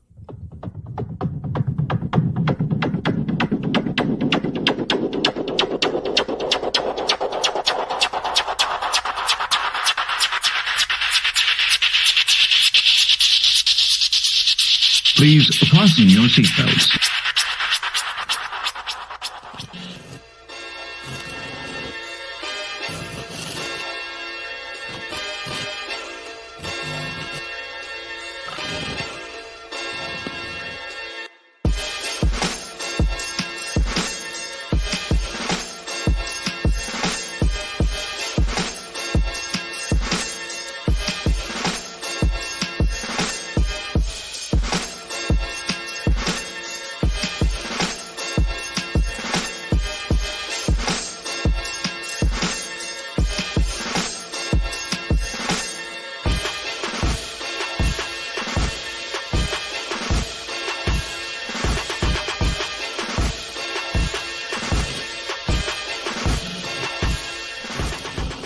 11 Olympians and over 800 national champs.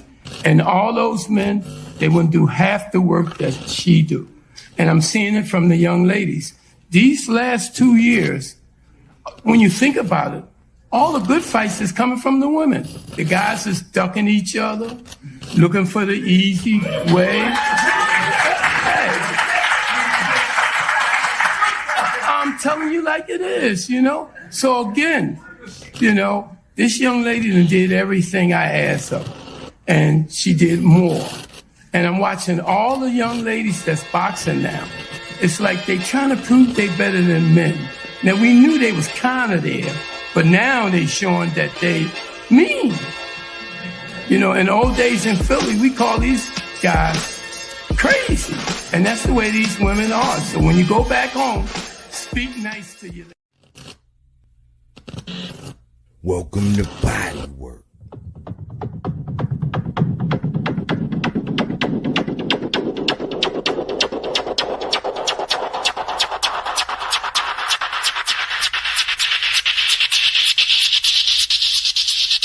Please fasten your seatbelts.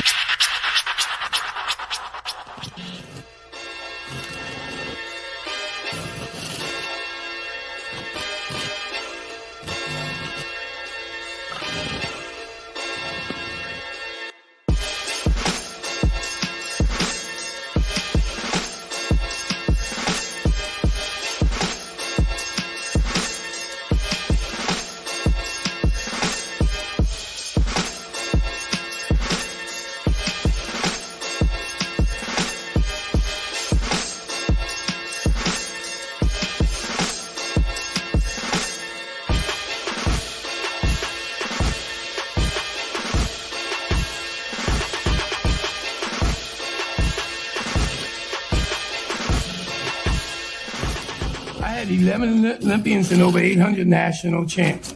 And all those men, they wouldn't do half the work that she do. And I'm seeing it from the young ladies. These last 2 years, when you think about it, all the good fights is coming from the women. The guys is ducking each other, looking for the easy way. Hey. I'm telling you like it is, you know? So again, you know, this young lady done did everything I asked her, and she did more. And I'm watching all the young ladies that's boxing now. It's like they trying to prove they better than men. Now, we knew they was kind of there, but now they showing that they mean. You know, in old days in Philly, we call these guys crazy. And that's the way these women are. So when you go back home, speak nice to your ladies. Welcome to Bodywork.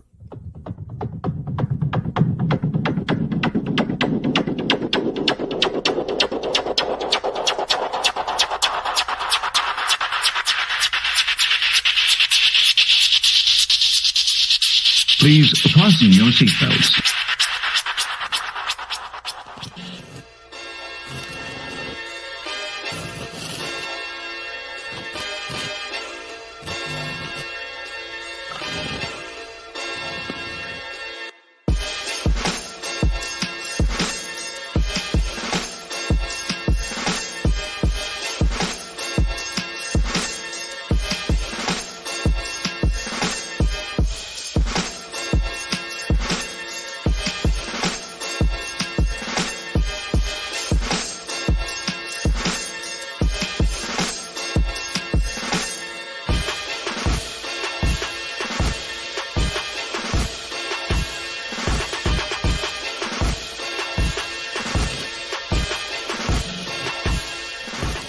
I had 11 Olympians and over 800 national champs.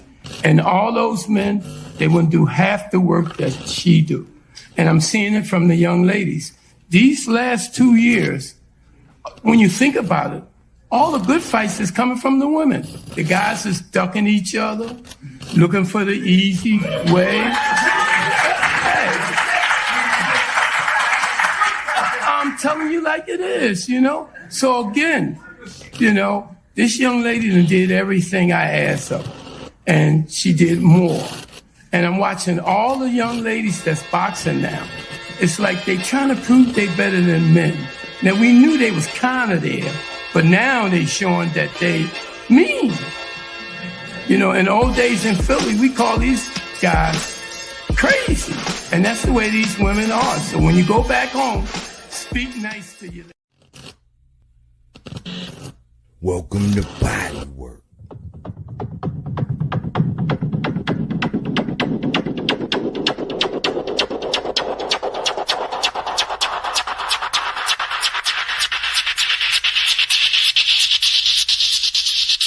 Please fasten your seatbelts.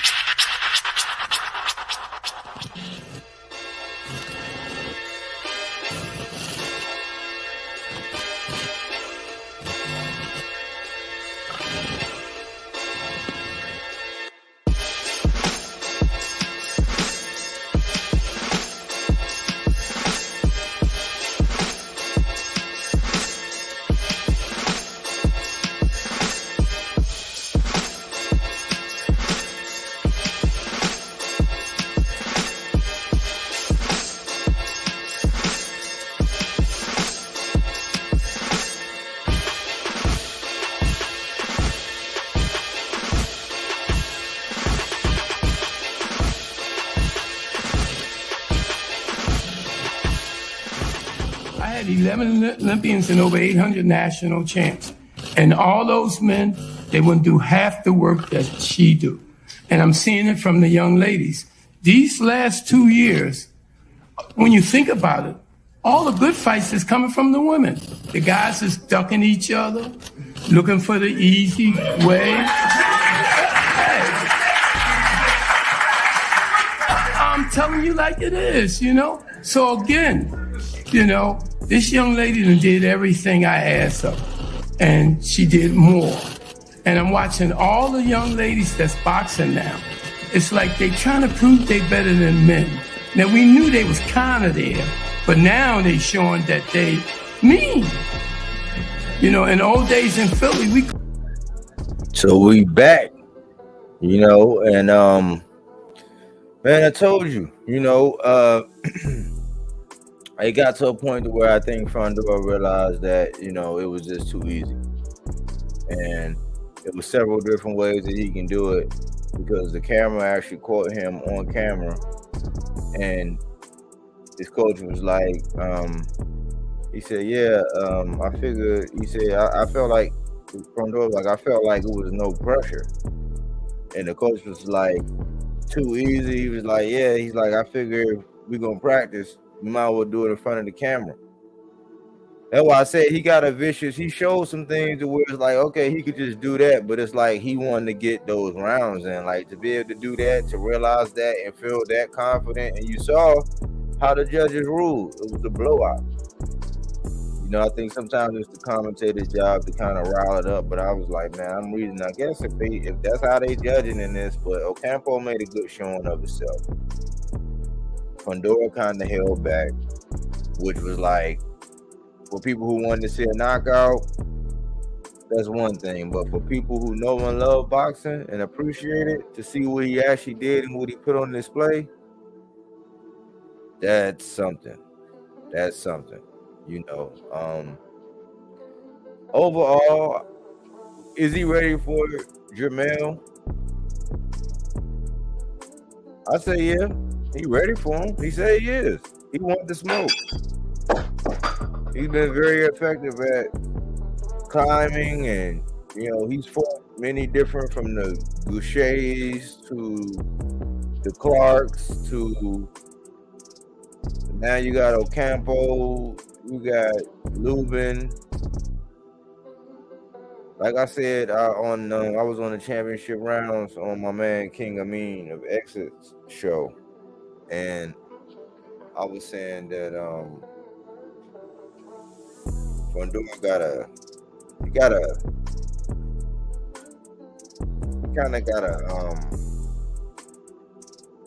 he's like a throwback fighter, and you know, it's like you wouldn't expect the kind of mindset and the personality that he has, or that inner just grittiness. You wouldn't expect that from the shell, but you're actually seeing that he's a very cerebral fighter. And he said that he wanted to show that he can work on his distance a little bit. And he said, I think I did a better job at that when they asked him about his performance. So it was really like he was there doing some work. He was actually there trying to put in some work. And he figured, hey, let me do this on camera. So I don't know. What do the people out there think about this? I know it's a lot of people on right now. A lot of people doing their thing. So for all those that watched or tuned in today, I'll probably pick up tomorrow. Be sure to go over to the championship rounds and watch my man, the King of Essex, King Amin of Essex. And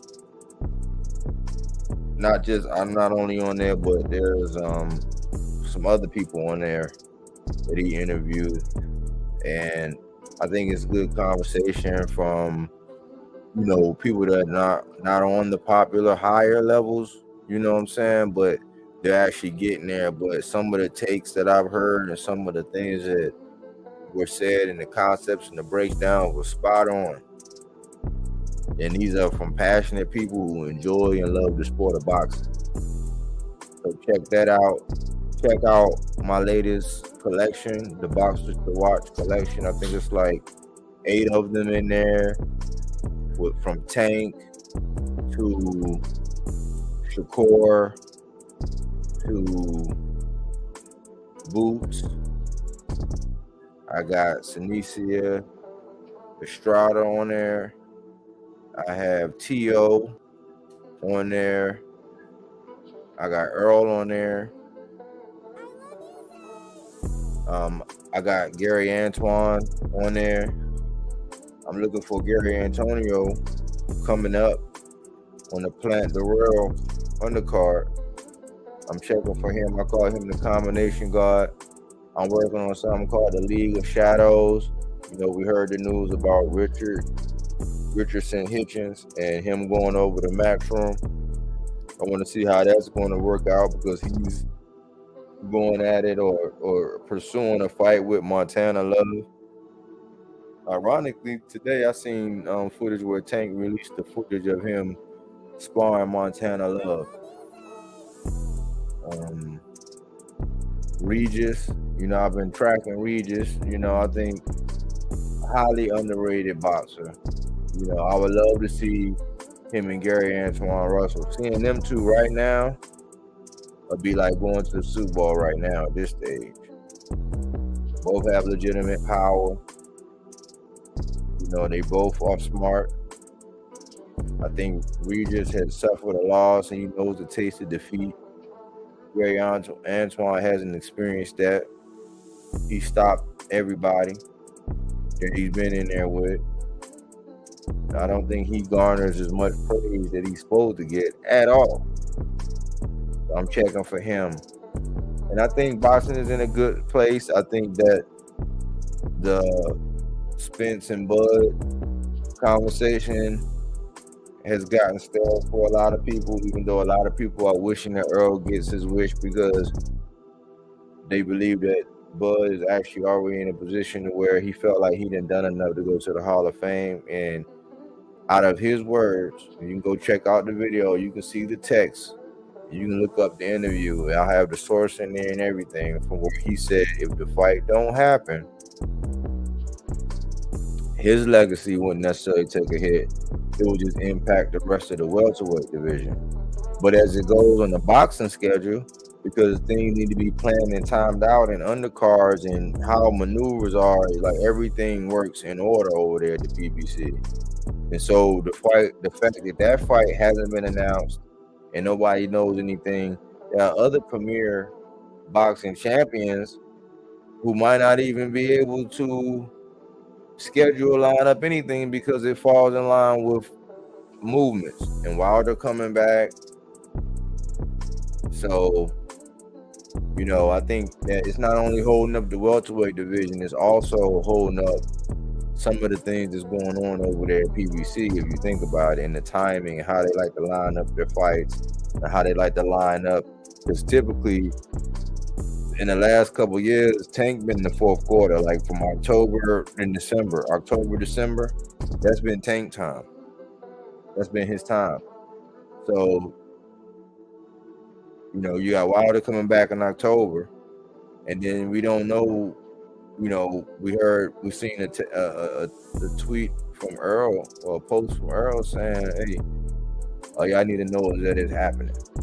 That's all we heard. So I think that's getting, you know, that's a still part of boxing, but that's just because that's one of the biggest. Well, that is the biggest fight in boxing that could be made.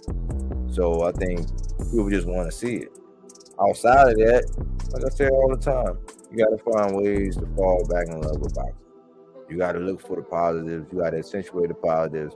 You got to speak on things that's not right about boxing, and don't spend your energy in anything that you don't want to grow. If you invest in your energy in people that's just shitting on other boxers and always complaining and always got something to gripe and bitch and complain about, I mean, that's what you're doing with your energy. Spend your energy on the things that's right with boxing. We finally had boxing, because just think, last week we didn't have any boxing, man, and people was just going off the ledge last week, if you think about it. Anyways, everybody who came through, I appreciate you for coming through. Thanks for spending some time with your boy. I love the sport of boxing. Here at Bodywork Boxing, where we don't take things for face value. We do that body work.